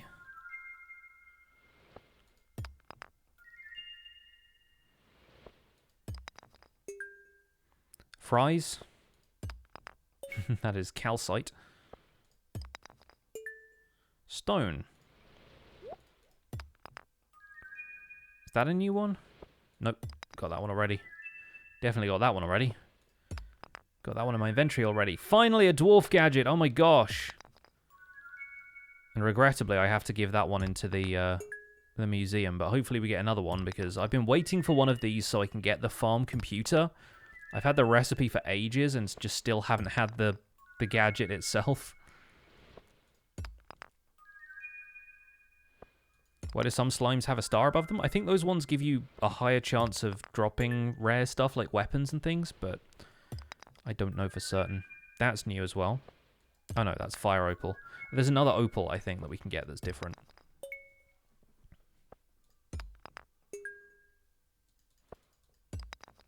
And again, it's a good thing this doesn't move the clock forward.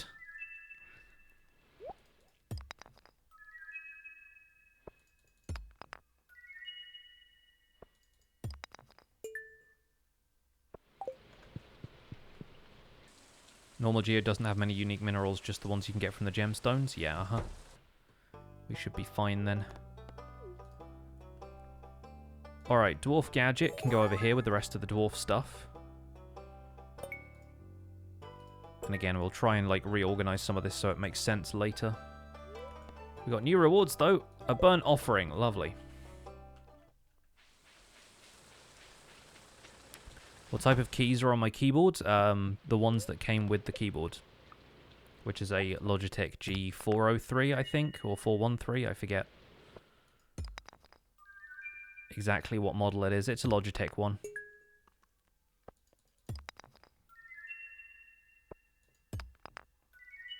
Yale keys. It's locked up tight.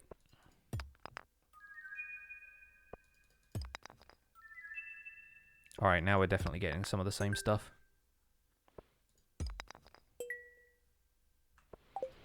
Do I use any mods for textures? For Stardew, no. For Minecraft, sometimes.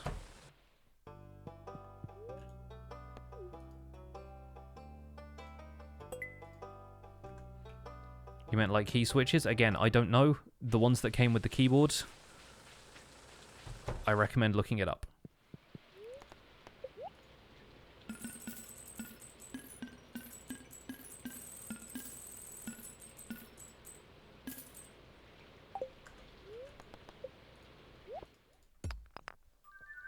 Because I did not build this keyboard myself, so I have no idea. In fact, my partner is into building keyboards and is potentially going to build me a custom keyboard at some point for this whole setup. But we're not sure exactly when that's going to happen because it takes time to produce and ship stuff.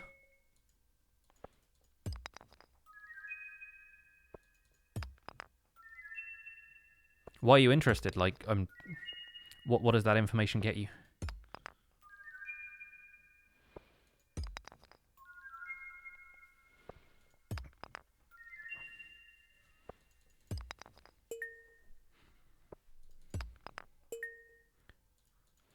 Chronic, are they them pronouns for my partner, please, if you don't mind. Their birthday was good. Their birthday was good. We had a carrot cake that I made. It was rather good. I would put more carrots in it next time, but I didn't have that many.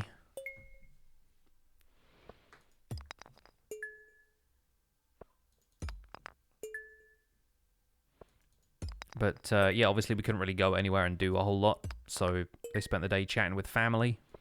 Had a couple of presents to open. I bought a whole bunch of like fountain pen ink supplies and stuff, because again, like the custom keyboard thing, they're kind of into like custom stationery and bits and pieces as well.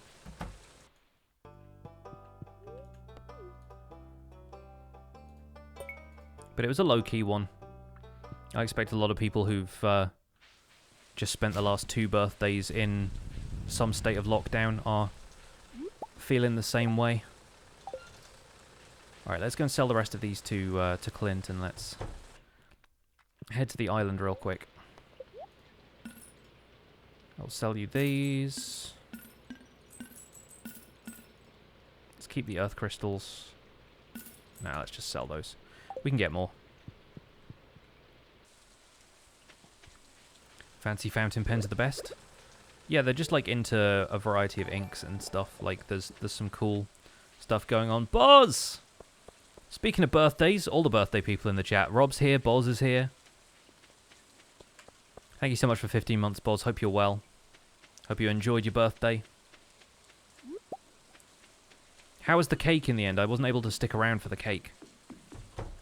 Was it a bean cake as promised?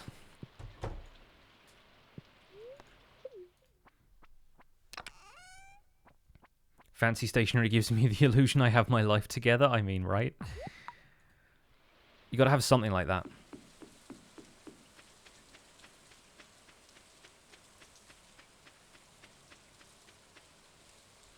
When was the birthday? March 17th. So, like, yeah, a few days ago, last Wednesday.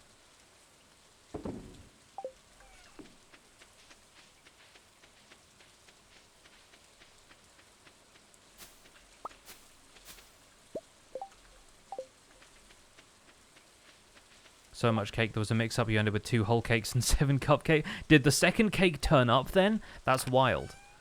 Because I know there were people in the chat saying they'd got you a cake and then they cancelled that one and ordered another one, and so... Yeah, that's, it's a lot of cake.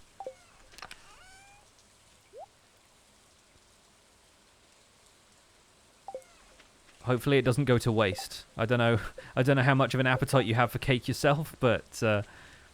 hopefully, if not, you've got somebody you can share it with.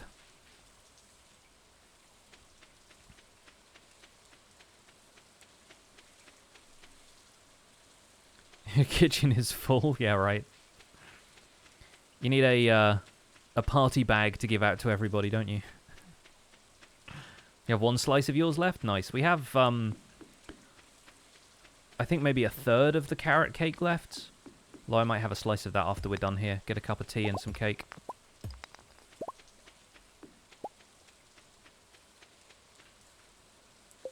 Right, what does that leave us with in terms of bone pieces? See, I want to get this one done because I've still never finished it on the special orders board on my other playthrough. It was one of those ones I thought was going to be easy, so I picked it with like 5 days left and then realized that I was not going to get that many bone fragments. You've never seen this before, J-Pan? Yeah, this is all the new stuff that's been added in the most recent update to Stardew, so minor spoilers, I guess. But this is Ginger Island. And there's like another little farm that you can have here and stuff. It's really fun. There's a bunch of quest stuff, which I won't spoil for you right now, but it's very, very cool to do. You miss party bags, they're a reward for being social, I mean, right? All the party favors and stuff like that.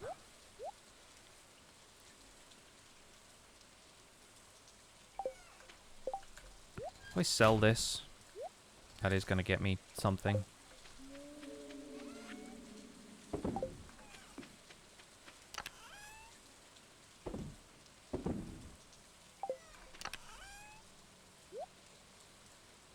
Alright, quick trip to the mines. Let's see how many of those bone fragments we can get. And if we can kill some lava crabs as well, that wouldn't be a bad idea. We can maybe see if Maru's around to give her that diamond. Is that a mug you held over your head like a caffeine trophy? Ah. Alright. Let's quickly say hi to Maru and get 2 grand for a diamond.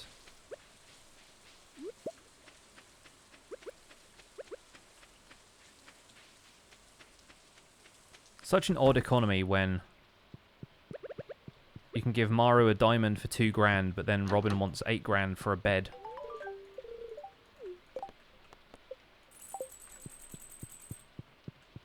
Depends on the quality of the diamonds and the quality of the bed, I suppose, but still.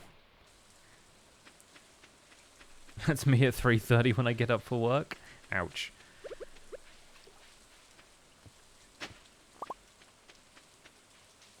Best be a real good bed or a real shoddy diamond. One of the two.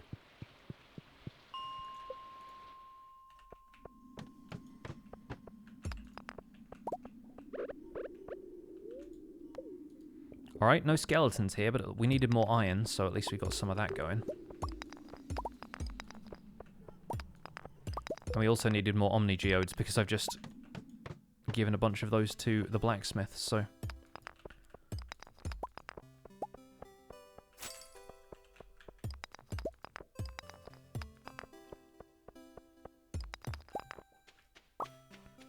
One skeleton lurking... Oh, no, 2 skeletons lurking in the corner. Fair enough.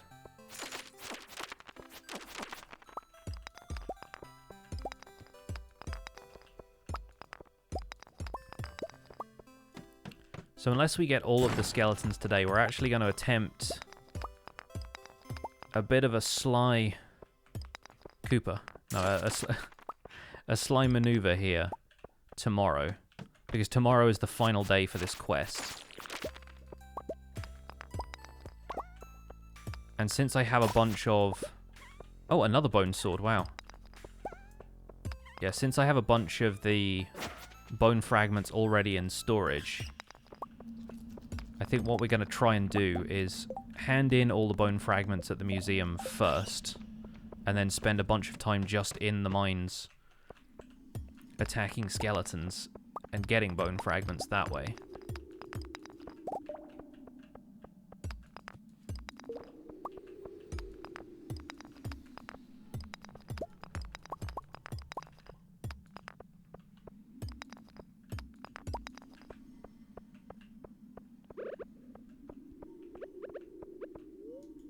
If you think about it in yen terms, 2250 is 2250, which is the price of a diamond at Argos, and 800 is £80, which is about what you pay for a bed at Argos.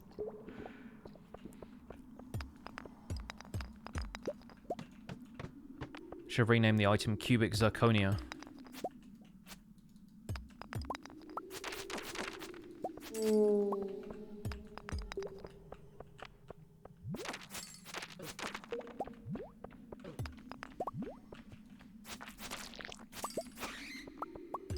So many bats.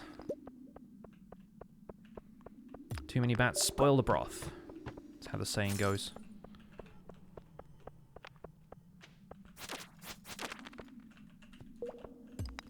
Which is funny because we're looking for bones, which should, in theory, be part of a good broth.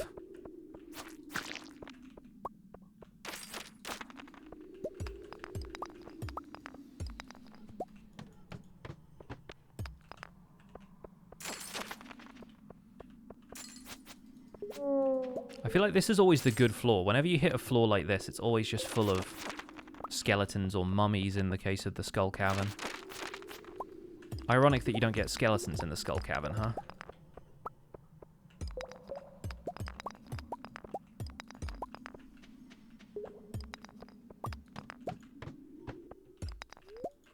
Alright, leave that. Head back down, do the same loop. Where are we at in terms of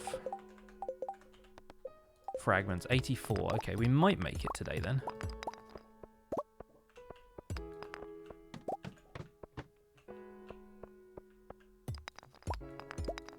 Or should your starter build be in a survival world? I don't know. I recommend a house. I'd go with house.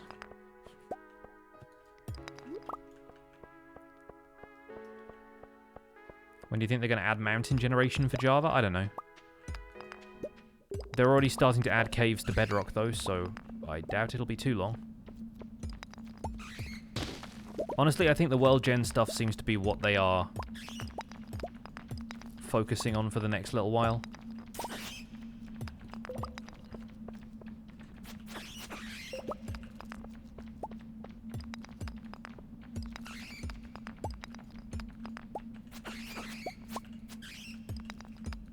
That bat had a bomb. 66 Batman reference. Some days you just can't get rid of a bomb.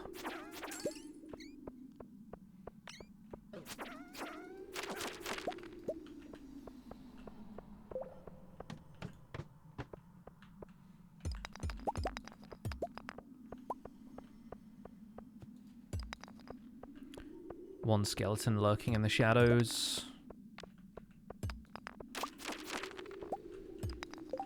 What are we at right now? 89, okay. Alright, I am somewhat confident that we can finish this quest now. Although neither of those skeletons gave me anything, so slightly less confident now. But I think what we'll do is we'll drop off the bones at the museum in the morning and then come back to the mines. And then we can be here late if we need to. And yes, I'm drinking coffee at 1:10, so I can get to the cell box faster. And we got another diamond from having to give one to Maru. Can put all this stuff away. Take 100 of those. Bone swords don't sell for much, huh? Fair enough. Can put this burnt offering up in my house somewhere. There it is. Alright, I think that was the Queen of Sauce quest all done. Look at that. What a take. In the empty room. I mean, what's the worst that could happen?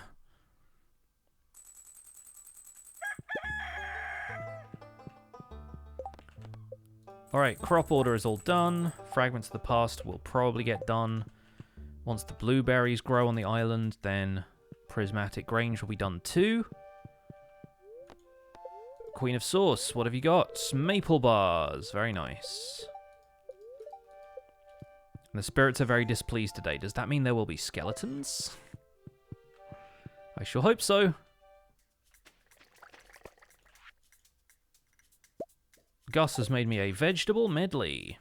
Oh, and Lewis gave me a mini shipping bin. Awesome, okay, cool. So that's another one of the new Special Orders Board quest rewards is a shipping bin that you can place anywhere on the farm so that you don't have to go to the sell box every time. You can't then pick it up and take it with you, unfortunately, which would be fun if it was like an ender chest but for selling things.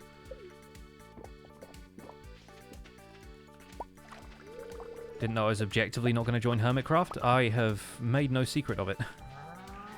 But yes, I have no intent of ever joining Hermitcraft. At least right now. I mean, who knows? Life can take you in some strange ways, as I've already mentioned several times on this stream. But yeah, right now I have no interest in joining Hermitcraft, or any multiplayer server for that matter.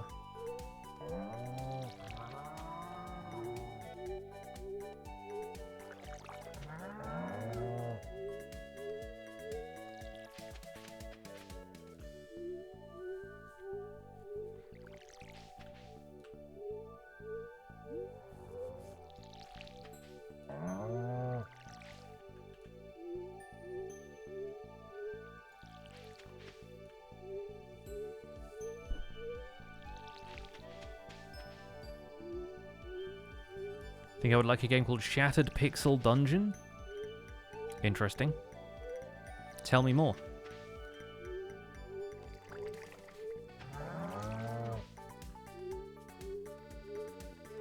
By the way, this is going to be the last day we do on this stream, because we are coming up to the end of week 2 of summer here. And we're doing 2 weeks per stream, so this is going to be the last little bit. What does the item sorting option do in the controls? You can't seem to figure out the difference, and the wiki doesn't have any other explanation. You don't know whether to leave it on or off. You mean this? Or... I don't know what you mean by item sorting.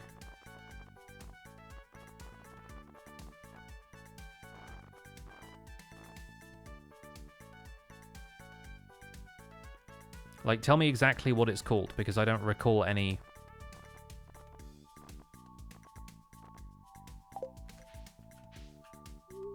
like any item in the menu specifically called that. Item storing? Oh, item stowing. Off, gamepad only, on. I don't know. No idea. Maybe it's something to help people who are playing with a controller. That's the only thing I can assume. But I have no idea.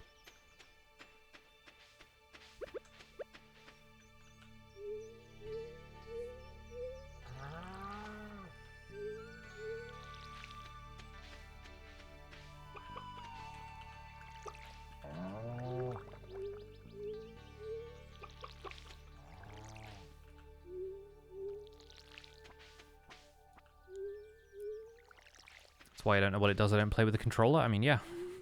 I don't play with the controller either, so I am also none the wiser.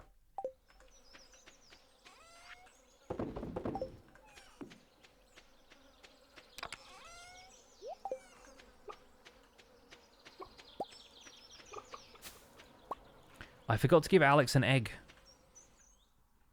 Oh well.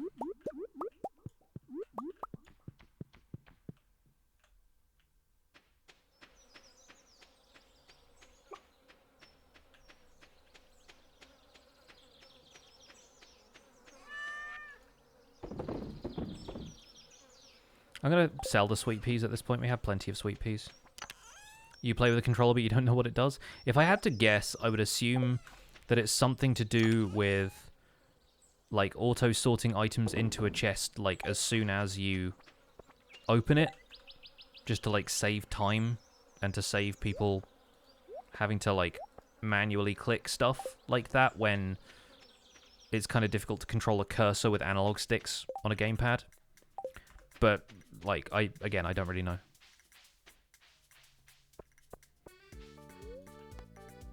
So, to the town. And this is going to be the tricky part, because we have to put 100 bone fragments into here, but the quest also requires us to have gathered 100 bone fragments. You don't have to do that in exactly the same order, though. You don't have to do that in, like, a linear fashion. So if we now go and get 11 bone fragments from somewhere else, we will still have completed the quest, even though we've already deposited them.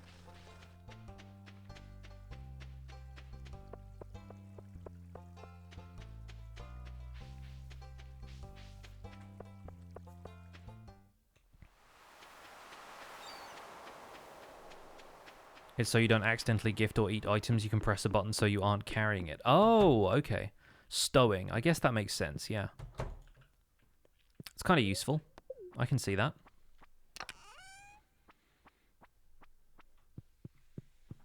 Oh, at this point, I'm just on the grind for money. I just want to get that island obelisk, and having 1,000,000 gold is definitely a tall order at this point. Before long, it won't be, but we need to expand the shed, really, for that.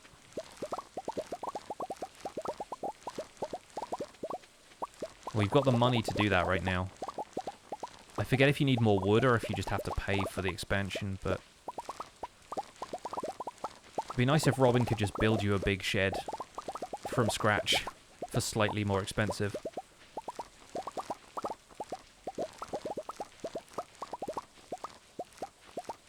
Why is the ocean green? This happens in summer, like, there's a section in the middle of summer where beach forage washes up more frequently. And that's signified by the green ocean for some reason. I think it's just something to do with, like, changing currents and plant activity and stuff. Hey Beth, I started streaming Stardew when the 1.5 update came out, just for the sake of doing a 100% completion run.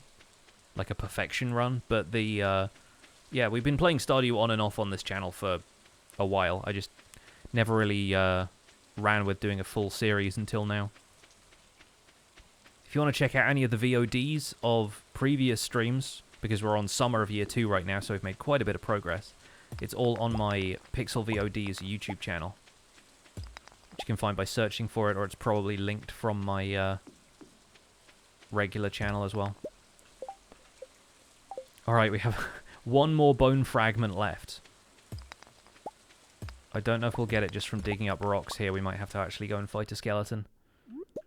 Shock horror.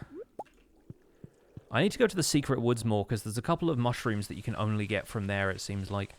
Like the morels that you sometimes get on you get from the mushroom cave or on the forest farm. I have not got access to.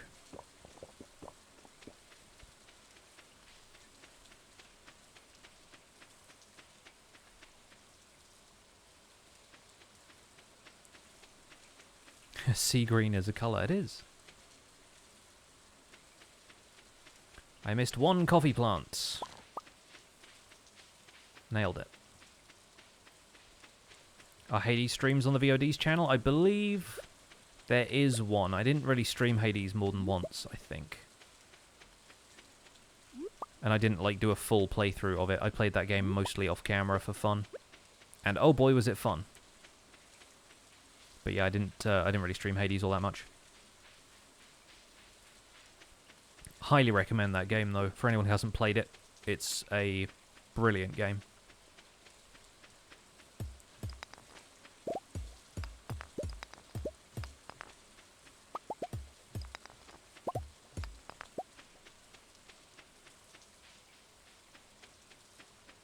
I just remember one Hades stream. Yeah.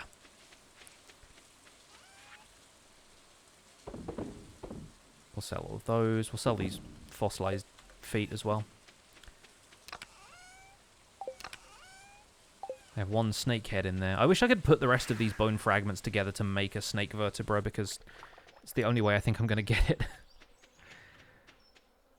Or I just take apart that skeleton statue that I've got over there. I think morels can only be found in spring at the secret woods. Oh, okay. We might get one from the traveling cart as well.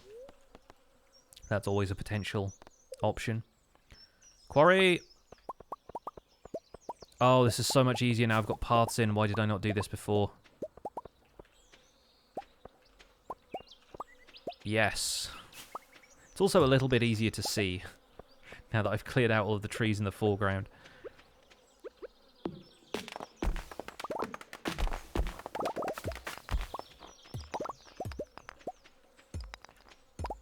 Alright, time to go and kill one skeleton in the mines and declare myself the winner.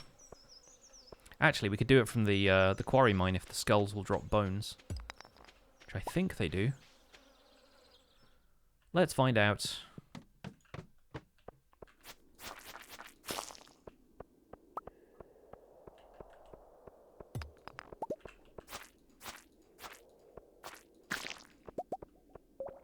I don't think this is actually any faster.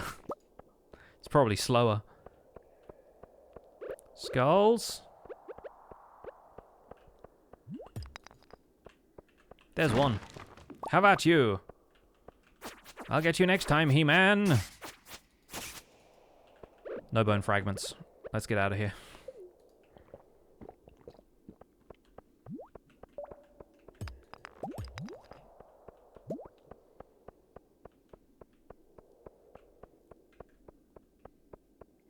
The Mushroom Cave is the other option. I don't ever recall seeing them in the island one, but I'd be surprised if you can't get them there. Yeah, it seems to have every other kind of mushroom. It's just inconsistent, and I don't check it frequently, and yeah, who knows. What's up, James? You've joined us right towards the end of this stream, I'm afraid, but we are going to be wrapping up here in a few moments. We need to kill one skeleton for one bone fragment. Hey, we did it. Awesome. Be fun to see what the reward for that quest is. Let's stick around in these levels of the mines and kill some more soot sprites while we're here. Presuming there are some around. Skellies look weird. They look way different on your playthrough. Are you using any kind of visual mods?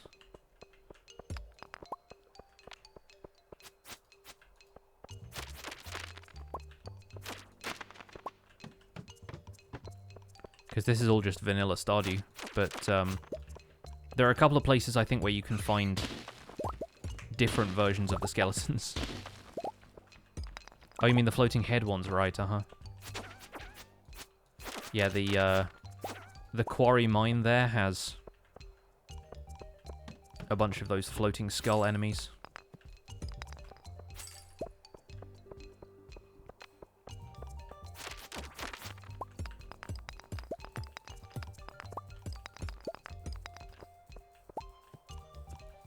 How close am I to 100%? It's weird because it's not necessarily a linear path. I think we're on 28 or 30% complete right now, but we still have to, like, ship a bunch of crops, make friends with people. Each of the objectives is weighted slightly differently, and there's a lot of stuff that takes much longer than other things, like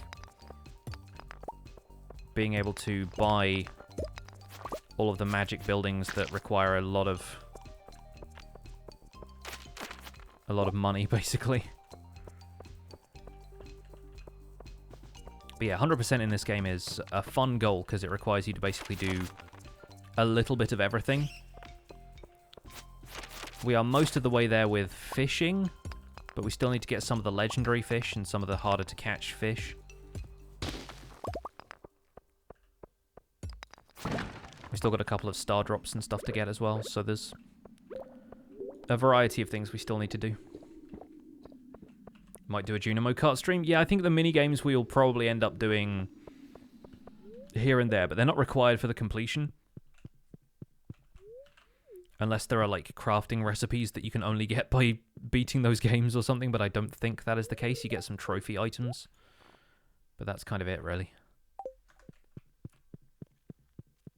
Finally caught the summer legendary fish. Took him 5 minutes to get him to stay on the hook. Yeah. Yeah, they're a menace.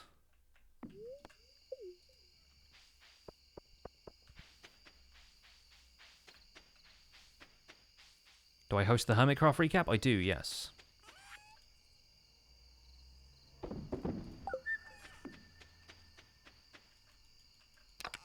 There's a key quest for one of them. I thought that was the second set of legendary fish.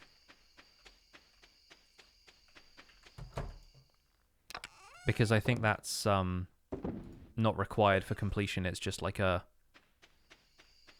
bonus objective.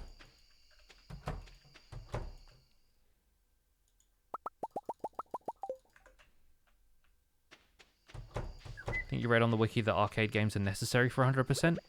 I wonder why. Because it doesn't show up in the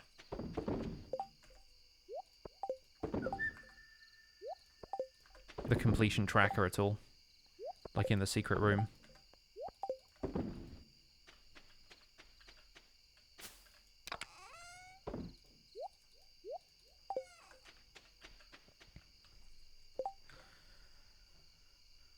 A key quest for Junimo Kart? What? Oh, like play the game for a key quest, right? I thought you meant like there was a key quest to unlock it, and then I was like, surely not, because we done that. You know what? I think that's going to be it. We need to make sure we get those blueberries put in for the Prismatic Grange quest next time. But aside from that, it's been a pretty solid couple of weeks. You know what? One last thing we can do, because I haven't done this enough on this stream. I was expecting to get to, like, full hearts with Krobus today, but I've been lax in my delivery of Marmite.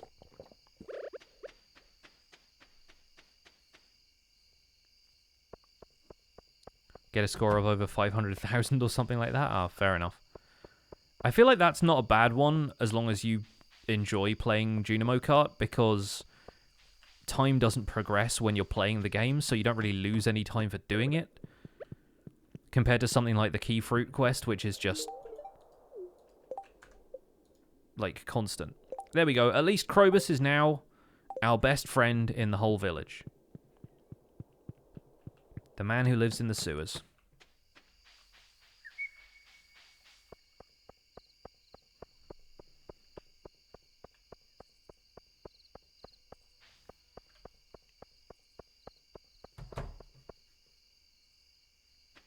Alright, that's where we're going to call it for today. I think I will end up putting the shipping bin maybe by the mines or something, somewhere that it's not easy to get back to this. But we'll try and figure that out next time. I could also put it in the cellar as well, so we can just ship all of the wine once we've started moving that. But you know what? That's going to be it for this stream. Let's take a quick look at what day 15 has in store for us.